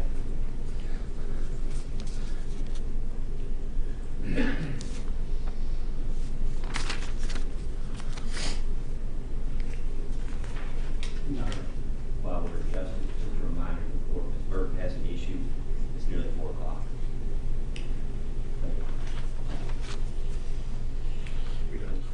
Point where we can stop. Yeah, we can start right now. Okay. Ladies and gentlemen, let's just take a 15-minute recess, and we'll come back for continuation of the evidence in 15 minutes. Thank All you. right for the jury, please.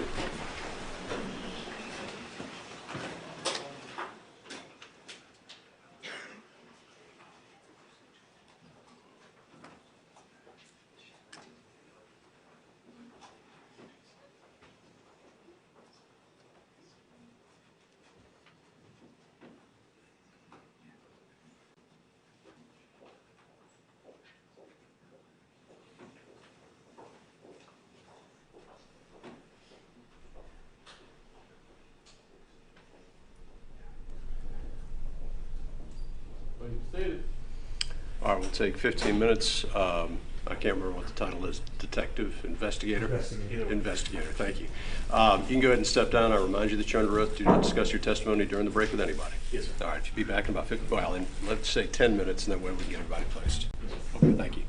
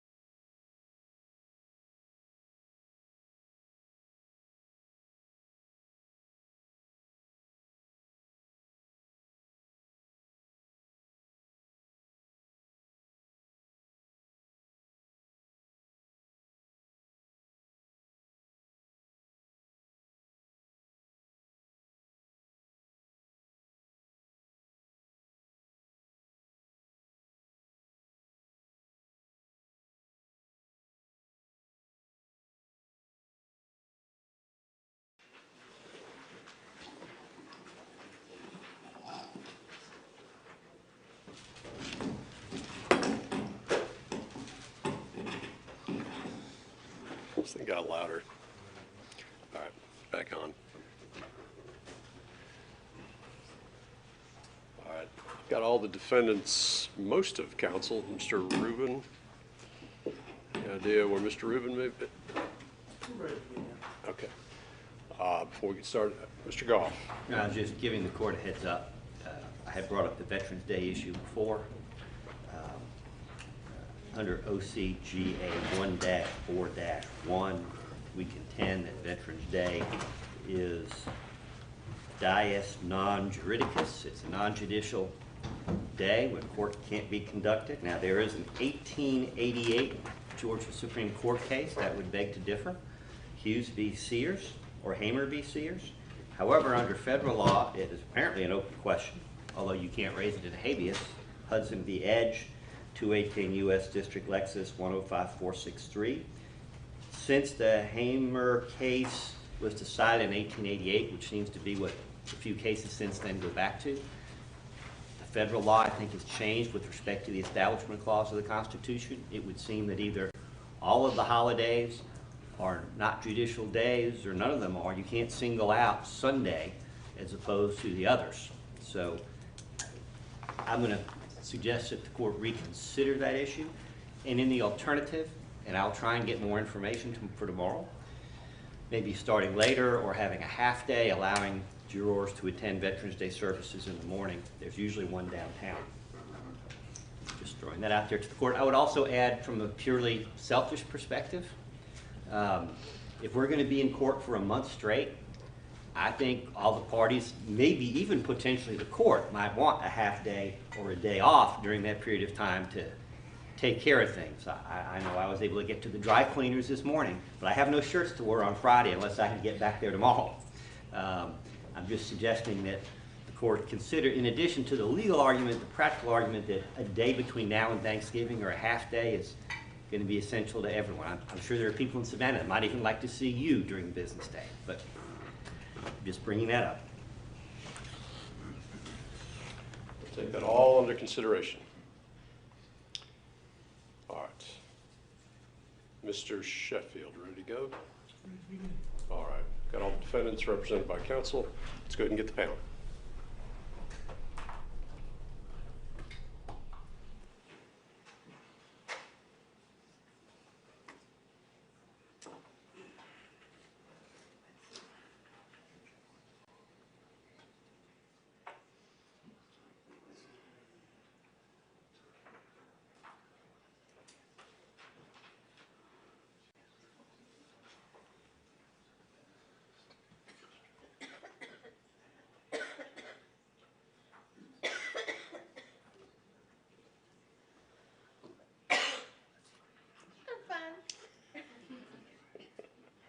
Thank goodness.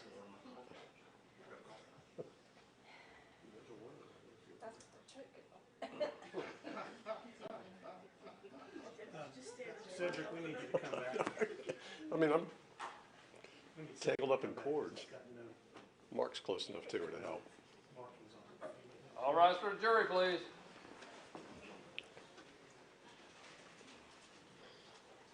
I feel like if we shine a bat light, Cedric will appear. Well, he is monitoring. I know he is. Cedric, we need you.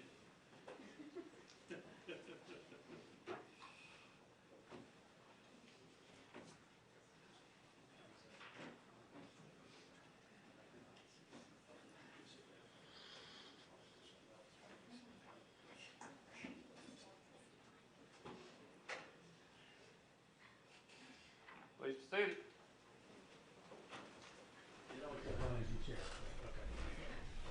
We've got our count right. We've made sure of that. All right, good. All right. Welcome back, ladies and gentlemen. We are ready to proceed with the evidence. Mr. Sheffield.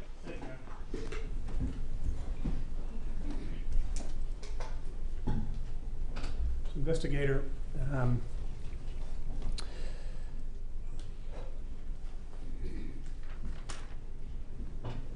when you were talking with Greg, did you at all get him to draw a map of Secure Shores for you to kind of explain what he was doing? We used Google Maps, and then I did a rough sketch myself. He didn't do it. Okay. Did you draw a map? I drew the roads as we're looking at them here, and then had little tick marks showing which way they went. Okay. Yes, sir. Do you have that with you? No, sir. Did he mark on, or did he just talk to you and you kind of drew lines and asked him if this was correct? He talked to me and I drew the lines. Okay, all right, very good. You did not take him out to the neighborhood to walk it with him or ask him to demonstrate anything to you out in the neighborhood, though, did you? No, sir. Okay. I think when you said you saw Travis back in the headquarters? Yes, sir. Okay. Did not do any interview of him, just saw that he had come down to be interviewed by Investor No-Hill. Is that correct? Correct. Okay.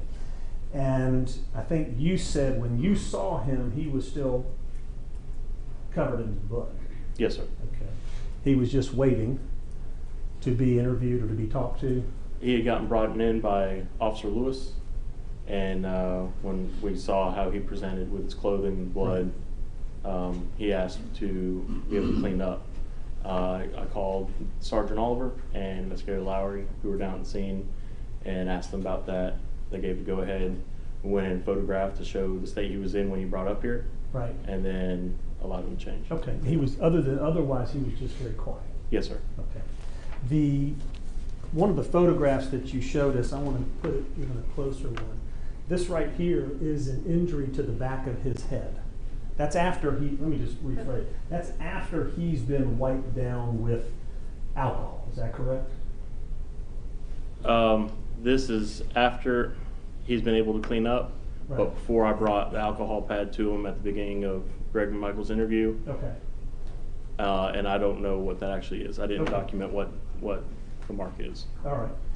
This, all we can say for sure is this is what's left after he's cleaned himself up. Yes, sir. Okay. And that's there on the back of his head, and then here's what's left after he's cleaned himself on his front left arm. Yes, sir. Okay, very good.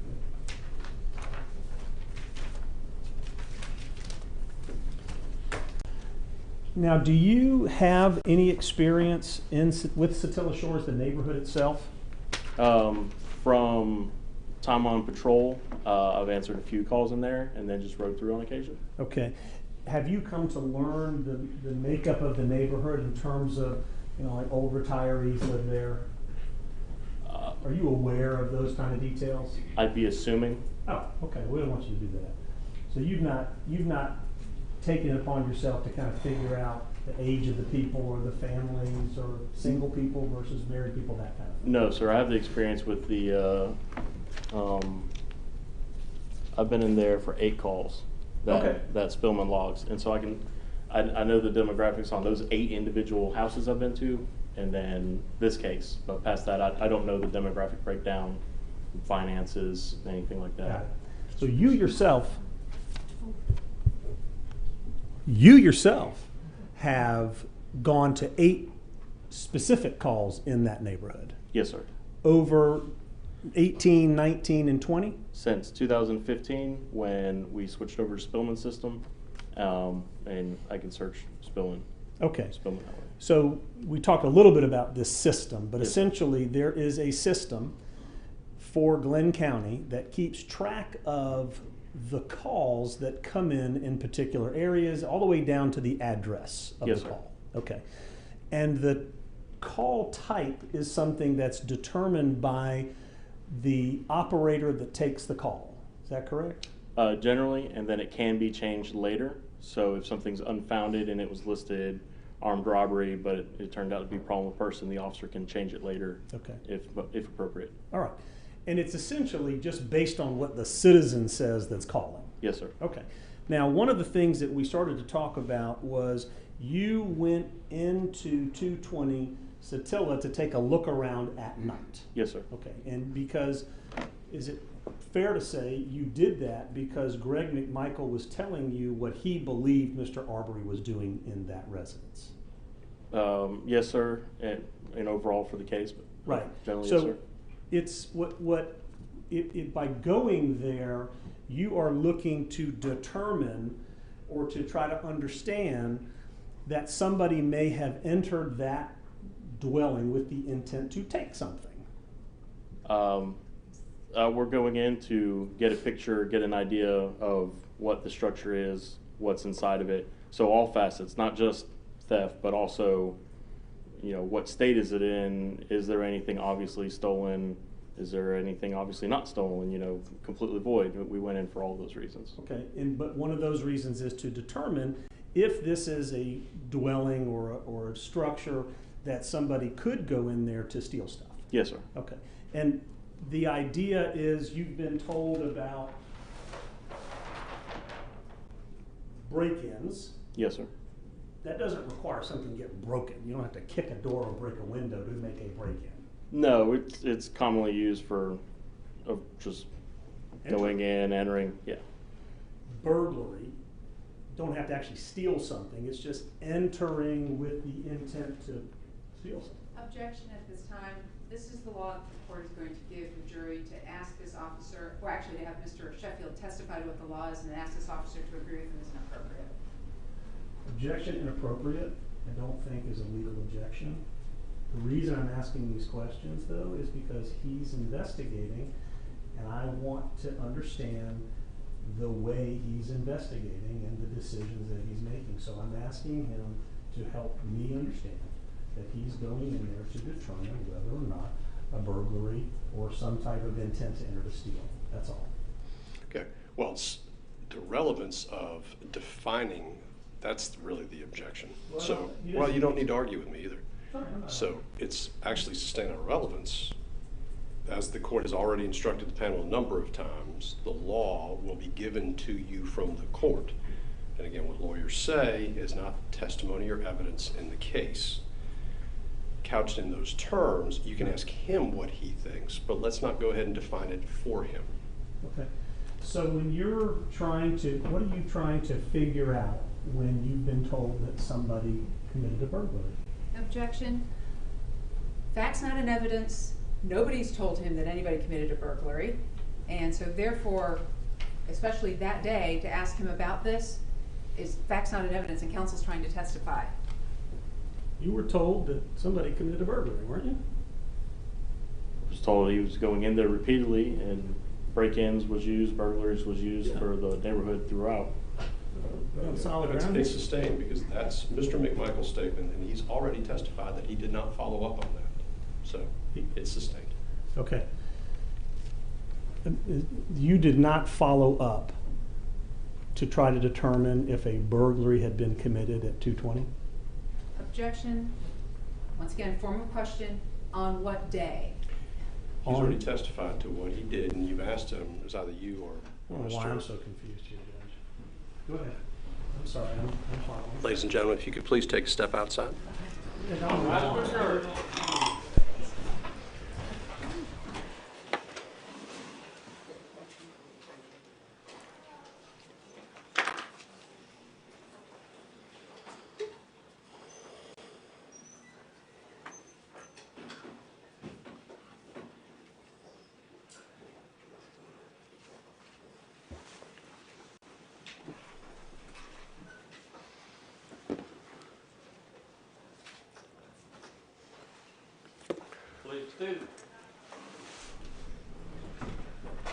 Mr. Sheffield? Yes, sir. You can agree or disagree with this court.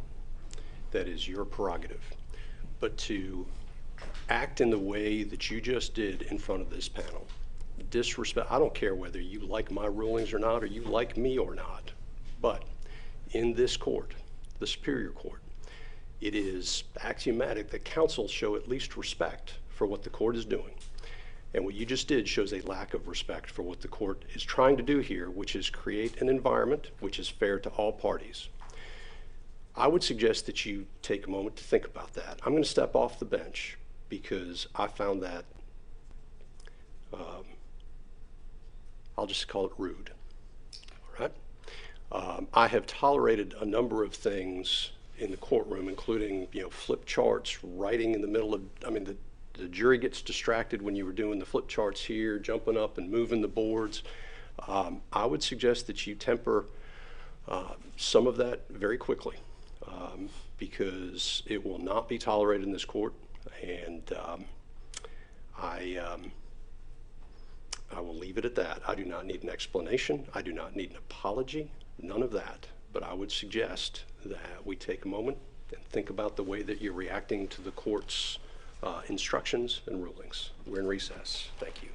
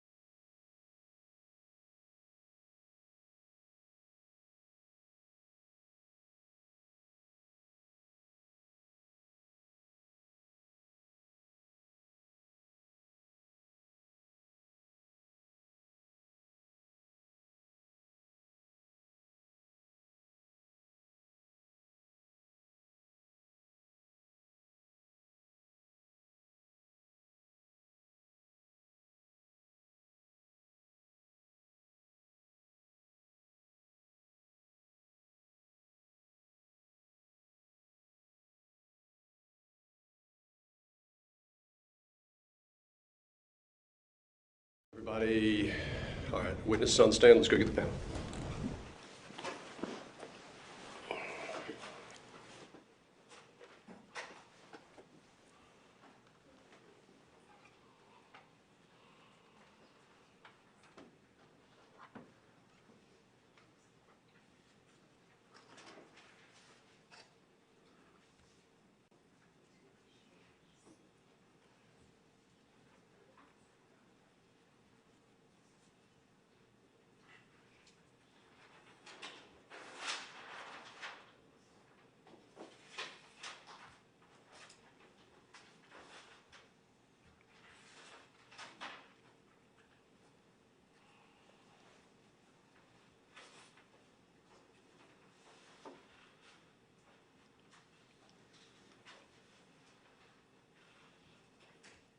All rise for the jury.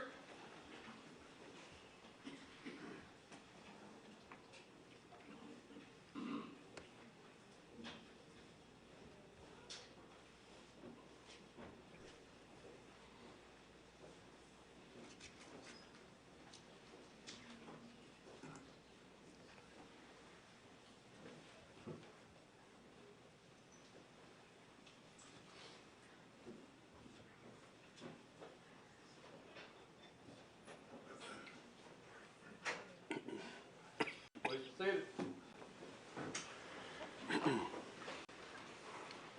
All right, welcome back, ladies and gentlemen. We are ready to continue with the evidence in the case. Mr. Sheffield.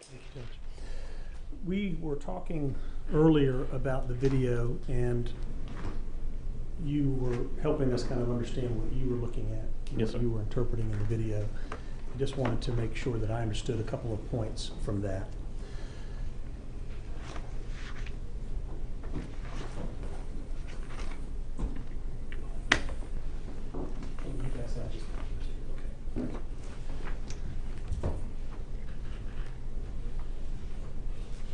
Starting here right at around 2:08:25 is when we see Mr. Arbery come into the frame. Yes, sir. And what we understand about this is that he's walking. Based on his gait, yes, sir. Okay. He's walking up to 220 Satilla Shores, the house under construction. Yes, sir. And now he's standing in the yard with his hands on his hips. Right? Yes, sir. Okay. He's looking around, and then he goes into the house. Yes, sir. Okay. Now, in a minute, we're going to see Matt Albenzi come up into the frame. And is it your understanding, there we see Mr. Arbery now walking into the larger garage. Do you see where he does that? Yes, sir. Okay. In a minute, we're going to see Matt Albenzi come up here at the top of the screen, and he's going to kind of make an appearance there between those two trees, and that's where he makes his phone call to 911. That's what you understand? Yes, sir. Okay. And when he does that, he is literally standing right in front of 220 Satilla Shores. Yes, sir. Okay.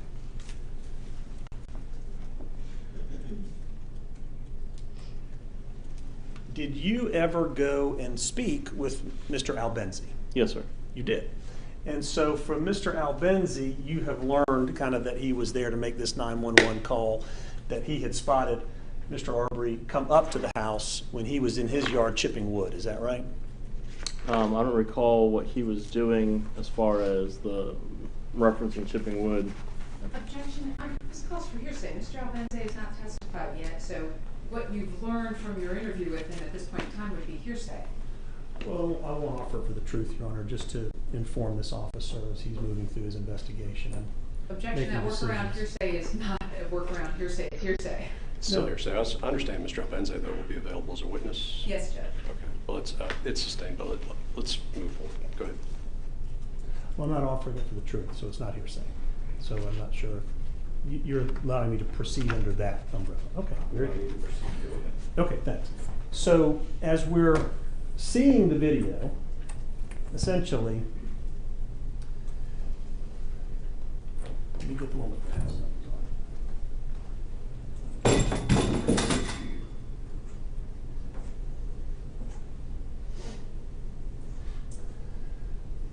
220 Satilla Shores is located right here. Do you see that? Yes, sir, I do. Okay. And essentially, 220 Satilla Shores comes to the intersection of Jones Road and Satilla Shores. You see that? Yes, sir. Okay.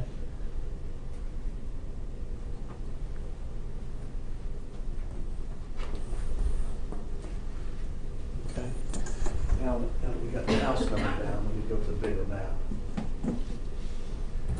And what we understand, what you understand, is that Mr. Albenzi lives down here on Jones Road, and he simply walked down to the corner of Jones and Satilla, Yes, sir. where 220 Satilla is located. Yes, sir. Okay, coming down Jones to Satilla.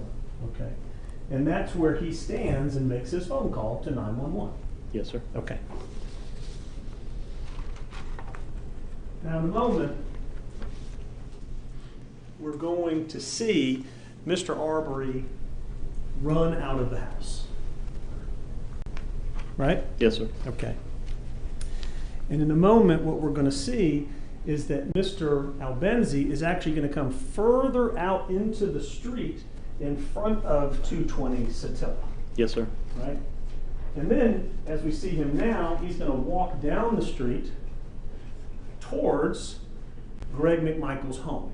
Yes, sir. Which is further up Satilla Drive. So if 220's here, you know it goes by twos. So 22, 24, 26, 28, 30. Is that correct? Yes, sir. Okay. So he's walking from in front of 220 up into the direction of Greg McMichael's house. Yes, sir. Okay.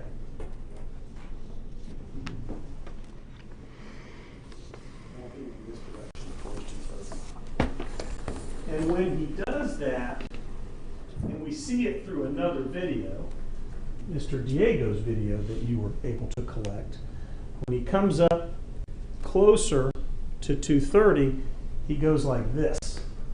Yes, sir. See when he does that? Yes, sir. Kind of indicating that way. Yes, sir. And you understand, do you not, that he was communicating to Greg McMichael? Objection calls for speculation as to what anyone was doing. And for this officer to speculate that Mr. Albenzi is communicating to anyone, speculation is the objection. Relevancy is also the objection. The speculation, it would be he was told it, so he wouldn't have to speculate about it, and it's relevant because it's a communicative signal to Greg McMichael, who he interviewed about what he did that day and why he did it. Objection. Counsel's testifying, Your Honor. I'm not. It's sustained. We've got Mr. McMichael's testimony on what he thought happened. Right. So, no, it's sustained. Okay. You're asking this witness to speculate on it. Okay. Greg McMichael told you that he observed Albenzi.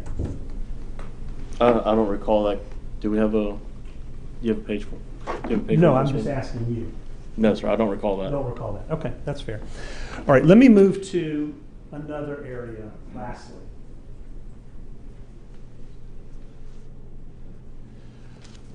We talked briefly, and I'm going to get just back on track with it. One of the things that you said about this data system that collects calls is that a person will call in with a problem, and that will get a call label. Yes, sir. One of those call labels is suspicious person. Yes, sir. Okay, and a suspicious person label can really mean a lot of things in Yes, your sir. experience. Yes, sir. If a homeowner is calling about a suspicious person, that could be somebody who's on their property, a trespasser, right? Yes, sir. Or somebody that they're concerned about where they are and what they're doing, essentially. Yes, sir. Whether that turns into a break-in or a burglary or an assault or whatever it turns into later, a lot of things begin with suspicious persons. Yes, sir. Okay. Did you attempt to determine the number of those types of calls for Satilla Shores at any point in time? I'm sorry. Objection. Well, let's see where this guy did. If he did, then let's figure out Yeah, in what that's all I'm asking. context. Thank you. Did you attempt to determine the number of suspicious persons calls in the neighborhood? Working with the GBI, we ran reports, and then with me I have a list of all the calls for a time period in Satilla Shores. And is that something you did pursuant to your relationship or working with the GBI? The list here is from the prosecutor in this case. This particular work I have here was a request from her that we brought up earlier today. Okay, okay. Other than what the state has asked you to do here, did you take, after speaking with Greg McMichael, take it upon yourself to look up, or were you asked to look up the number of suspicious calls? For Greg, I looked up calls related specifically to 220 Satilla. Okay. And then when the GBI was looking for data, I assisted the case agent with getting CAD reports, written reports, and handed them over to the GBI. I don't have those stats That's okay. before I just me. wondered if that's something that you did. Yes, sir, I did. Okay, very good. So you were assisting, and that was continuing into the months after February 23rd. Yes, sir. Okay. Similarly, you could get calls for specific things like a burglary. That could be literally the type of a call that you get. Yes, sir. Or you could get a trespass call. Yes, sir. You could get something called extra watch. Yes, sir. Extra watch is when the police are asked to come out and kind of have a presence in the neighborhood. Yes, sir. It can be a broad spectrum of a whole neighborhood needs some extra watch, or a particular residence. They're asking for a little bit more law enforcement riding by, getting out, talking to a store clerk, stuff like that. To try to show presence in the neighborhood to deter crime. Yes, sir. And to try to follow up on some maybe suspicious activity that people have noted in the neighborhood over a period of time. It wouldn't be as much of a follow-up if you ran into something great. Otherwise, it's just an extra presence. A problem person, that's another type of call that you get. Yes, sir. That's just dealing with somebody saying, I got a person out here and it's causing me a problem, whatever that problem might be. Yes, sir. That's an obvious one. Citizen assist. Citizen assist, is that another way of a person saying, I just need help with something that's happening on my property, at my home? Could be something simple as some paperwork to a flat tire, anything that law enforcement helps out somebody that's not criminal in nature. And then we have some other specific ones like VIN inspection, so that would be citizen assist, but more specified, so okay. It's pretty broad. All right. If you're going to do a neighborhood patrol, that means that you have taken it upon yourself to drive and patrol a neighborhood, is that right? Or is that something that you're asked to do by citizens?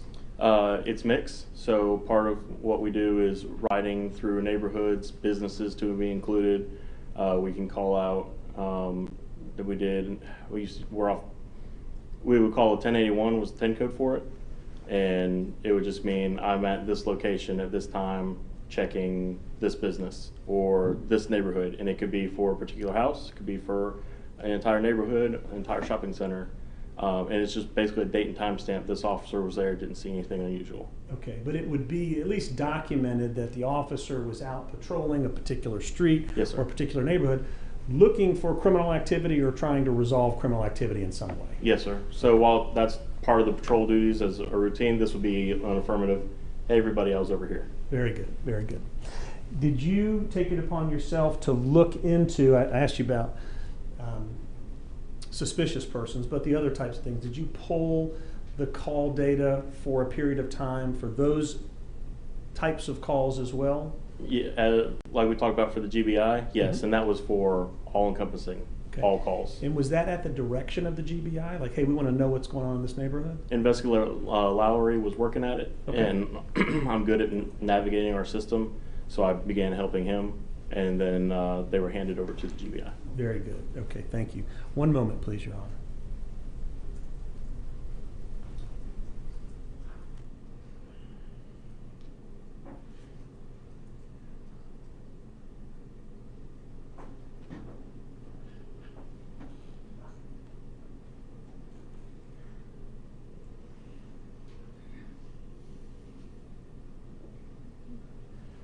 I don't have anything further. Thank you. There may be more questions, though. Sir. Okay. No questions. No questions.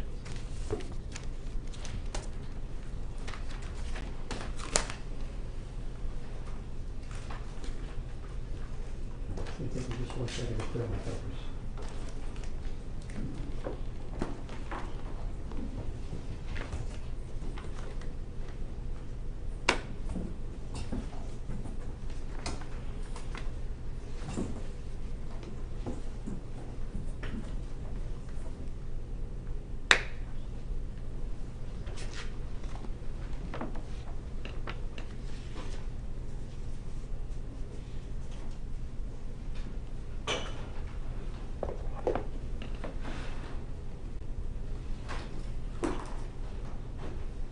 Any redirect from the state? Yes, Judge.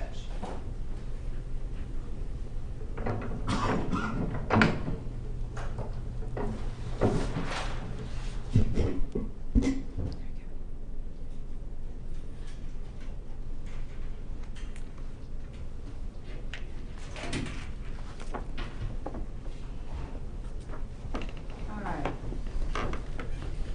So I want to ask you, Investigator Marcy, directing your attention to page 44 of the transcript. Yes, ma'am. All right. I think you indicated that we're about to dump everything that's ever happened in that neighborhood and see if, because Mr. McMichael's telling you all about these break-ins that are happening, right? Yes, ma'am. Did you dump everything in that neighborhood? Yes, ma'am. Okay. What'd you find? I have the list from Spillman. So the overall numbers I have here include time past the incident through May 25th of 2020. So saying like however many follow-ups per se would be inaccurate to the time frame of 1/1 of 19 to 2/23 of 20. But I do have a breakdown on the actual reports that an officer took a report for. And I have those by date, and I can be a little more accurate on that if that's a concern. All right, so I just want to be real clear about this. When you say this on the 23rd of February, 2020, yes, ma'am. Did you, in February or March or April of 2020, go back and do what you said you were going to do by looking at the neighborhood at that time? Yes, ma'am. Okay, great. All right. So subsequently then, did you and I have a conversation where I asked you to go ahead and pull that so you could look at it again to refresh your recollection for this case? Yes, ma'am. Okay, in preparation for your testimony? Yes, ma'am. Okay. And at this point in time, did you go through and look at all of those reports to see if Mr. Ahmaud Arbery was a suspect in any case? Now, I want to be real narrow about this. In any case in Satilla Shores from January 1st of 2019 through February 23rd of 20? Yes, ma'am. Okay. Was he a suspect in any of these cases? No, ma'am.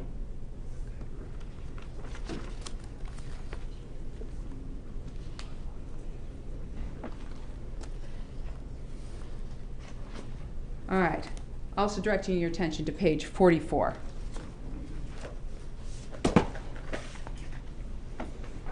Yes, ma'am.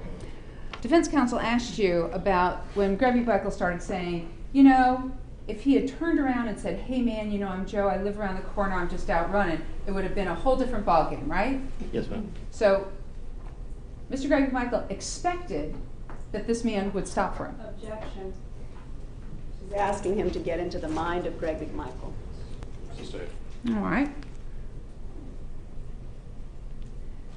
At the end of that, he indicated that Mr. Arbery had no intention of stopping. Yes, ma'am. Okay. Did he ever explain why he believed, I mean, talk about Greg McMichael, did he ever explain to you why he believed Mr. Arbery had to stop for he and his son? No, ma'am.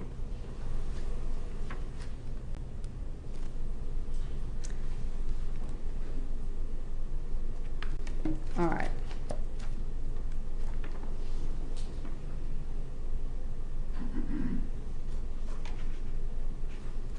I'm going to direct your attention to page 39 now.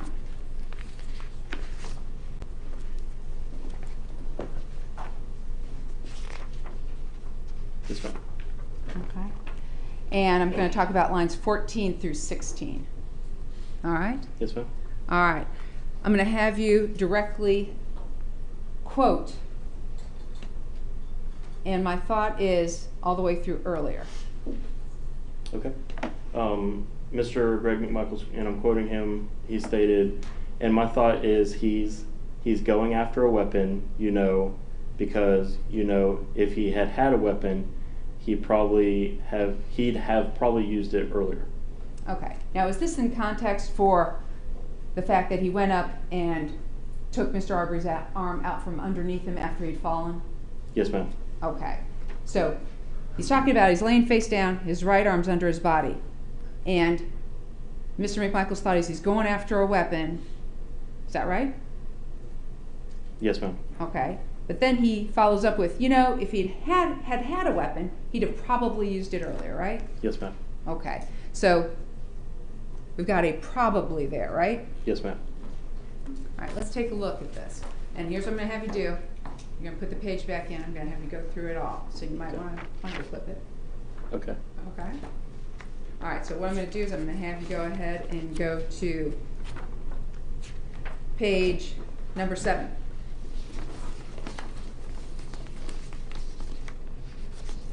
Okay.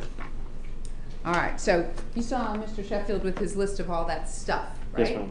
All right, so page number 7, when we're looking at lines 6 through 7, we talked about Mr. McMichael saying Diego had this guy, you know, the video, breaking into or being or wandering around in this house, right? Yes, ma'am. Okay, so we've got all 3 of these kinds of things going on with wandering in the house, right? Yes, ma'am. All right. And then the next page, Mr. Hogue came up and he talked about, in the middle, on line 17. Yes, ma'am.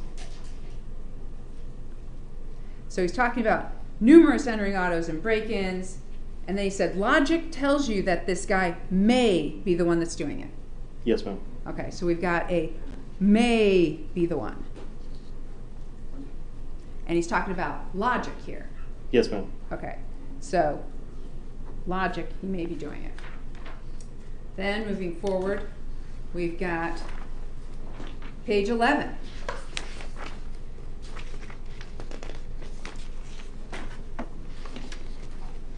Yes, ma'am.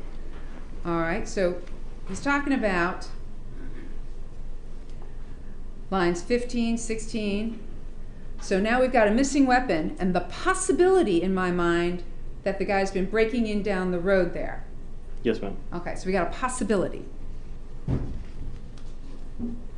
And then you asked him, possibility, and that's your subjective opinion. Yes, ma'am. Okay. And then he says, well, that's just a hunch. Yes, ma'am. All right. So now we have a hunch. And then going to the next page, you at the top it says, well, we've got that intuition, right? Yes, ma'am. And he agrees with you, right? Yes, ma'am. Okay, so we've got intuition.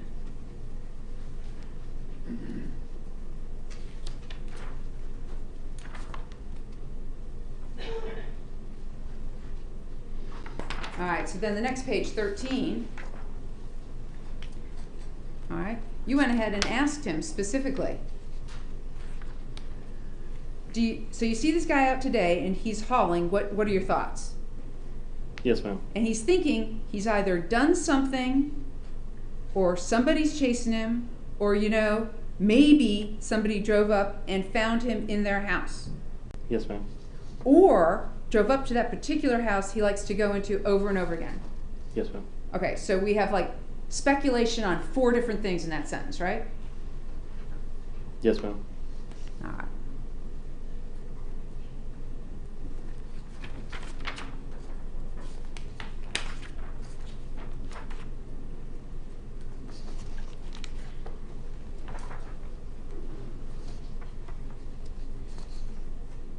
So I'm going to go ahead and take you to page 24 again. Okay. All right. So middle of the page, line 9. You asked him, is he picking up anything, going through anything? Yes, ma'am. What is the quote Mr. McMichael says at that point? Quoting Mr. McMichael says, you know, not that I recall, I don't think the guy has actually stolen anything out of there, or if he did, it was early on in this process. Okay, so if he did. Yes, ma'am. Okay. Not knowledge that he did, it's if he did. Yes, ma'am. So we got an if. Plus we've got an I don't think the guy's actually stolen anything out of there. Yes, ma'am. All right. And then he says he keeps going back over there, and then he goes, plus we've had numerous entering autos. And then that's when he says, this guy would be a prime suspect. Yes, ma'am. Okay, so now we've got prime suspect But you found that Mr. Arbery was not a suspect in any crime in Satilla Shores from January 1st of 2019 through February 23rd, 2020. Your Honor. Earlier, there was an objection to the question about whether this witness had ever investigated the burglaries or any of the enterings at 220 Satilla Drive. And that is right before we took the break. And the state said that I'm going to object to the speaking objection. Finish the thought then.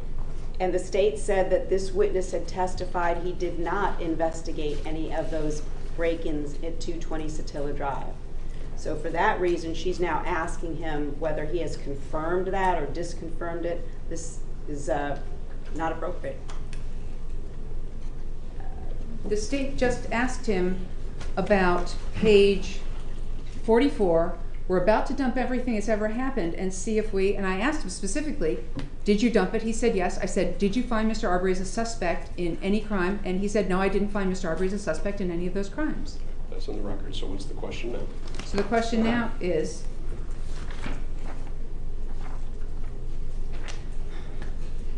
now I can't remember what my question was. Well, that probably solves the objection. All right, I'll move on. It's sustained then. Thank you. It's getting me. All right, okay.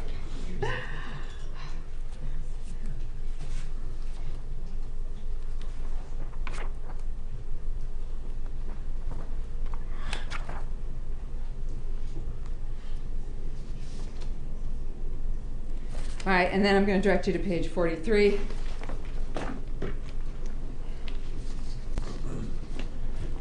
I'm there. All right. Once again, Mr. McMichael's talking about that my son had a missing pistol. I'm pretty certain this guy, well, I don't know for a fact, and I have no reason to think that he did it. Is that what he said? Yes, ma'am. All right. So he doesn't know this for a fact and has no reason to believe he did it with regard to the missing pistol.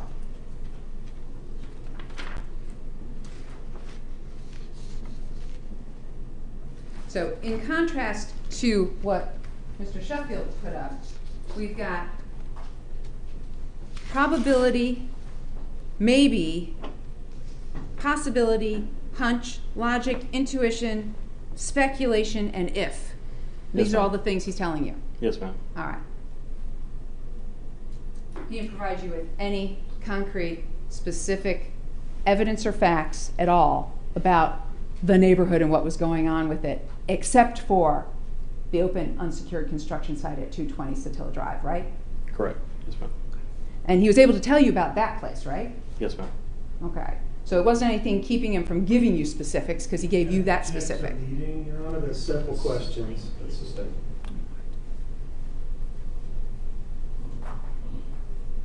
Have me one moment.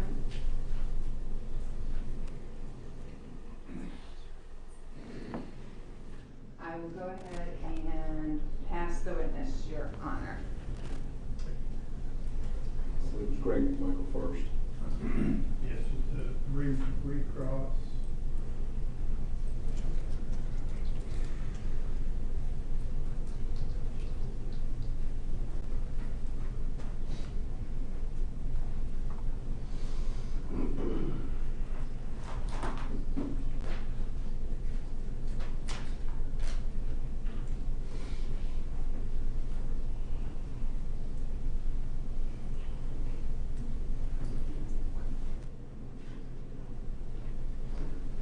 Just briefly, Investigator Marcy, I promise. You've been in law enforcement, remind me, how many years now? Over 10 years. Okay. So you are very well familiar with the concept of probable cause, Yes. are you not? Yes, sir. I'm going to object to this entire line of questioning. We're going to talk about probable cause with this officer. Once again, a legal concept to be given to by the court, and I object on that basis. Let's get to the question. You're familiar with the concept of probable cause. Yes, sir. And in your own work in law enforcement, you have developed probable cause to suspect people of crimes on many occasions, have you not? Yes, sir. And in many of those occasions, your probable cause allowed you to conduct an arrest of the person. Yes, sir. Charge them with a crime. Yes, sir. And then let prosecutors determine whether to charge or not. Yes, sir. And some of those times, your probable cause turned out to be the end of the case. There were no charges. The case was over. Sometimes. I don't know the disposition of all of my cases. I know I've dismissed one myself when I found new evidence. Right. In other words. Generally, I would say yes, I guess. And generally what? Generally, I would say yes, I guess. I don't, as far as felony cases especially, I don't know the disposition of all of them. They're not reported back to us. Well, the point is this. You develop reasons based on information that you turn into probable cause to make an arrest. Yes, sir. And sometimes that's the end of the case, and sometimes it goes on to prosecution. That's the way it works, right? In general, yes, sir. So in this interview with Greg McMichael, you're talking to him knowing that he also was in law enforcement. Yes, sir. And because you knew that, did you make the assumption about him that he also understood probable cause? Objection, speculation, and relevancy is to an assumption made by this officer about anything Greg McMichael knew or understood.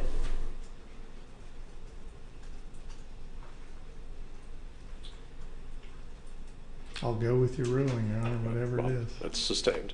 Okay. Well, so when the state just went through words with you like logic, possibility, hunch, intuition, they left out lead. You also told in your interview with Mr. McMichael that you thought it could be a lead, that he had a hunch and you called it a lead and he agreed with you. You remember that? Yes, sir. Okay. And if, and I don't think, and so forth. He also told you, did he not, that he was certain about some things, like on page 44, you still have your transcript? I do. I'm on 44. Page 44, line 1. He was telling you, I think there's other houses that they're pretty certain this guy's broken into. Certain. The guy he's talking about is Ahmaud Arbery, right? I think there's other houses that they're pretty sure this guy being Mr. Arbery. Yes, sir. Okay. And he called him a prime suspect at one point. Yes, sir. All right. And a suspect would be basically somebody you suspect of having committed crimes, right? Yes, sir.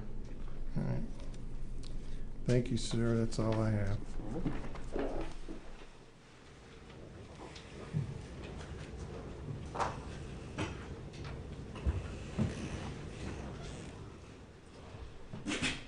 Sorry, you were asked about investigating crime in the neighborhood to determine whether or not Mr. Arbery was involved in those crimes, was the question that you were asked, correct? Reviewing the cases to see if he was a suspect. Reviewing is the what cases. I recall. Yeah. So looking at the cases that we have in Satilla Shores. Okay. Prior to the incident and seeing if he was listed as a suspect or could be a suspect. Yes, sir. All right.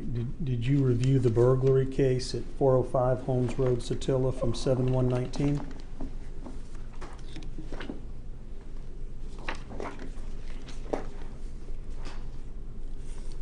What was the date you had was July 1st? Yes. Yes, sir. The 159 Zellwood Drive theft on 12/28/19? Yes, sir.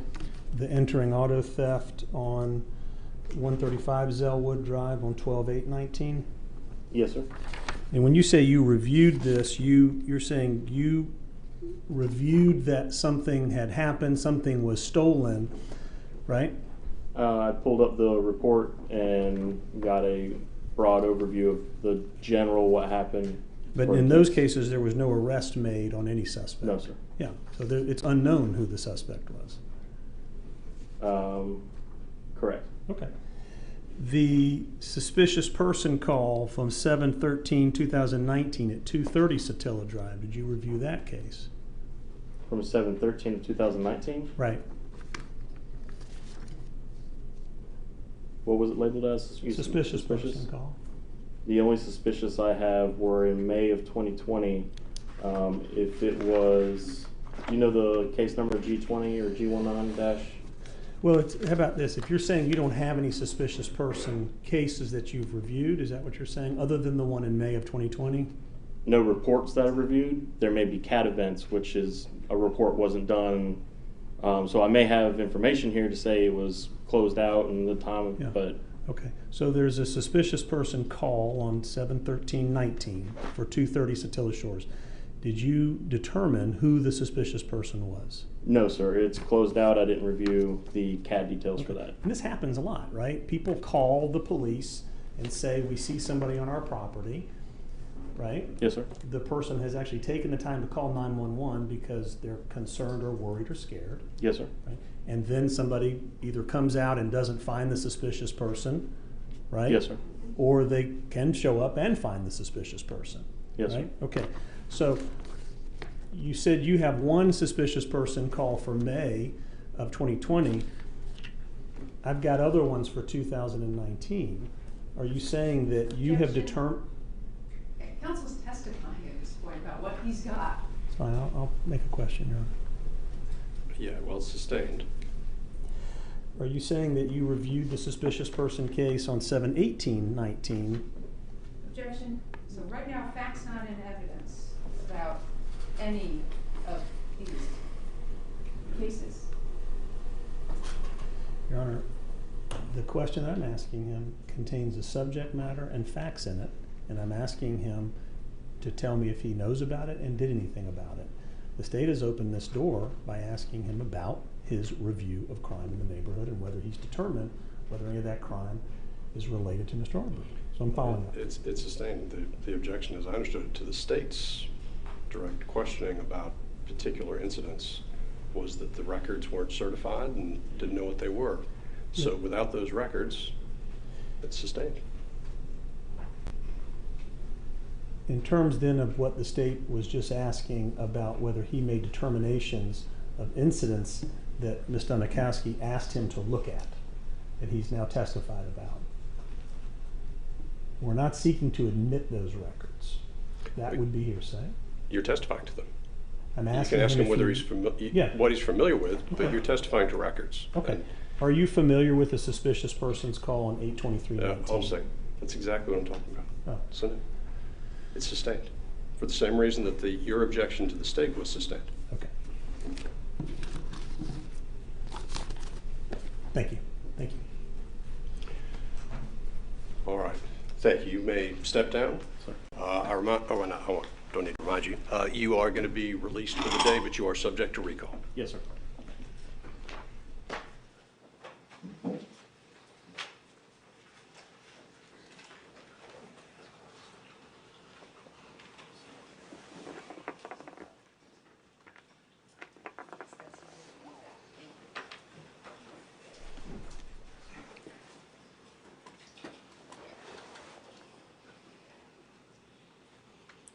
All right, ladies and gentlemen, we're at a good breaking point for the day.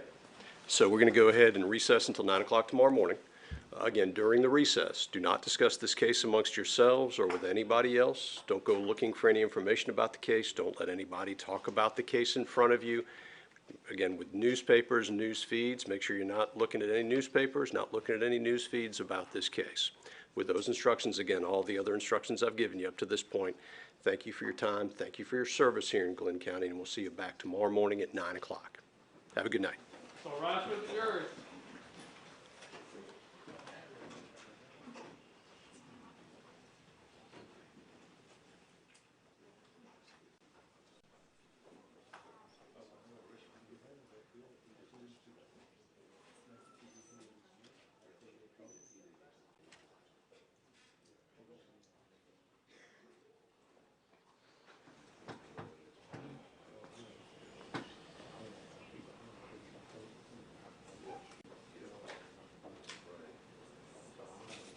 All right, jury's clear. You can be seated. Anything from the state before we recess? Nothing from the state, Your Honor. Anything from Travis McMichael? Yes, sir. Just one moment. Thank you.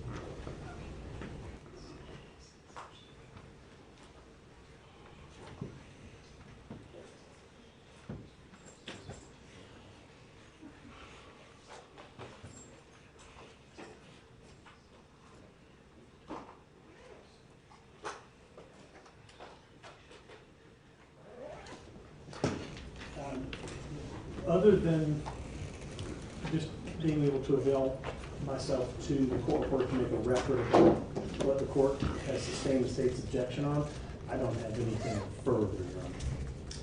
Anything from Greg? No, sir. From Mr. Bryant? No, Your Honor. I'm not going to argue with the court's ruling. The record I'd like to make, Your Honor, is that I think the jury has been left with the impression that this officer has been asked by the state to determine if, in his opinion, and looking into cases involving allegations of criminal activity in Satilla Shores, whether he has determined that Ahmaud Arbery was the person who committed those crimes. And he answered, I have looked into cases through this time period, and I have determined that Ahmaud Arbery was not a suspect in those crimes. What the state has done through that line of questioning has informed the jury that Ahmaud hasn't committed any crime in Satilla Shore neighborhood. What I want to do with this witness is to test the boundaries of his investigation and to ask him about all of the other calls that happened in that time period to establish that he's not credible, or to impeach him with the fact that there are a lot of other issues that were ongoing that the police were called about that he didn't investigate and he doesn't know the answer to. So the state said that the jury is not left with the impression that he's resolved this issue. Also, I wanted to ask him about investigating 220 Satilla Shores as well. So I have a list of cases here that are all suspicious persons cases. I was going to ask them about the date and the address and whether he investigated. My thought is it's admissible, and it's not me testifying, if I ask this officer, did you investigate a suspicious person call at this address on this date? He can say, I'm not aware of that, or I didn't do it. My question is not testimony. I could ask him, were you aware of a suspicious person on this call on this date? And he could say no.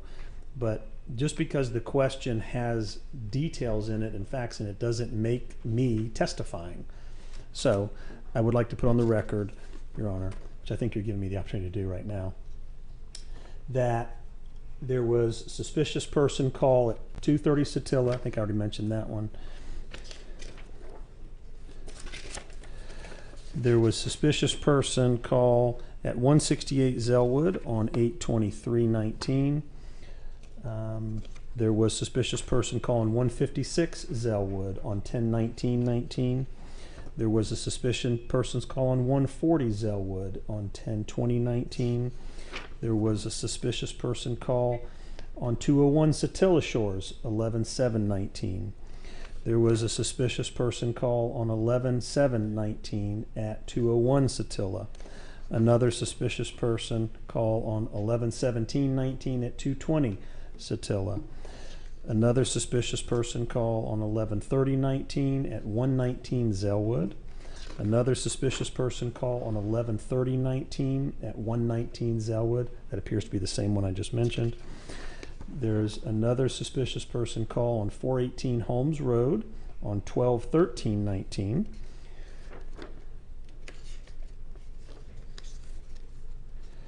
Another suspicious person call on 12/17/19 at 219 Satilla Drive, which may be in mistake for 220 Satilla, which we know there was suspicious. Oh, actually it's not. We have a suspicious person call for 220 on 12/17/19, but we also have one at 219 Satilla on the same night and date. Suspicious person call at, it says reporting area Satilla Shores on 1/14/20, a suspicious person call on 1/15/20 at 211 Satilla Shores, a suspicious person call at 2/13/20 at 178 Zellwood, and finally a suspicious person call on 2/13/20 at 119 Zellwood. Thank you, Your Honor. If I may be heard. Your Honor, I'm concerned. So the record's clear. Based on what? Sorry? Based on what? What do you mean? You just went through a bunch of, Oh, these are CAD reports. okay. Are they certified? Your Honor, if we were seeking to admit them, Okay. but they're not. yes, No, these are what we obtained from the Glenn County Police Department. These are records that we obtained through open records request, through our investigator. We have gotten certifications for a lot of things. We have not gotten, I don't believe, certifications. No, we have not gotten certifications for these. I'm not seeking to admit them into the record. I'm seeking to use them to ask the witness questions. I can, use any document if a witness doesn't remember to refresh, but these are not certified. Sorry, that's the brief answer to your question. Well, again, court was clear about where I am on it. It was unclear when the witness was on the stand where this was coming from. It was not explained to the court. I'm not sure that my ruling changes at all. But the objection that was made earlier to the state's very similar questions about what the investigator looked at, led the court in the direction we went. So if there's other ways to get that in, you're welcome to do so, but not with this witness, not the way that you were doing it. Right, and just, may I respond? Yes. I appreciate it, Judge. The objection earlier was that he was testifying to conclusions that others made based on their investigation. What I understand he was doing was reading something that somebody else did, and he was going to testify as to what he learned or whatever. My questions were, did you investigate something? Not what did you conclude, or just are you even aware, sir, that these were calls in the neighborhood to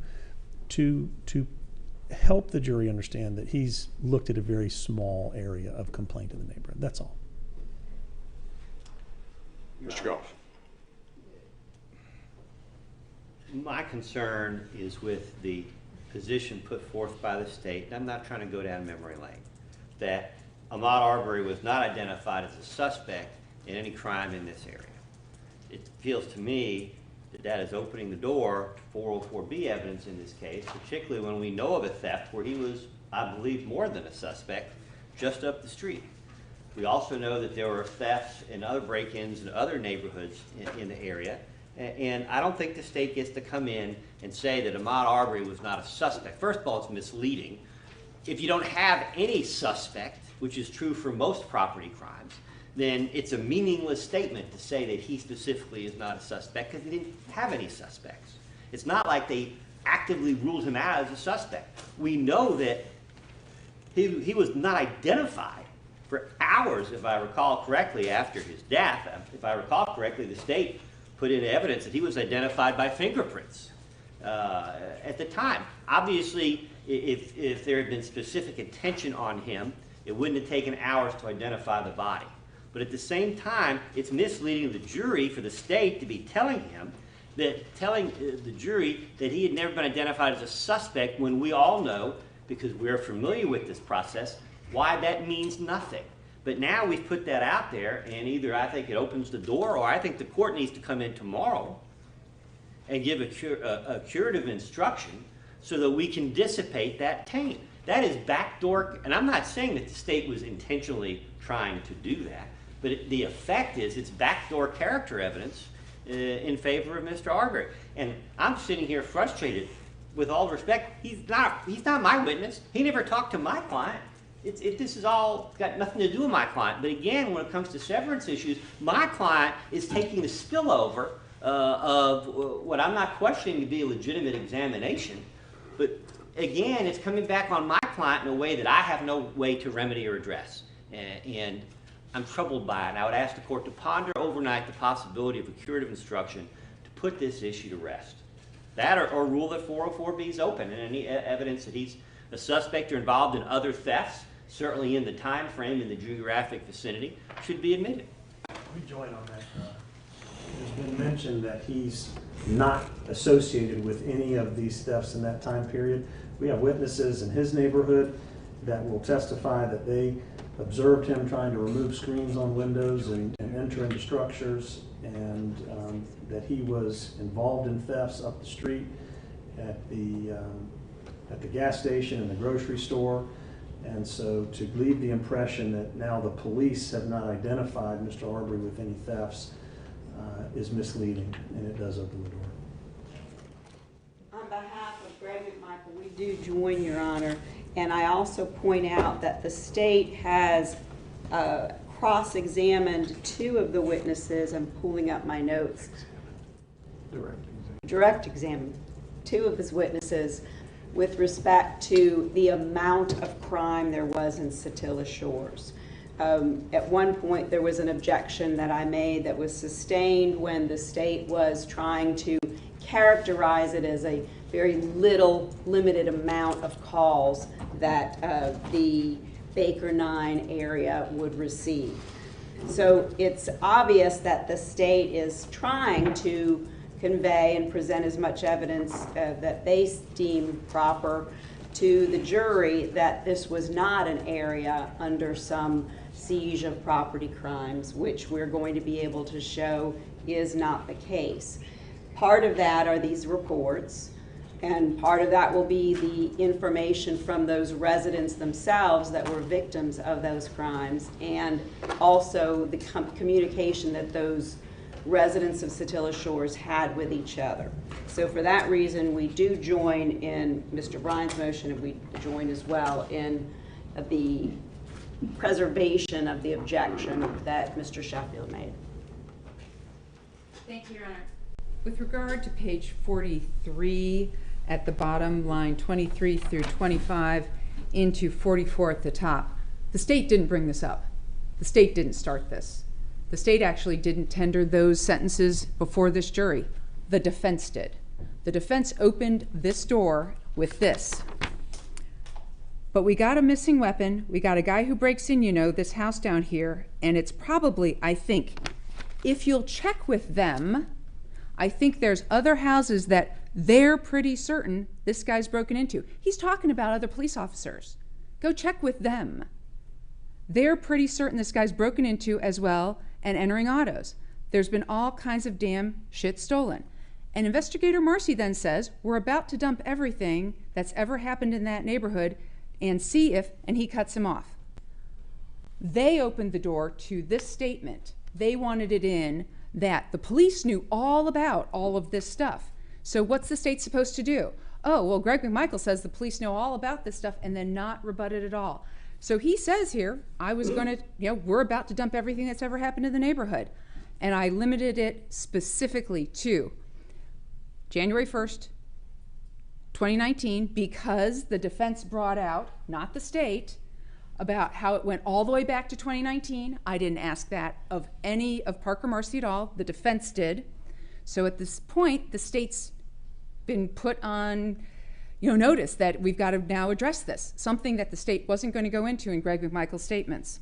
So now we've got, it goes back to 2019. So I specifically asked him, January 1st, 2019 through February 23rd of 2020. Did you look at all of this stuff? Because you said you did here. This is part of your investigation. And I want to point out that he's allowed to testify to what he did in his investigation. And he was going to go look to see if Mr. Arbery is a suspect in any of these things. He said he was not. And I left it alone at that, especially after you sustained his objection to me going into specific reports. But they came up on cross and opened this door. And yes, I wanted to make it clear that the police did not have him. I think there's other houses that they're pretty certain this guy broke into. And he's talking about law enforcement. And that is why they were going to dump everything. So we ask you to not allow them suddenly to go into 404B evidence when they're the ones who brought up this narrow issue and left the state in no position except to try and clarify what it was that this officer did in here to clear up this issue, which is action he took. And we asked him about it. Thank you. Just a brief reminder of the order of events. Investigator Marcy was on direct examination. No defense lawyer had spoken to him yet. When the state asked him, have we asked you to pull all these records from 1/1/19 until 2/23/20? And yes, I have. And he had a sheaf of papers, and then an objection was lodged, etc. It was only later, after the state had already been prepared to do this very thing, apparently, before we ever asked the man a single question, that this became the issue it is now. So it's just not quite accurate that we opened any door when we hadn't even cross-examined him yet, when the state brought this out on direct examination, as I recall. I think we're arguing two different things, and I understand what you're saying. Mr. Goff, it was your motion, so final word. Roddy Bryan didn't open any doors. I don't think I've asked a single question all day. I think I made one objection all day. And the court's job here, for lack of a better description, is to ensure that all three defendants get a fair trial, including my client. And I just asked the court to view it not just from the perspective of the McMichael defendants in the state, but from the perspective of Roddy Bryan. Okay. I'm going to give all of this the perspective of time. Meaning tomorrow morning, I'll put on the record where we are. I've had an opportunity to just go ahead and digest what we've got and how we got there. So I understand that addresses all matters then currently before the court. We'll be in recess until 9 o'clock tomorrow morning. Thank you, everybody.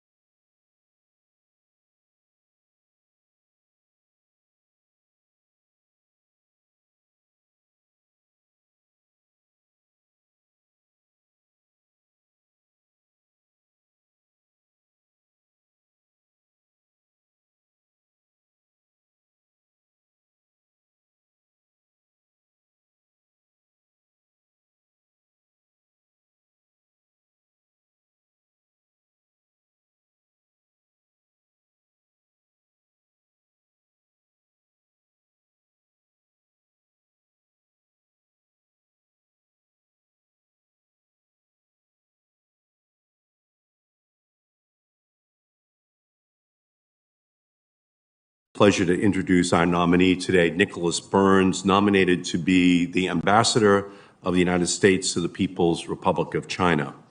Ambassador Burns is a cherished son of Massachusetts, a fellow Boston College alumnus, and a proud member of Red Sox Nation. I'd also like to welcome Ambassador Burns' wife, Libby, who has joined us today. Name a diplomatic flashpoint of the last 4 decades, and there is a good chance that Ambassador Burns was either a witness or an active participant. In his exemplary career as a member of the Foreign Service, he served 4 U.S. presidents.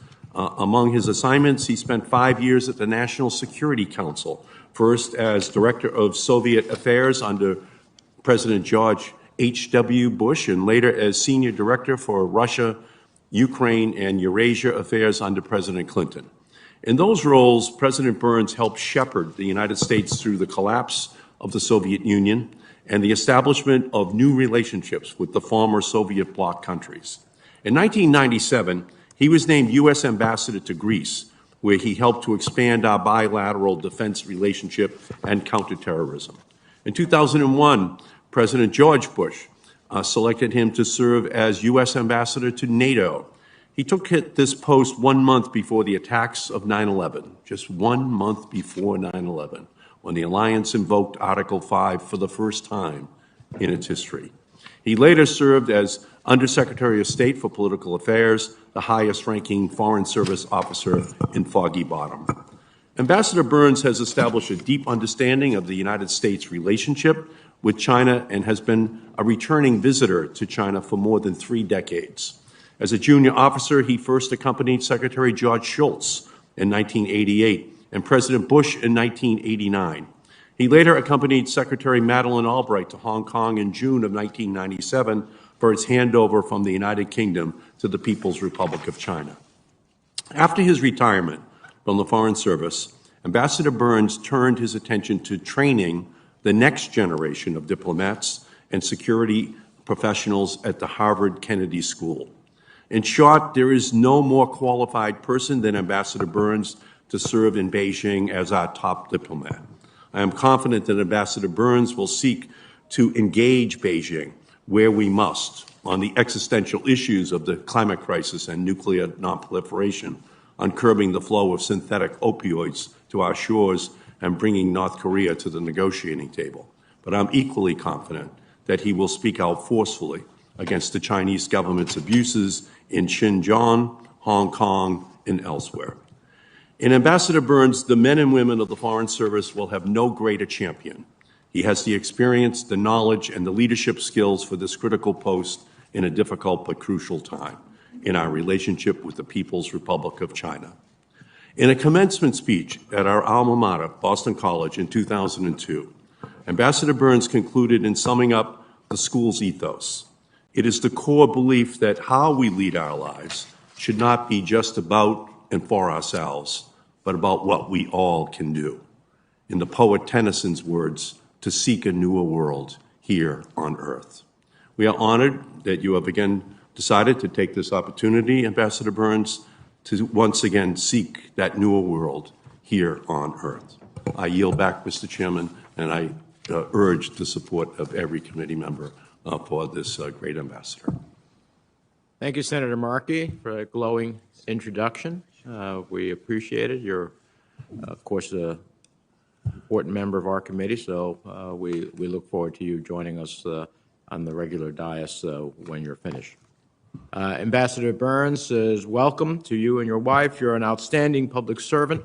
As a career Foreign Service officer, we're grateful to you and your family for your willingness to serve our country again.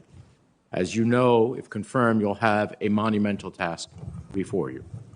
As I've said before, the China of 2021 is not the China of 1971 or even the China of 2011. China today is challenging the United States and destabilizing the international community across every dimension of power: political, diplomatic, economic, military, and even cultural, with an alternative and deeply disturbing model for global governance. I truly believe that China today, led by the Communist Party and propelled by Xi Jinping's hypernationalism, is unlike any challenge we have faced as a nation before. For decades, we failed to comprehensively address China's growing reach, from its predatory economic behavior and aggressive efforts to coerce its neighbors in the maritime domain, its dangerous flexing of military muscle against Taiwan, to the crushing of the religious and cultural autonomy of Tibet, and its campaign of genocide against the Uyghur people, as well as the imposition of a chilling system of digital authoritarianism to suppress and oppress its own people. China today is more active and more emboldened than ever before. There should be little doubt that the right basic framework for thinking about our relationship with China today is strategic competition, not because that is necessarily what we want, but because of the choices Beijing is making. Therefore, if confirmed, you'll need to be clear-eyed about Beijing's intentions and actions and play a key role in calibrating this administration's still emergent policy and strategy regarding China. This committee has engaged extensively on China over the last several months, including passing the Strategic Competition Act with overwhelming bipartisan support. Enacting the bill is one critical step in ensuring a solid framework for White House and State Department efforts to address the challenge posed by China. I know you bring to this job a wealth of diplomatic experience and skill, so we're very interested in hearing from you today about how you think of the challenge and the challenge that the international community faces from China, and how you think we need to frame our strategy for success in this new era of strategic competition. I look forward to hearing your testimony. Let me turn to the ranking member for his opening comments. Well, thank you, Mr. Chairman. I'm like most members, or many members of the committee, have known Nick for a long time. We first met in the early part of the last decade in Luxembourg when he was serving as the ambassador to NATO. It's, I think, appropriate that Ambassador Burns was appointed to this position, which really demands a bipartisan approach. And I think Congress, notwithstanding our other emaciations on other issues, has certainly has taken a bipartisan approach to the challenges that China faces, or that China has presented to us and that we will face over the rest of this century, I believe. The position of Ambassador to China is one of the most important ambassadorial nominations we will consider in this committee.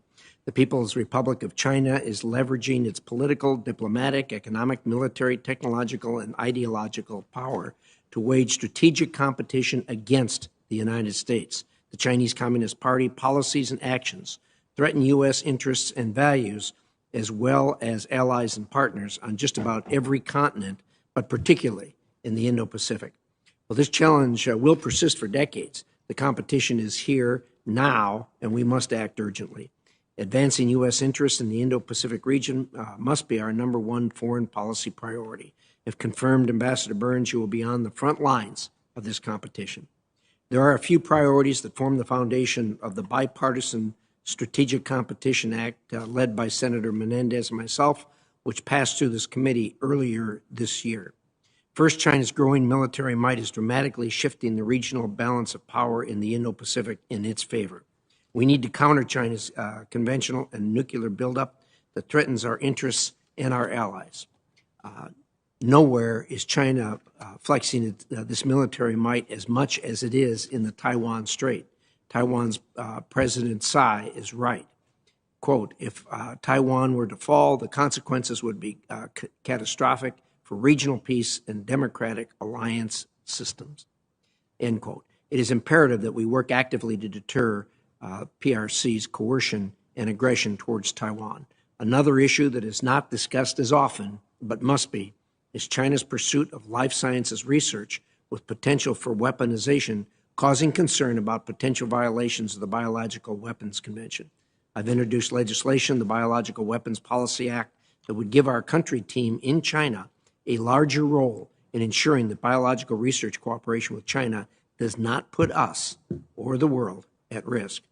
Second, our diplomatic mission in China must be strengthened to address the economic and political facets of the competition at hand. That includes providing information to decision makers in Washington on how the CCP seeks to exert undue political influence in our open society. On the economic front, we must ensure our economic core and mission China is up to the task of dealing with new challenges. China is rolling out laws and regulations to punish companies for complying with U.S. law, including our sanctions laws. The Chinese government is also stamping out all free market activity by asserting control over its financial institutions and its technology companies. Another challenge where we need an active economic core is addressing pressing supply chain vulnerabilities, especially in technology and healthcare. Of course, advancing human rights must continue to be a central priority in our China policy. Ambassador Burns, you face a tough environment. China said it won't work with us on anything until the United States gives into the demands of its two lists. You and I discussed those lists yesterday, and someday I hope to be able to see those lists. How the Biden administration plans to deal with that is not clear. In our diplomatic engagements, China has repeatedly shown a lack of interest in good faith discussions. Yet the administration continues to assert that China can be a partner on a variety of issues, notably climate. On Taiwan, I applaud recent defense sales, but we have also seen a lot of unclear messaging, including recent allusions to a Taiwan agreement.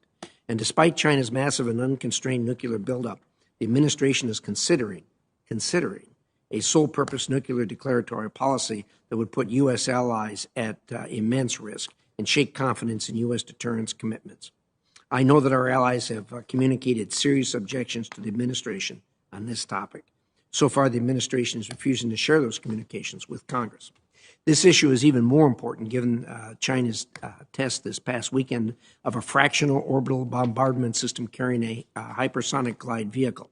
Such a system would allow the PRC to completely circumvent U.S. early warning capabilities and increase the vulnerability of the continental U.S. to a nuclear attack. I look forward to hearing how you plan to address all of these challenges and to help us win this competition. With that, I yield back. Thank you, Mr. Chairman. Thank you, Senator Risch. With that, Ambassador, you're recognized. We ask you to summarize your statement in about 5 minutes or so. We will include your full statement for the record. And with that, the floor is yours. Mr. Chairman, thank you very much. Ranking Member Risch, members of the committee, thanks very much for the opportunity to be with you this morning. I'm very grateful to President Biden for this nomination to be the next United States ambassador to the People's Republic of China. I owe profound thanks to my wife of 40 years, Libby, who's with me today, seated just behind me. Together, we've served the U.S. government overseas in Mauritania, West Africa, in Egypt, in Israel, in Greece, and at NATO in Belgium. And both of us are grateful to our 3 daughters, our son-in-law, and our grandchildren. If confirmed by the Senate, I look forward to returning to public service and the State Department, where I've spent the bulk of my professional career. I've worked for administrations of both parties, and I'd be honored to lead our team at the U.S. mission in China. That team is on the front lines of this complicated and consequential relationship that we have with China. I'd like to explain our policy and the policy that I would like to support if confirmed by the Senate. Secretary Tony Blinken said in March that the United States relationship with the PRC is the biggest geopolitical test of the 21st century. We will compete, and compete vigorously with the People's Republic where we should, including on jobs and the economy, on critical infrastructure, on emerging technologies. As President Biden has said, when the United States competes on a level playing field, there is no country on earth that can match us. We will cooperate with the PRC where it is in our interest, including on climate change, counter-narcotics, global health, and of course on non-proliferation.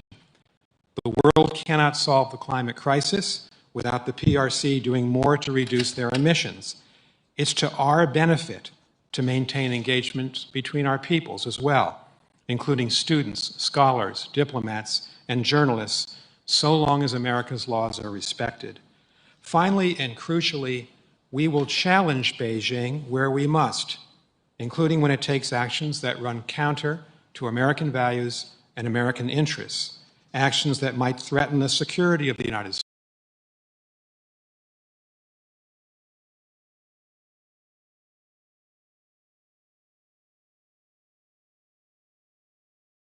States, or our allies and partners, or undermine the rules-based international order.